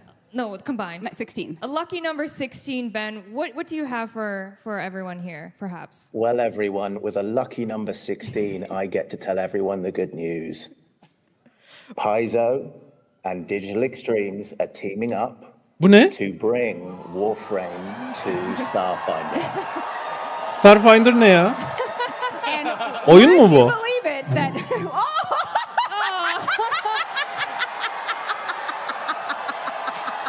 Girl dinner mi yazıyordu? Ya! is that what's in the fridge? Girl dinner? Yeah. We Sup on him. Thank you, Ben. You're welcome. Thank you. I love you all. Sorry I can't be there. When I get out of this fridge, I'll come and join you. This is like an organic collaboration that happened with the team at Paizo. They reached out. Starfinder ne ya? Bilen var mı? 15 years ago, Oyun mu bu? Pathfinder is like one of the first team TTRPGs we played, and it was crazy. And out of nowhere, we just had this chance to join the Starfinder mythos with a standalone Warframe adventure. With the characters of some of the proto frames will be there, and you can enjoy this later this year. It will be available to test a tiny bit if you're going to Gen Con, but otherwise it will launch, and you and your friends can play an official Warframe TTRPG thanks to the Starfinder and the Paizo team. Amazing. Thank you, So Ben. exciting. Bye, Ben. Thank you, Ben. Ben's gone. Ben's gone. Ben's gone. All right. Who's ready to hear about one of our next updates? Yes, finally. Starfinder görünüşe bir kart oyunu gibi bir şey. Well, hold on to your seats. For the legally nondescript but ever familiar sounding unannounced fall 2025 update. Yes. Great naming convention. Yes, we're really creative over here. Reb, talk to me about this update. Perhaps there could be Daha yazdayız. Fall dediğine göre son 3 ay. Yok. Folks have been asking for a very Aralık, Ocak, Şubat oluyor değil mi? snaky frame to get a deluxe. Lavos Kim? Deluxe is coming in the unannounced Ha, Lavos. fall update. There he is. Güzel. Güzel. Wait, isn't it so good? So good. So good. It's giving mad scientist. It's it's a beautiful mechanical. Bayağı güzel. looking Kafa guy. özellikle çok Incredible. güzel. Our friends at Sumo helped us out. Kafa çok As güzel. well as Nikita on our team who had this in the folder for quite some time. So Beautiful. Year of the Snake. Havalı profesör gibi olmuş. Aynen. coming. Bence de. Perhaps Ne geliyor? for the longest, not longest of time, but definitely most recently, we just had the Valkyr rework. We did? Yes. We just had the Lavos Valkyr rework mu geliyor ne? Could there be another one in the mix that players really want? Uh-oh. Oh. That's the first one I heard. Auburn is getting a rework. Oberon mu? Bir zahmet ya. I think you all approve. Seems like everyone. Rhino değil. It's been a while since we changed them, so we're gonna. Oberon çok eski ya. You know, he's always been. O kadar eski ki unuttum. Hayatım boyunca oynamadığım bir frame. Give him other tools for his arsenal and just give him some synergies. Görecek miyiz peki? We'll give like full details probably next step stream, I guess. Okay. Keep That's cooking, Pablo. Chef Pablo. Pablo bebiş çalışıyor ya. Süt mü vereceğim? Rework. Baştan yapacaklar ya. Baştan yapacaklar demeyeyim de. Let him cook. That was the Çok eskidi yani onun skill'leri falan filan. Bir dokunacaklar şöyle bir. 2025 update. As you know, we've been taking some strides for new player experience, doing some critical Bir sonraki dev stream'de söyleyeceklermiş detayları. Together to bring something that at Digital Extremes alone we couldn't solve. And this has been a request for literally 12 years. What could it be that is such a Hadi ya, daunting Kroko. task that we actually had to work with a partner? No. No. This is actually a more serious request, and we are Ne diyor? proud to announce that in the unannounced fall 2025 update, for the first time in Warframe history, we are doing a mod quest to teach you how Mod to quest mi? mod. Hadi canım. So not only Sonunda. Sonunda modlar nasıl kullanılır öğretecekler. Oo. With cinematics and everything that you would hope, and it's going to be something that comes right after Vor's Prize. So if you're a new player and you just don't understand modding, we have a new quest called The Teacher. It will be launching in the unannounced fall update, and our friends at Sumo, who we've worked with for years now, we had to outsource this because we couldn't figure it out. So thanks, Sumo. But we're working together on it. It's a team effort. That's not like. Yeah. I've had an outline like a vague outline for this quest since 2016-ish. Yeah. So yeah, it's been glad to finally get to them. Yeah, but we did it. Ya Well, we haven't done it yet. oyuna yeni başlayanlar nasıl modlayacağını falan bilmiyor. Bununla ilgili de hiçbir şey yapmıyor oyun. Bunun için bir şey ekliyorlar. Bizim için değil yani. Oyunda karakterleri, silahları falan nasıl modlayacağını. Aha dur. 64 mü? Been saying 62 for like a whole week. But when you say our 60-second Warframe, it sounds like a Warframe like gone in 60 seconds. Oh, you know what I mean? Yeah, I feel you. I feel you. Well, what can we? Is that the theme?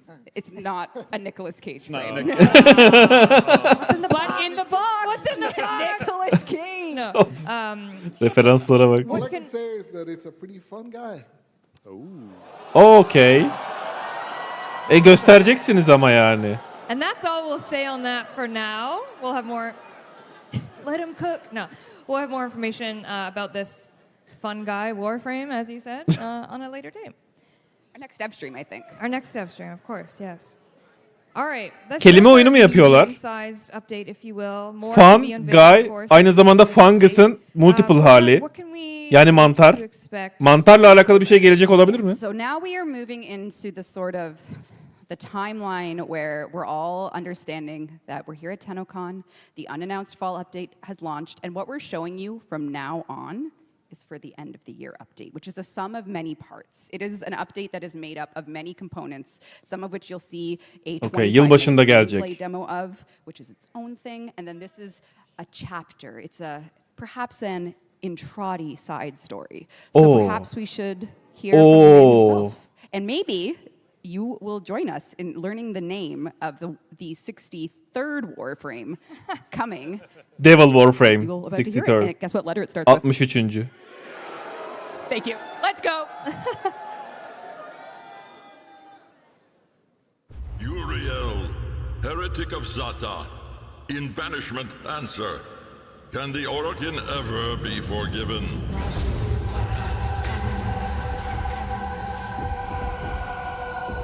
Harrow? Harrow mu?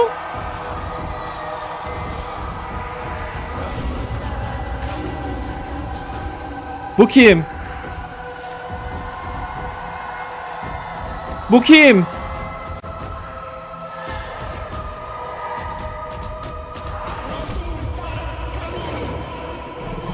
Abi Devil Warframe? Wisp, ben de Wisp geldi aklıma ama çok farklı. has come. Modele bak. İçten içe yanan dumanlar çıkıyor.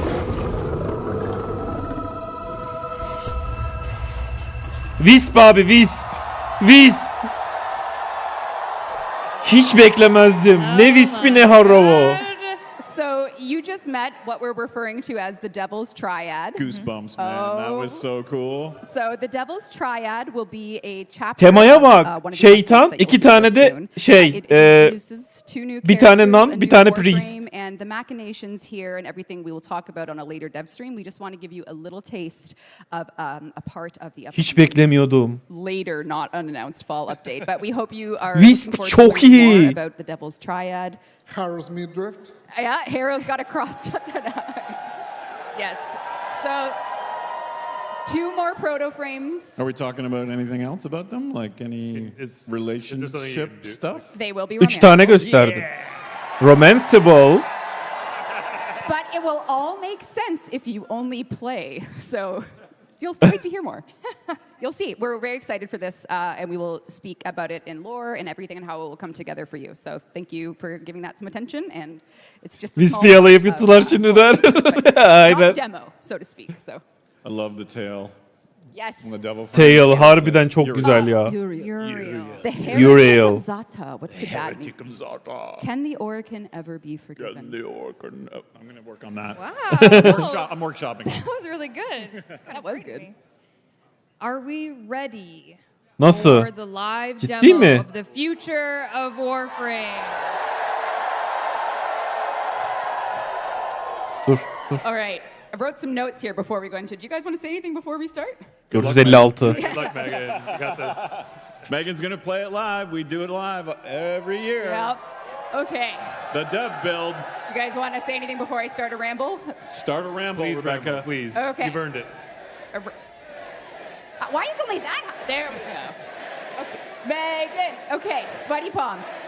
What you are about to see, as is tradition lately, not forever, but tradition, is the opening of our next cinematic quest era. So this is the beginning of the quest. Değişti herhalde, yakalayamadık. Full quest, a full update. The update itself is made up of many things. Bende we'll be gözükmüyor. talking about Bir over çık gir yapayım, the dur. dev streams. I'm talking so fast. I'm sorry to the interpretation team. Immerse yourselves. You'll get commentary along the way. We'll explain a thing or two. And maybe you saw some teasers or listened to some. Fran sang on them, and she sang last night. Matt composed them. Adrian wrote the lyrics. And Megan's going to play it live. So chat at Bir şeyine home, bakıp geldi people o. in the relay, Duruyor halen devs bende. here and our community, we are delighted to begin a gameplay demo for the next cinematic arc of Warframe. Bende gözükmüyor. Best Cinematic Arc. Abi yapacak bir şey yok ya, ben Oh boy. şey yapacağım.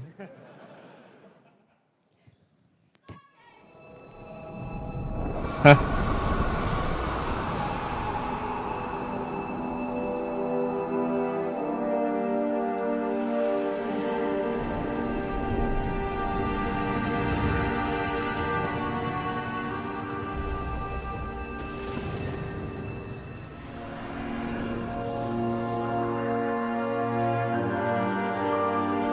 Okey, bu çiçeği göstermişlerdi. Bu garibanları kim öldürdü, aynen. Öğreneceğiz. Lloyd mu o? Lloyd'in eline benziyor.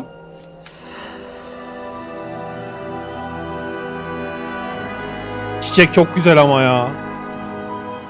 Woo.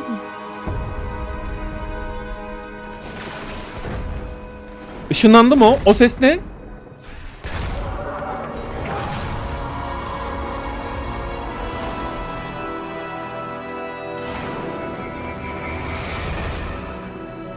O ne ya? Şey bu. Eidolon. Sesler Eidolon'a ait.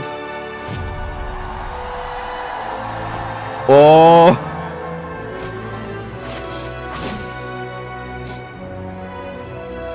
Excalibur Prime diyorsun ha? Kimsede olmayan Prime. Excalibur Prime olarak mı oynayacağız burada? Eidolon abi belli.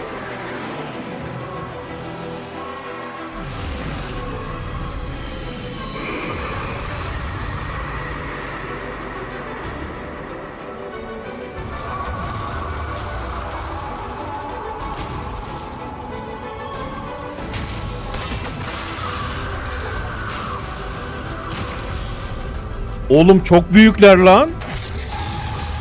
Eidolonlar bu kadar büyük değildi. Resmen bir savaş alanı. Eidolon Prime olabilir vardı.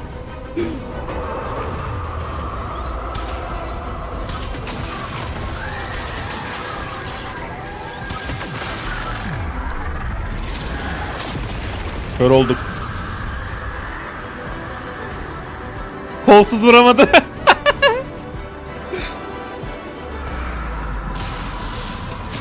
Oo.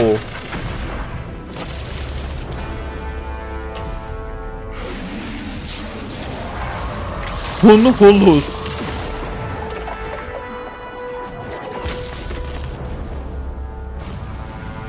Oha. Oha.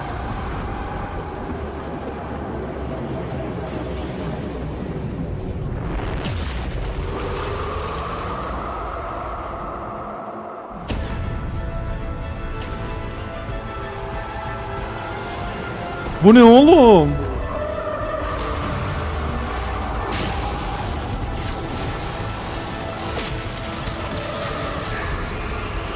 Tam Eidolon mantığı. Bacağını kır, dizlerini kır, kollarını, şeylerini kır.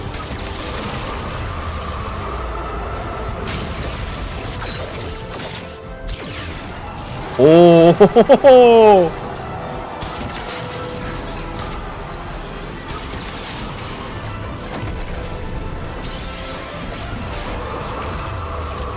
Ne yaptı öyle ya? Ne atıyor?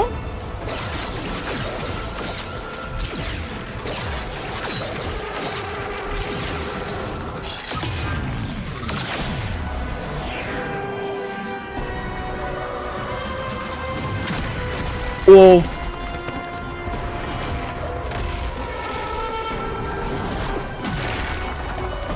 Oo.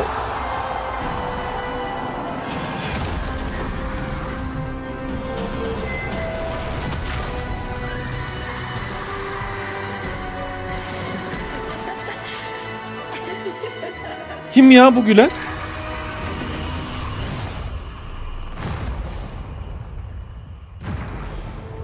Ne oluyor?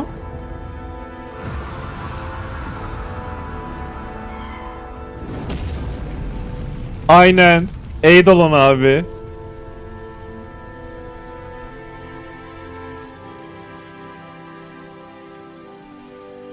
Mohuda Tenno.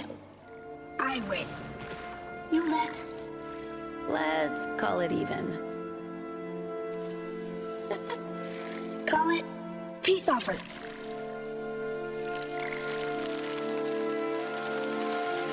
Bu ne ya? Prime bu arada bunların ikisi de. Resmen Eidolon Prime. Yüz maskesi çok iyi.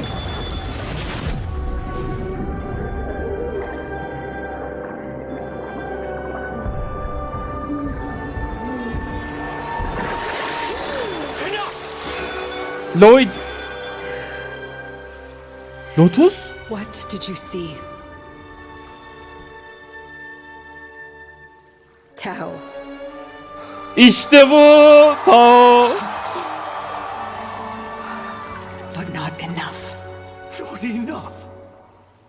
This is the only way we find out. Flooding their head with polluted histories. I won't. Tao'ya gidiyor sonunda harbiden. Come, Tenno. Let's get you dry. It's okay, Lloyd. I have to. I want to. Some things are best forgotten. I had a friend, Lloyd. Like me. His name was Adis.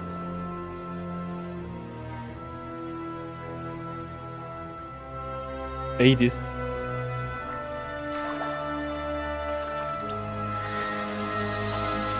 Again.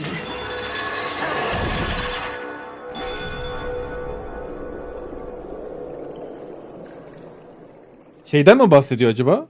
O aynen robot gibi olan.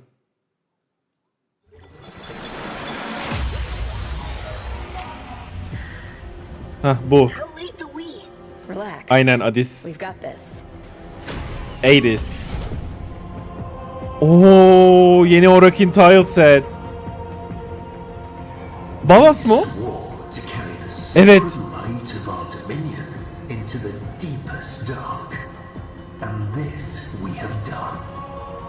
Swear now to defend this holy treaty alongside our blessed and brave creations. The sentience of Tau. Can you believe we used to be at war? No joke, Tenno. Ne diyorsun? Welcome to the Tauron Academy, a place you'll learn about in this quest as to a time, a place where sentient and Tenno perhaps learn things together that we'll explore in this demo. And they also perhaps did research together, Geçmiş değil. including creating things that aligned Orakin Grenier da var. and sentient technology, like the Next Prime. Next Prime.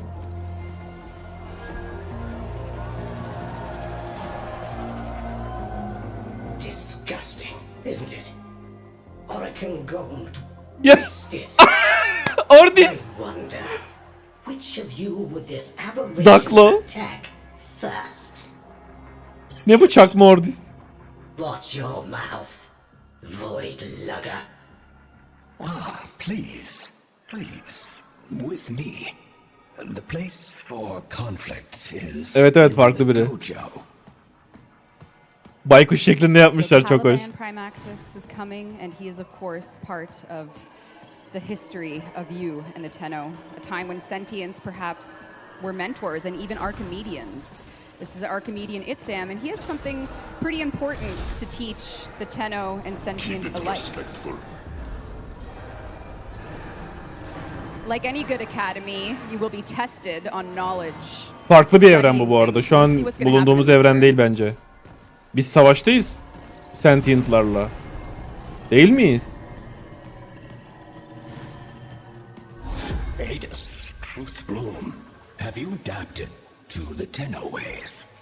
Geldiler, bütün dünyayı işgal The ettiler. applications of Tauron are applied to Netamon's theories. Değil mi? What is the expected outcome? Now, before we help our friend cheat on his test, the Operator Remaster is also coming. You've probably noticed how wonderful the art looks. Of, Yeah. harbiden bu arada. So what you're seeing Skin here is a completely customization. remastered Operator, as well as using a Prime Access suit that's coming. And, you know, as you've played your focus and you've grinded it, maybe you've noticed you use a lot of sentient parts. So maybe there was a history there, and maybe the focus you know is only a piece of it. So maybe we'll learn about that a little later in the demo, though. But for now, Megan, you can help your friend cheat. A new somatic connection. A somatic connection new? Power increase many? No cheating. If you are tested by the Seven, we must show your evolution to their... Anarch strike is underway. Tauron students to deployment. Let's go, Truth Bloom. Zaman allak bullak oldu. 1.99 bir Sentient savaşı öncesi. We are at a time to defend a treaty, so that means the job is on us to do so. Well, praise the void. You two managed to show up on time. Borrow Overlook. Go. Oo. Now. Bu ne ya?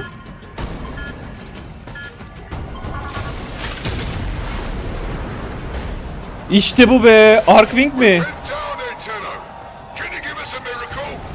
Yoksa loading ekranı mı bu? Hayır, direkt gezegene atlıyoruz bam diye.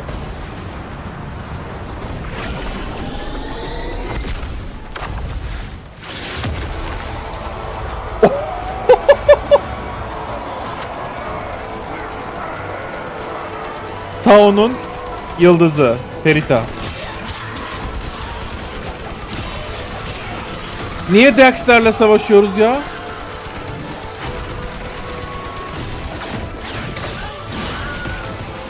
Sesi duydunuz mu? Şeyde kullanılan klasik ses. Düşman Dax. Neden ama? O silah ne lan öyle? Çok güzel.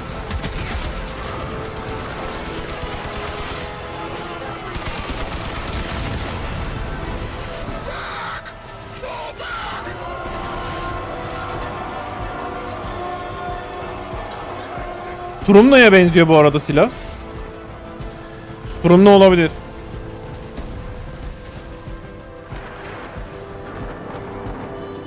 Tenno on sight.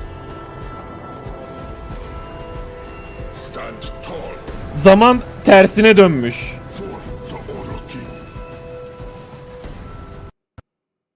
Hayır. Şu an olmaz. Hayır. F. Chat'te F.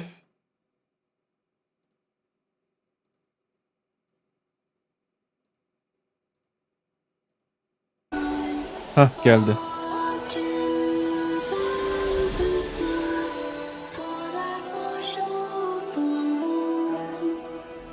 Bir anı kaçırdık ama.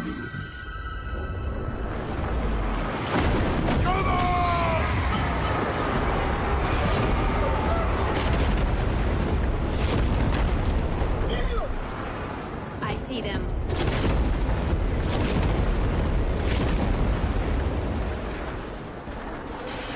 That was the old Macross cannon. Can you take it out? Trust the we. Trust the we.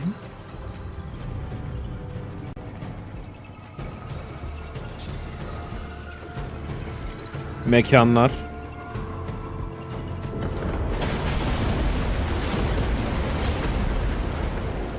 As time goes on and the man in the wall continues, don't you think it's time that we run on the wall again? Nasıl yani? Ha.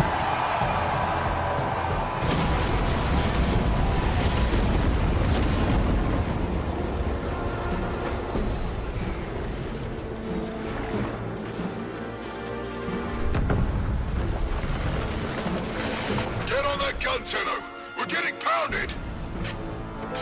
Tantivy, ha! What say you all? Shall we enlighten this Tenno? Bu ne ya?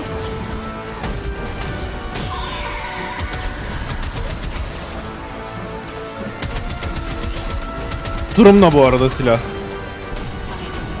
Eminim.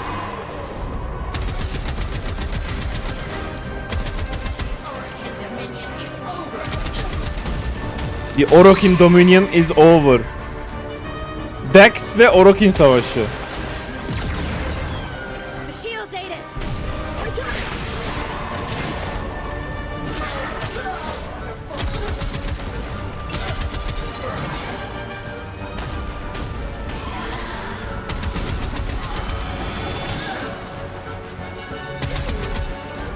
Ben de tam anlamadım.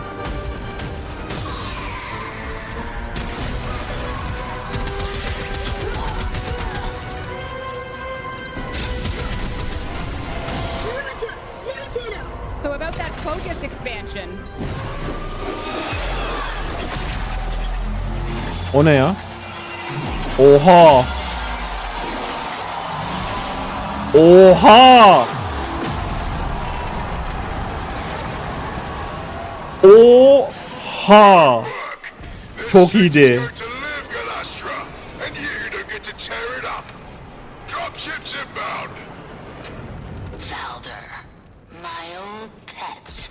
Better count your flock again, dog, and keep your ships on the ground. Else I'll be set to carving your lost lamb.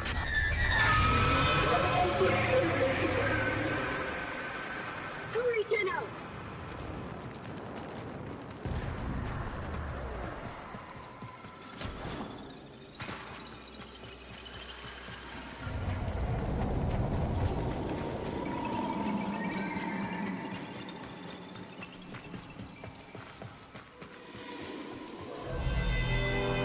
Burası açık dünya bu arada. O ne ya?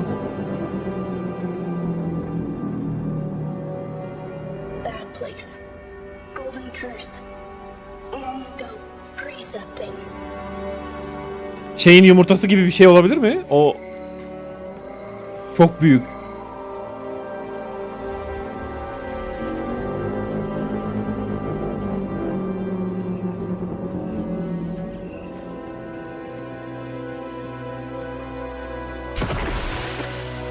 Sesler çok iyi kesinlikle.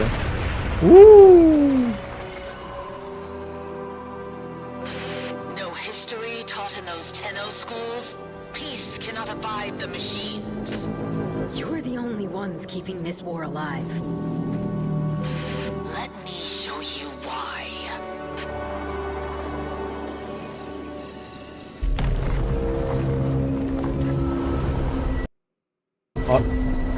Ne oluyor? Aman diyeyim. Oo, bütün çiçekler gitti. A place to breathe.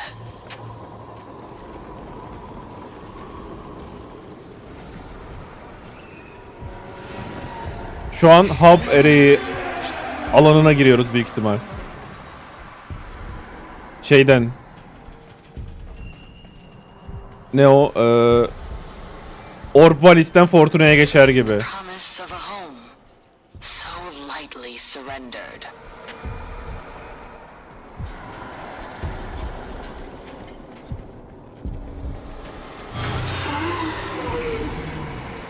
Coming, Hivekin!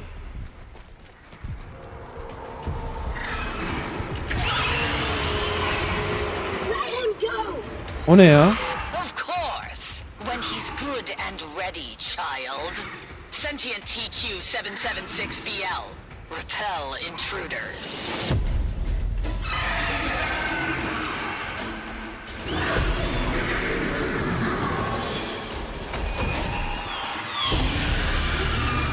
Oo. Korkunç. Uçuyor mu? Hades will heal!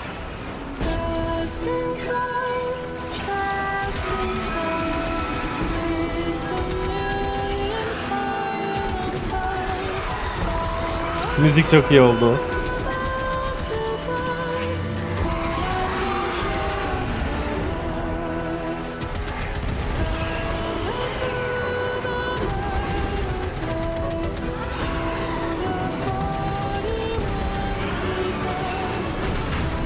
Yuh.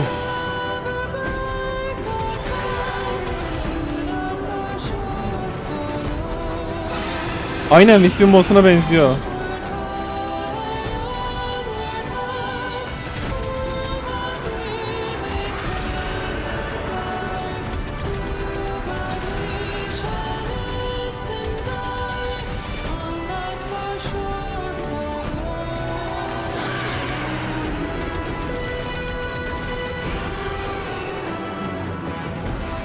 You can't heal a core override, child.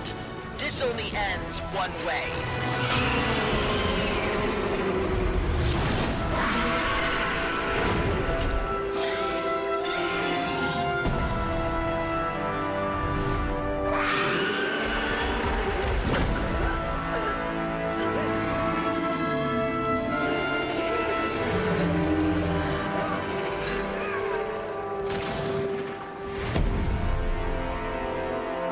Çıktı ama sesi duyduk. İçinde Warframe'in içinden çıktı. Şimdi geri girdi. Aynen.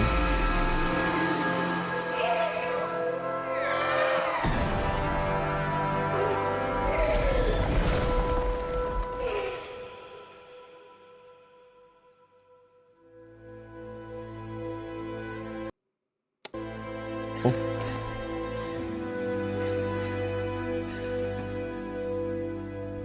Ne oluyor?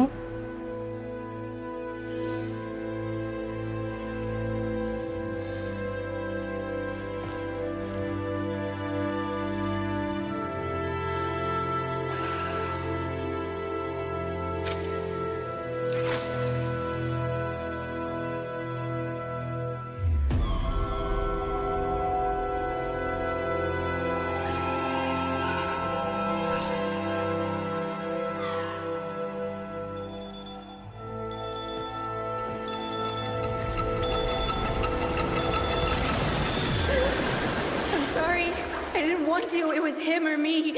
Him or me.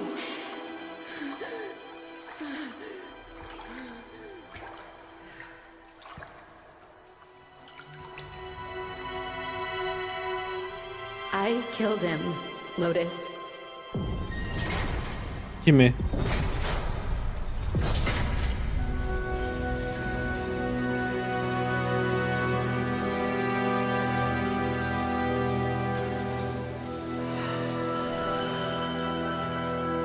The old peace. The old war, the new war, the old peace. Bu yıl geliyor en azından. Güzeldi. Ya işte anası mı değil mi tam anlamadım. Belli ki değer verdiği bir şeydi.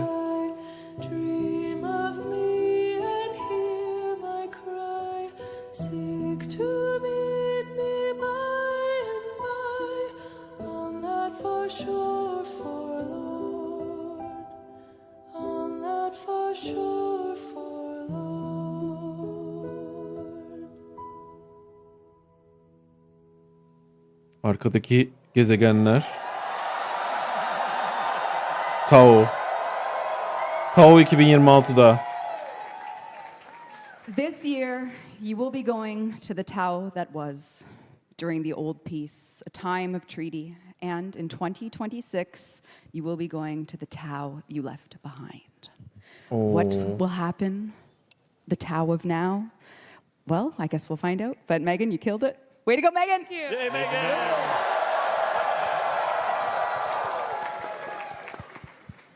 Thank you for Savaşlardan öncesine gidiyoruz Tao'da. our 10th TennoCon, an unforgettable memory. We hope you look forward to continuing the story of the Operator, remastered, the old piece this year. Wall running. Wall running. The Focus expansion New with Focus School. Ultimates. That's all I'll say. Aynen. Ultimate. Any closing remarks, my friends? Just, we're always so blessed by this turnout every year, and just a huge thanks again to all the developers who put so much energy and love into this as well. So just thank you so much. Thank you to all Oh, wait, the key art. The key art. Oh, we have one more thing. It's the old piece key art, which... Did I press the button, Rue? Am I good? Hey, there it is. Oo. This O arka plandaki kocaman şeye baksana. So we have the unannounced fall update, more information to come. We have the old piece that comes after later this year, and then next year, Tao is in sight. Thank you, Thank you, everyone. Thank we you. love you. Thank you so much. Thank you for coming. Everyone. Bu kadar mıydı? Thank you for coming to TennoCon. Thanks, chat. Thanks, chat. Your chat. And devs, maybe the server's up. We don't know. Thank you for 10 years of TennoCon. Thank you. Thanks, everyone. Thank you. Have an amazing night.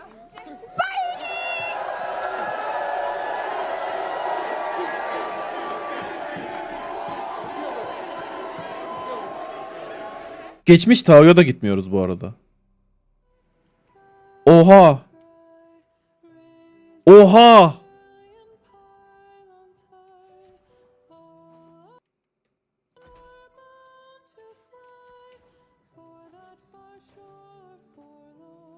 Üstüne gidebiliyoruz mu? Abi referansa bak. Çok büyük.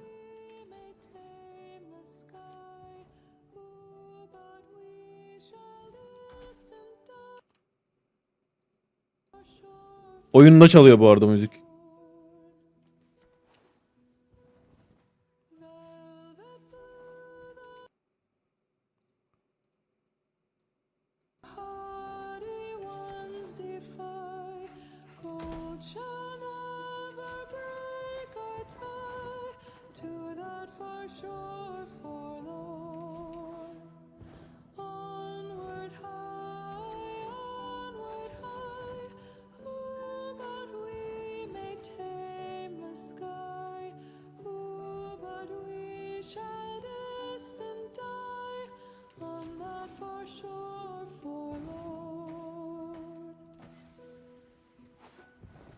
Mouth to mouth and eye to duvarda yürüyemiyor muyuz zaten?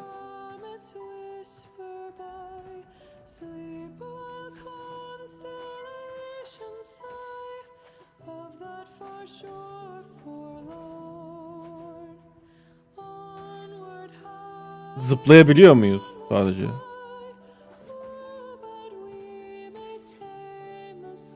Sanırım zıplıyoruz sadece duvarda. Yo, koşabiliyoruz. Neden onu ekstra şey getirdiler? Neyse, o değil de bu ne ya? Ben şöyle anladım. Old War, New War, bunlar henüz yaşanmadı o gittiğimiz dünyaya. O gittiğimiz dünyaya anılar üzerinden gidiyoruz.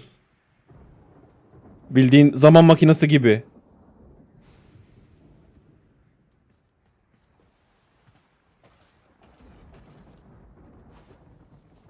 Ee,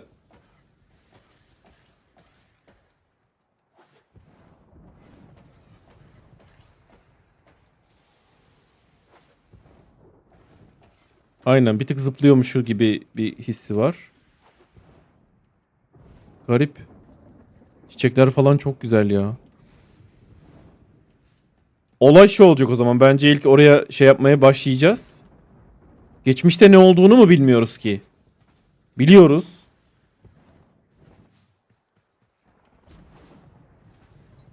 Ah. Claim Noggle. Ya. Noggle varmış orada.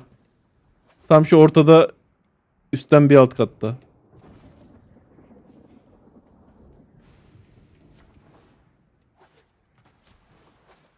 Buralarda da var mı?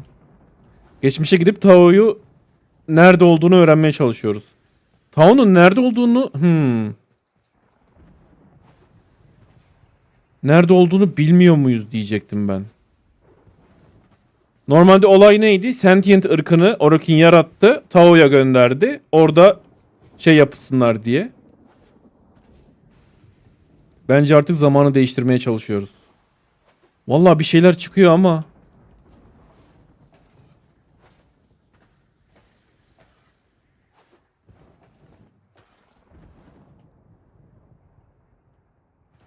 Şimdi bak, arka plandan neyi çözebiliriz? Şuraya bir gidebiliyoruz mu? 2 tane yıldız. Şurada bir sentient gemisi var arkada. Ne kadar yukarı çıkabiliyoruz?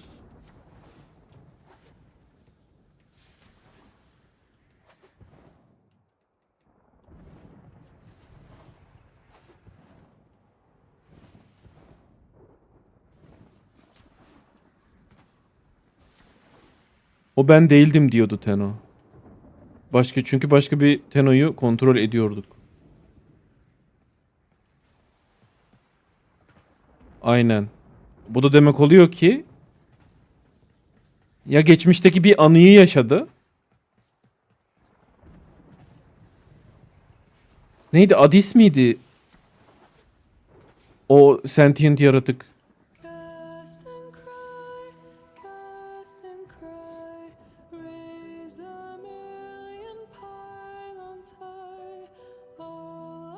Lotus da bulmak istiyor ama şu an Lotus'un içinde birileri var.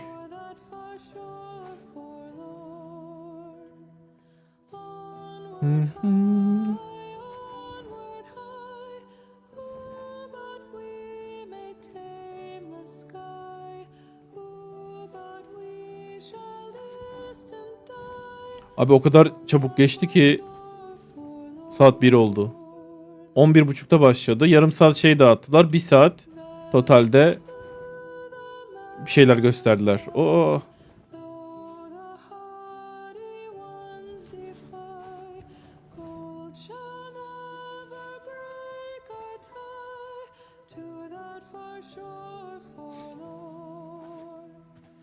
Güzeldi ya. Doğru, düşününce şeyler de aslında sentient. Eidolonlar. Bu da Eidolon Prime.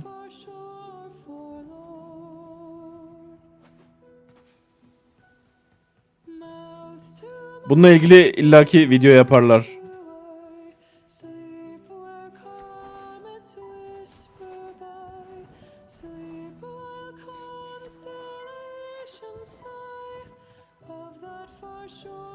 Çok büyük ya. Eidolonlar bu kadar büyük değil yani. Bence.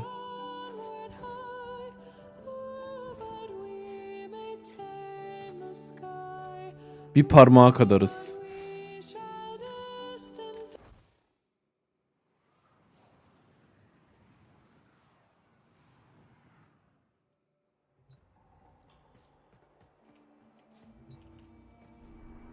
Bir bakmaya gideceğim.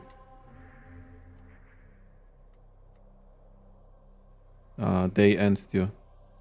Gece değil şu an.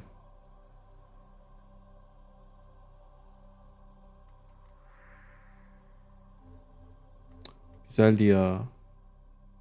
Güzeldi. O kadar hızlı geçti ki. Anlayamadım bile.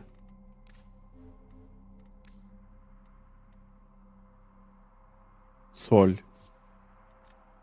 Sol diye bir yer var.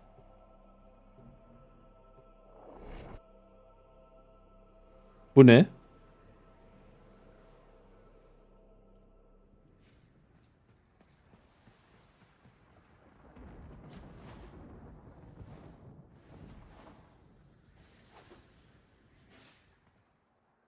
Oo. Güneş.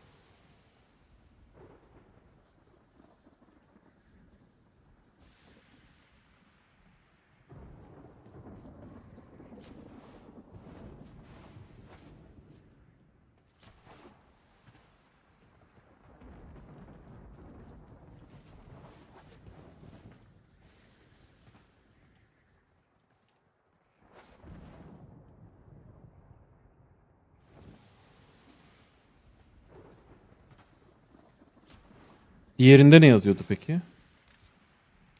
Biri sol.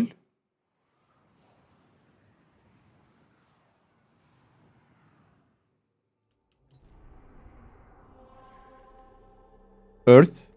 Sol. Ha biri Baron'un. Tamam.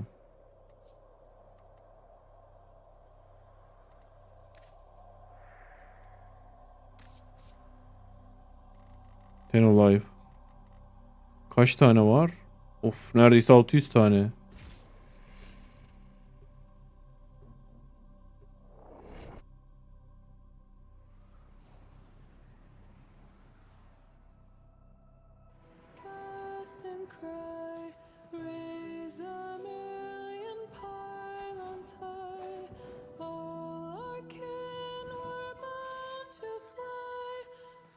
Old Peace. Old Peace. Eski barış. Eski savaş, yeni savaş. Aynen. Old War'dan da öncesine gidiyoruz aslında düşününce. Hikayenin ilk aşamaları. Ama tabii direkt olarak gidemiyoruz. Anılar üzerinden gidiyoruz büyük ihtimalle.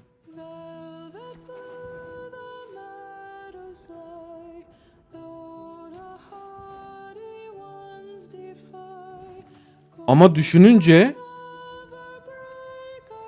şimdi Lotus, Lloyd ve biz.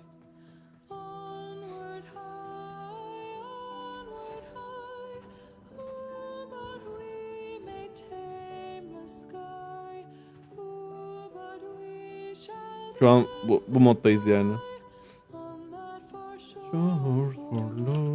Bakalım Twitch drop'umuz gelmiş mi?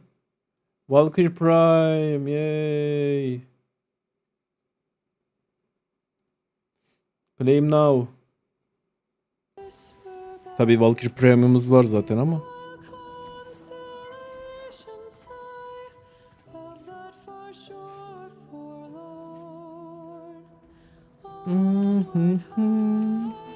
Şarkı çok güzel ama ya.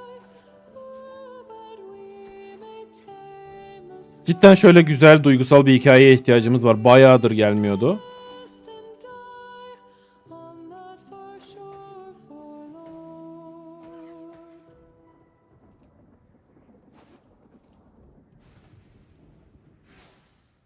Çıkalım bakalım.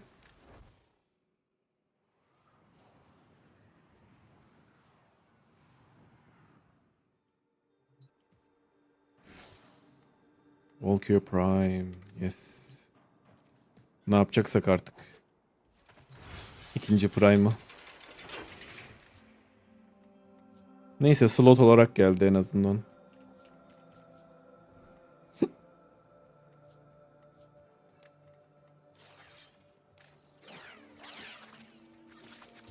Valla güzeldi ya.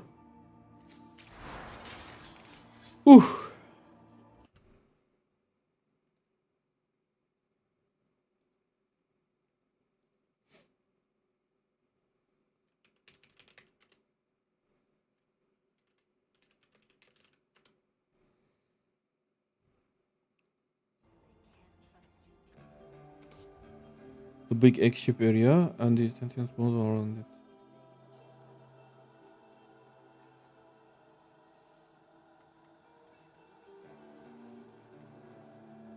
Çok fazla lore geliyor. Fena lore geliyor.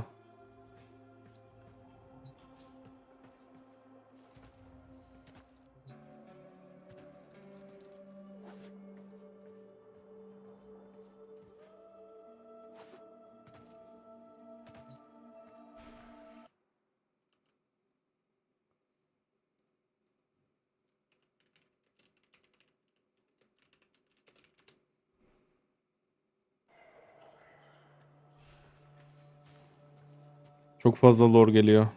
Şimdi pazartesi günü şey gelecek. Ondan sonra bak hiç tarih vermediler ha. Sıfır. Vallahi çok şeyim ya. Böyle boşlukta kaldım gibi hissediyorum. Herkes öyle hissediyor şu an. Adam da dedi I am more confused now.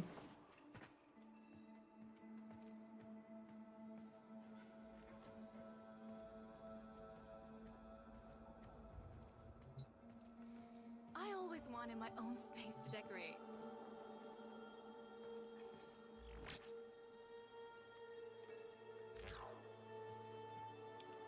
Ben çözdüm ya.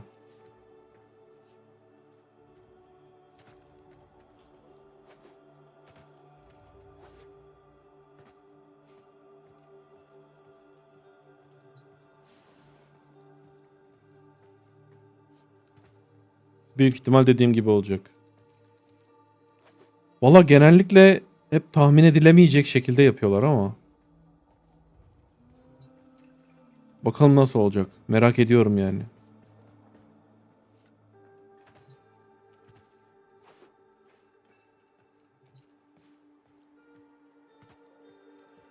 Ya çok uzun zamandır tavuğunun gelmesi bekleniyordu.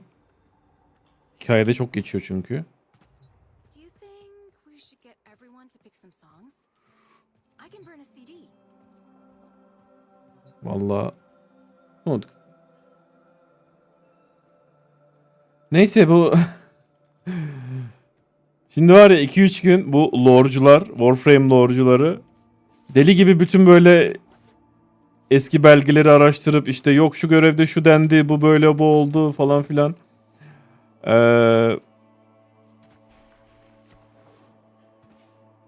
Bunun gibi videolar gelecek. Hatta o tarz bir video gelirse yayında da izleriz. The Siege falan yapar büyük ihtimalle. Tenno, a new alert has Aha. begun. It will be marked on navigation. Sağ ol Lotus'cum. Spy.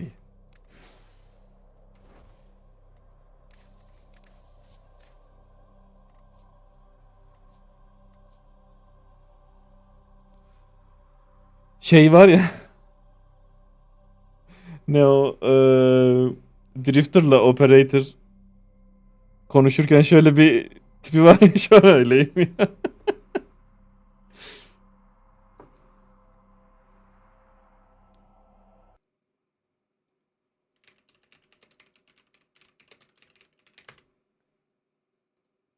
Nerede o?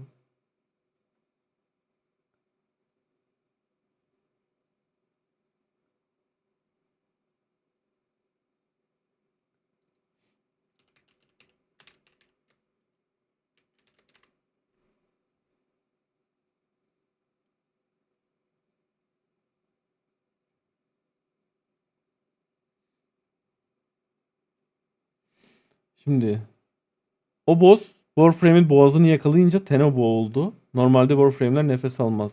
Boss Tenno'yu yakaladı gibi bir şey oldu. Ama o yakaladı ya. O anda çıktı. Şey çıktı. Tenno Warframe'in içinden çıktı. Orada sesi duyduk yani. Aynı sesi kullanmışlar.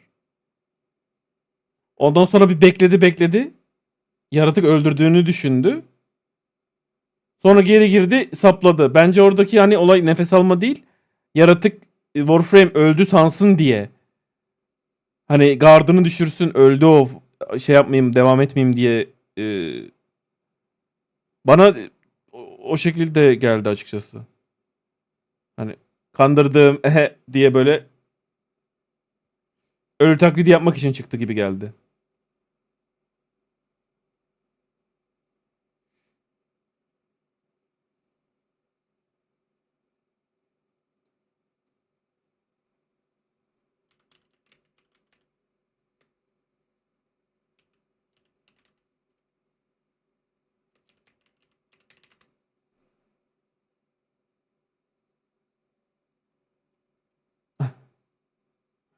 Şu ya.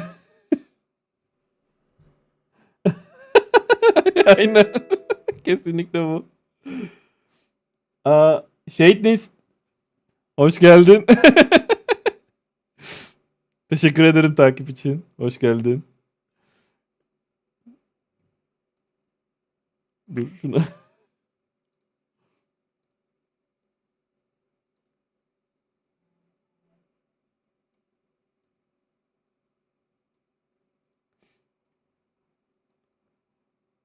Abi yayından sonra herkes böyle. Böyle. Ne oluyor? Ne bitiyor?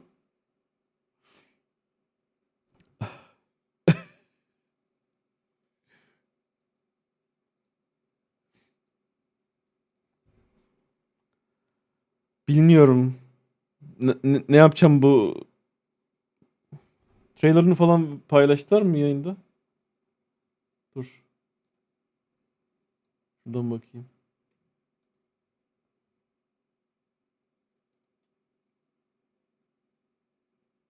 Old Piece Trailer.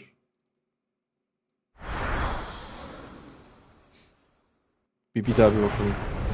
We swore to carry the sacred light of our dominion into the deepest dark, and this we have done. The promise of a home, so lightly surrendered. We're pinned down there, Tenno. Can you give us a miracle? Enough! Balas'ın ilk hali o. Tao.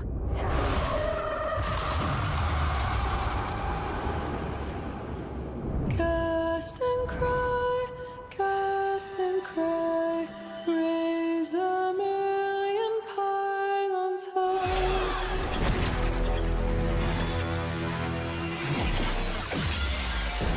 Ultiye bak sen. Abi çok iyi ya.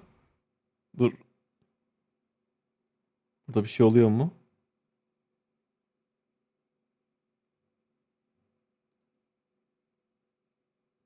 Ya bir dur ha. Uriel, heretic of Zata, in Uriel. banishment answer. Can the Orokin ever be forgiven?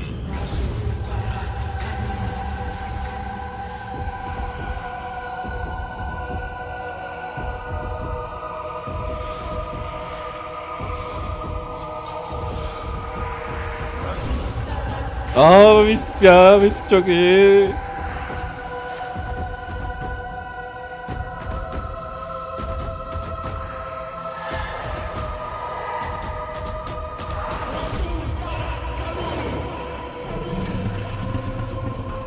He spoke in truths. A devil Lion. has come. Sol in Lua. We Mary. will cleanse this follower.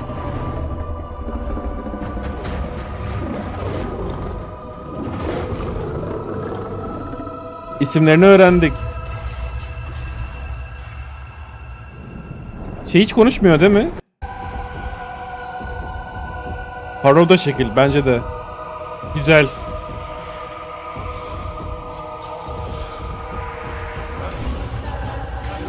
Mary and Lion. Mary ve Lion. Okey.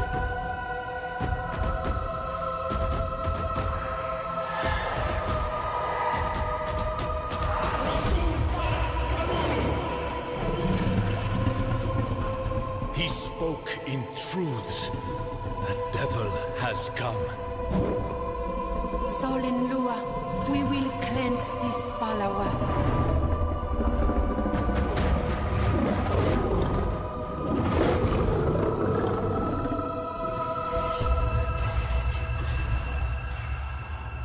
İblisi çağırıyorlar gibi bir hava katmışlar. Ama aslında tam tersi. We will cleanse diyor hani. Bu şeytanı yok edeceğiz gibi. Başka bir şey paylaştılar mı?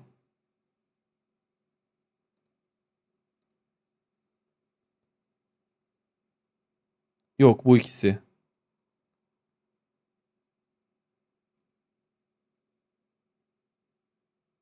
Our history is smoke. A new and toxic paradise. Bring an end to this.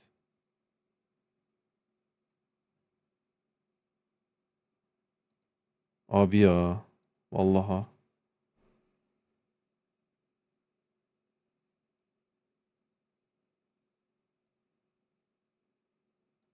Cool Kid'e bakalım ne yapıyor. More and more. I don't know, because like when you start out, right, Mercury, Venus, Earth, Mars, these are all like unique, right? Phobos is mostly ships. Deimos is unique. Ceres is unique. It's once you hit Saturn, you start to see tile sets get recycled a lot. Like there's no unique one. Uranus picks that back up, and then it just drops off. Eris is the only one of the last 4 locations here to have its own tile set, and I think that sucks. Look more like the Valets. I don't think that they should do that personally. I feel like the design of the ice planet is a lot more geared towards Venus. I think Pluto just should get its own. Şimdi Tau sistem olarak geçiyordu. Hep Tau sistemi, yeni bir güneş sistemi. Şimdi mesela şeyde bile bak burada Sol var. Direkt. Güneş sistemi yani. Tau burada değil. Tau bambaşka bir sistemde. Yani şu şöyle komple yeniden bir yerde olacak. Ya da komple tek bir gezegenden mi bahsediyoruz Tau için? Bir ton soru bekleyip göreceğiz herhalde ya. Tau sistem evet.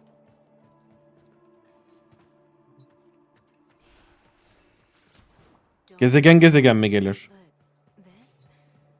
Ya da birkaç gezegenler sürüsü halinde mi? 3'er 4'er. Belli ki açık bir alanı var.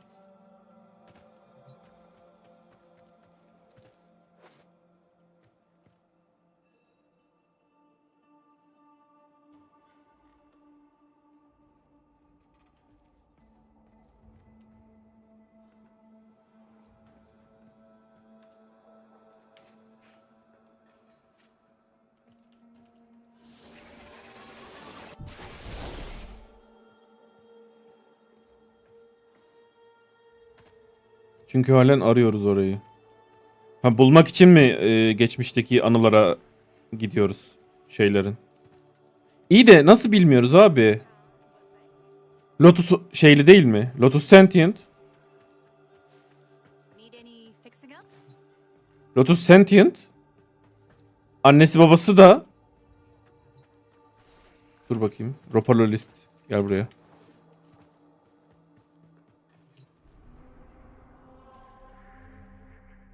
Neredeydi o? Jüpiter'de.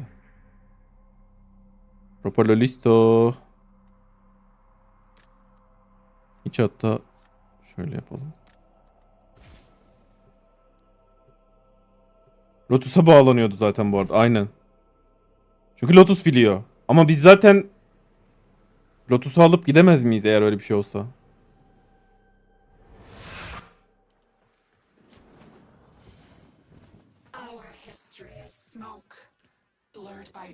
Our history is smoke.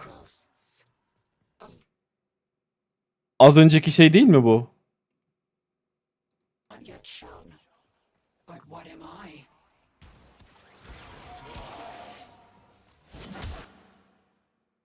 Bak.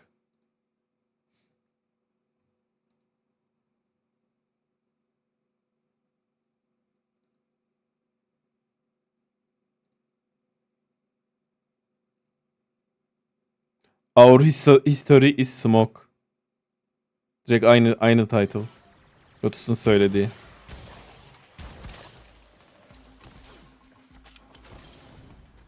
My father was a farmer. My mother, a carpenter. Bir mother father figürü var yani şu an. To build for them Burada. a better world. But my family's journey was long. Time began to change their light. Creativity, pride. O neydi ya?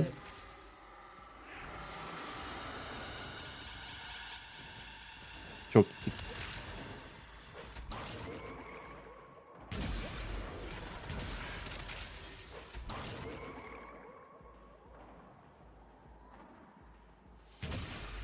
So the golden wrath came. And after, I was born. Golden Wrath. Ballas'tan bahsediyor değil mi? Conceived to birth Sonra ben doğdum diyor. swallow the pitch eggs of their war machine, the Tenno.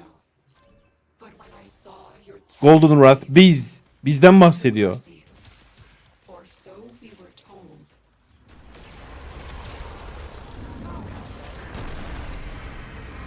Bilmiyorum. Şu an hiçbir şey bilmiyorum.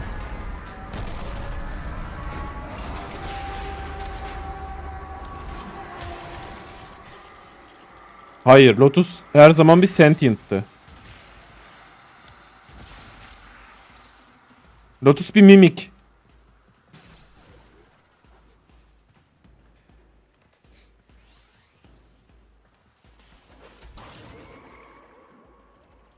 Görünüşünü değiştiriyor sadece. Özelliği o. But in truth, we were both imprisoned in Lua's belly. My light remade by the creators.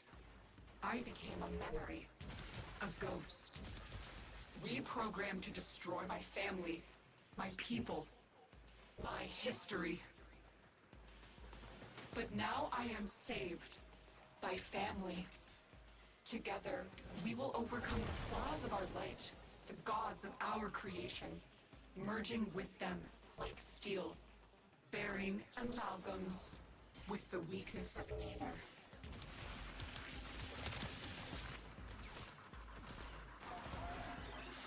Yok Lotus zaten Margulis değil. Margulis ölüyor. Lotus onun şeklini alıyor aslında. Yüzünü alıyor yani. Aynı kişiler değil. Lotus'un orijinali ahanda bu. O maskesini çıkartan o olabilir mi? Yok. Değil bence.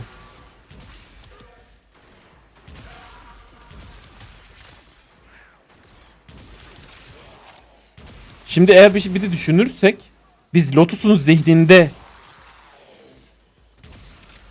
çünkü bağlanan kablolar mordu. Bildiğin sanki Lotus'un kafasından çıkan kablolar gibiydi. Biz Lotus'un zihnine girdik bence.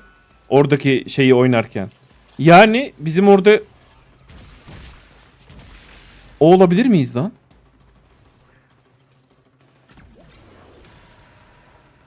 Bilemedim ha.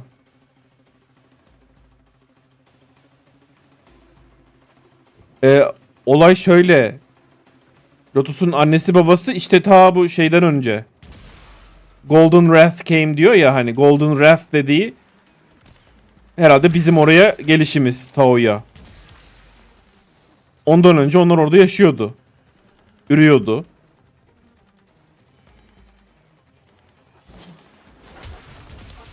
Abi şöyle bir büyük bir lore drop lazım. Çoğu şeyi hatırlamıyorum. B12 eksik benim.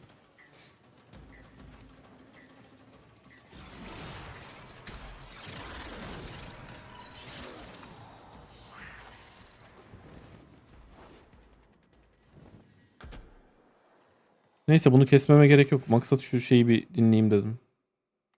Maskeli bir sentient vardı bizim yanımızda dolaşan. Adis mi? Adin mi? Onu demiyor musun? Sonra en son maskesini çıkardı. Altından kıpkırmızı bir surat çıktı.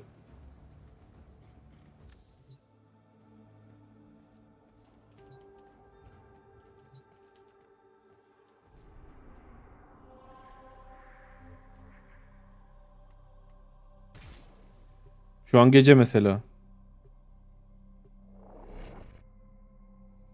İşte bak Lotus, o, Tenno, diğer sevdiği Margulis. İsimler birbirine girmiş olabilir. Sonra bu dostumuz da onlardan olduğunu öğreniyoruz.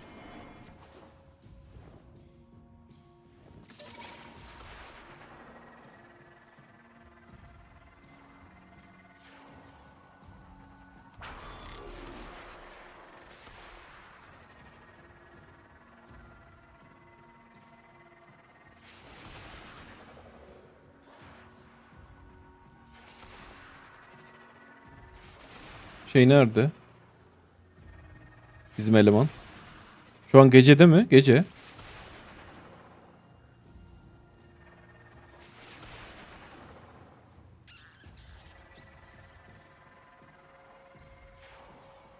Yeto ortalık 69 cidden. Çok düşünüyoruz, sıcak beni bir uyar. Aynen ya. Düşünme işini bir kenara atalım. Ben de şu an cidden şeyim yani. Saçmaladım iyice. Şu an bu haldeyim. 1999'u getirdiler, geçmişe gittikti, bir şeyler olduydu. Vomolisler. Vomolisler çıktıysa bizim eleman da çıkmıştır ama göremiyorum.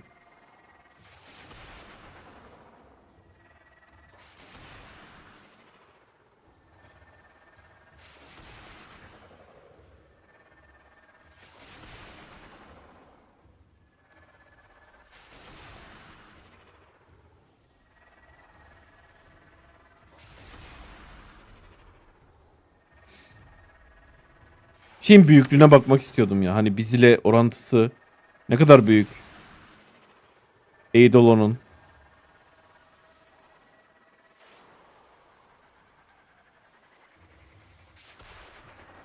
O kadar yıllardır yapmıyorum ki Eidolon.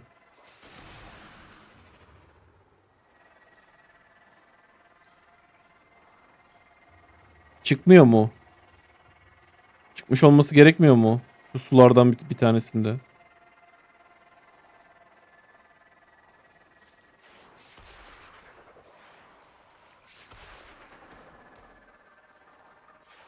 Tao'yu bilen herkes ölü, Lotus hariç. Benim bilmediğim ve şu an öğrendiğim şey Tao'ya daha önce ziyaret etmiş olmaları. Aynen. Ben de öyle biliyorum. Bildiğim şu. Biz Tao'ya o gemisiyle gidecekken kaza yaşadık. Zariman Tenziro muhabbeti. Normalde Tao'ya gidiyorduk şeylerle. Bütün Tenno'lar. Demek ki daha önceden gidenler olmuş. Şey gibi, hani bir gezegen bulundu. Hop, ilk şeyi yollayalım. Tamam, onlar gitti. Burası güzel, siz de gelin dedi. İkinci gidenler bizdik. Zariman Tenziro muhabbeti. Ve biz öyle bir kaza yaşadık. Çık gir yapacağım ya. Şunun boyutuna bir bakmak istiyorum.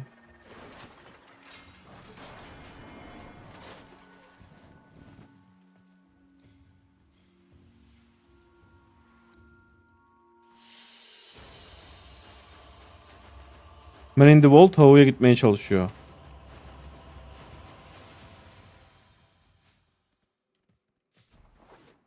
Tekrar çıkacağım.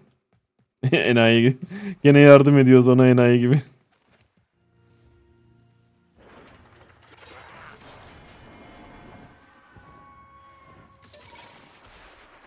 Ses kasalım. Aha, şurada.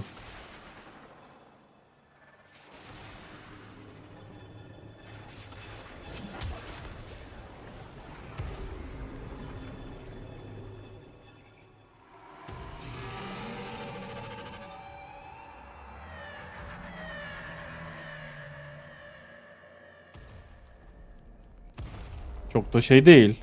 Bu o kadar büyük değil.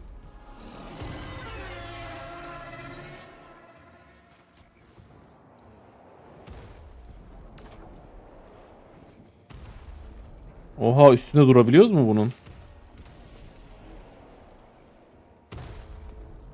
Kafasında durabiliyoruz mu?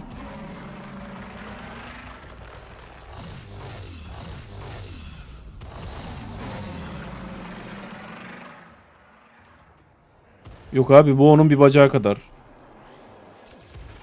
Evet, eskiden daha korkutucuydu. Belki şeyle alakalı, bu birincisi ya. Belki diğer kestiklerimiz daha boyut olarak büyük olabilir. Ama benim hatırladığım boyutu buydu zaten. Esas şeydeki çok büyük.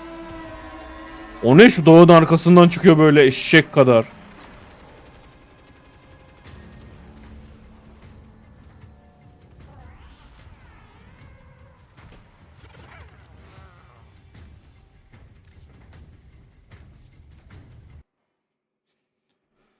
Oh. Yeni hikaye gelse de bir şey yapsak ya. Warframe oynamayı çok özledim. Bu çok zamanımı alıyor. Tek hesaba düşürmek istiyorum ama. Diğer yayıncılara bakıyorum, adamlar çıldırmış. Abi çıldırmamak elde mi ya?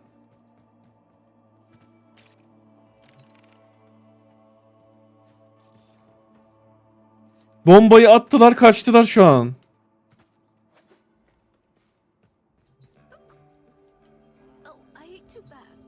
Hıçkırdı mı o? Allah senin ne.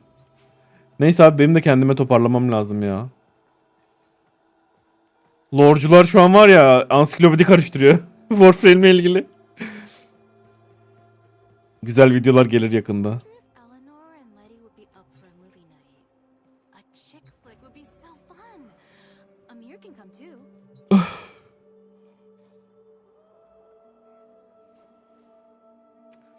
Bilmiyorum. Bilmiyorum. Çoğu şeyi hatırlamıyorum. Yok mu baştan Warframe hesabı açıp tüm hikayeyi baştan oynamamız? Woohoo!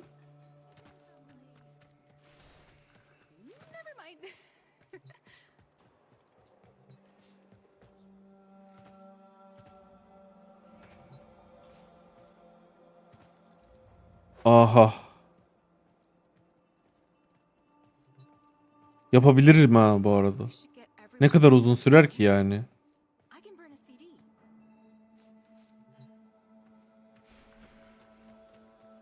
İki hafta, 3 hafta.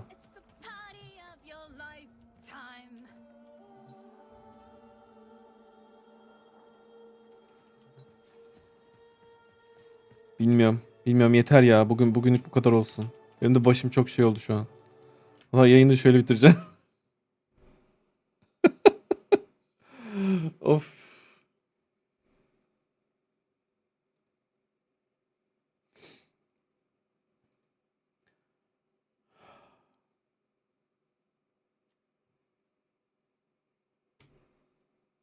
Tamam. Tamam. Yeter. Yeter, bu kadar yeter cidden. Bu kadar yetmesi lazım. Benim bir uyuyup bunu bir sindirmem lazım. Ondan sonra şöyle bir lore'u açıp tekrar bir okumam lazım bazı yerleri. Aynen. Tam olarak oyuz şu. Ah. Yeterli. Bugünlük bu kadar olsun. Meo. Meo. Ne istiyorsun? Okey. Aynen dediğim gibi bugünlük bu kadar olsun. Biraz bir Warframe araştırması yapılması gerekiyor ya. Her şey, o bombayı attılar gittiler valla. Aynen. Yarın akşam olmaz da akşamdan önce olur. 4 5 6. Ne zaman uyanırsam, ne zaman artık hazır hissedersem. Değil mi kızım? Senin yüzünden uyuyamıyorum. Almayacağım bugün seni odaya. Ah. Aynen öyle olsun. İyi geceler diyelim. Ufaktan işte böyle Kik olur, YouTube olur, Twitch olur. Takibinizi bekliyorum. Ne yapıyorsun sen ya orada? Onun dışında Discord'da da bekliyorum. Gelenler Ünlem DC. Ünlem DC'den direkt şey geliyor. Bu arada chat patladı yine Warframe'de.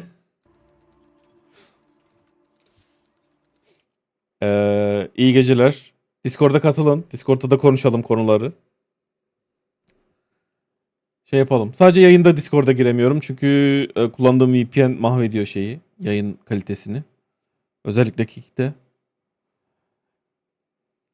TikTok ve Instagram'a shorts atıyorum. Oradan da takip edebilirsiniz. Hepsi Discord'da var. Ünlem DC.